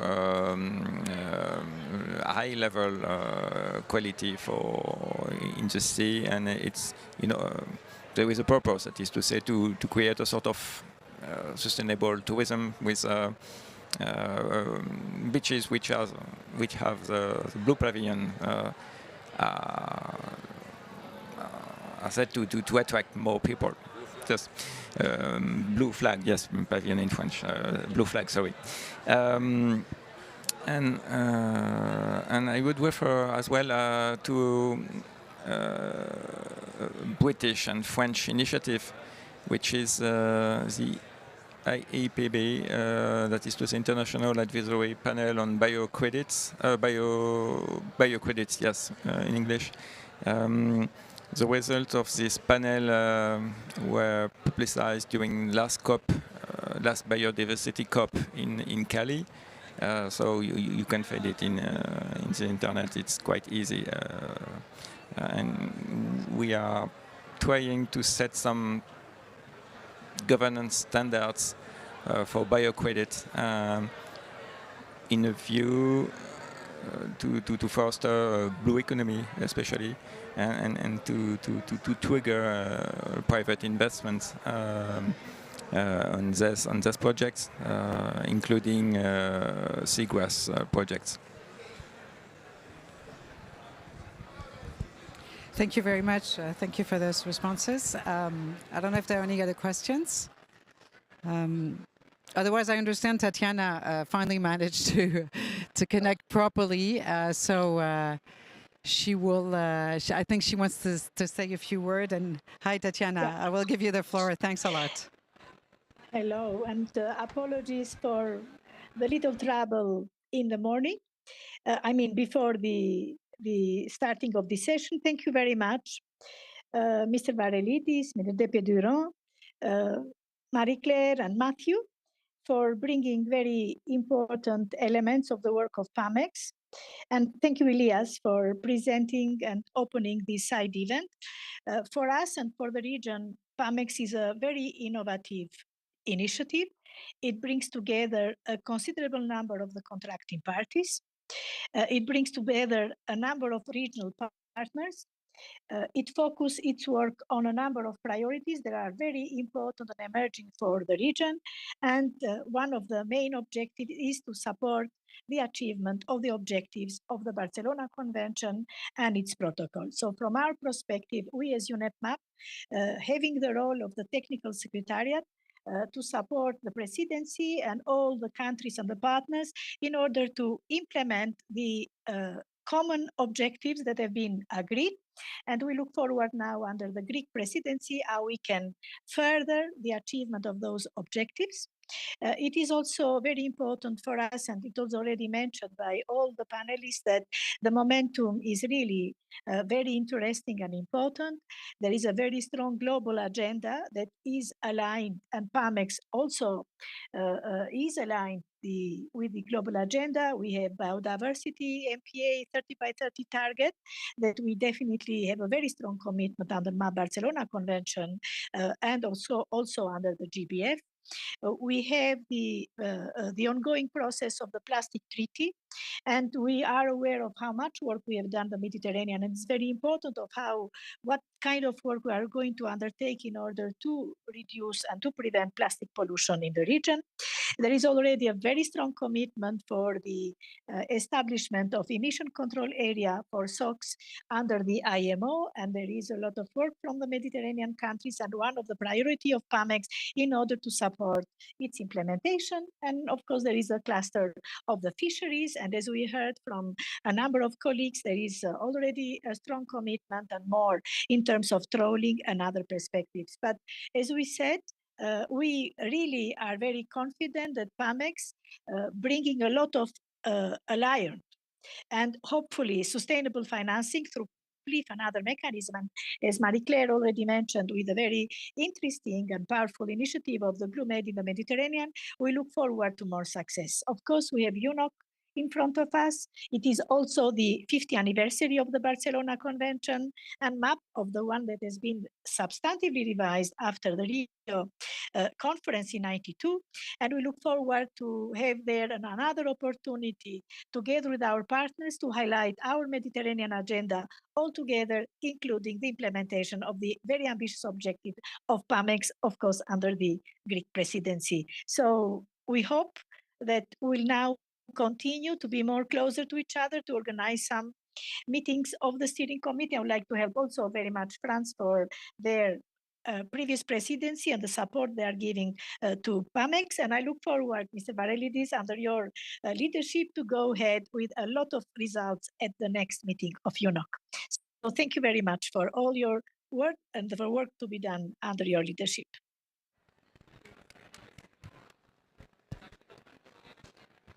Thank you very much. I think this closes the event. Thank you, Tatiana. Thank you very much to both of you for your participation and Matthew online.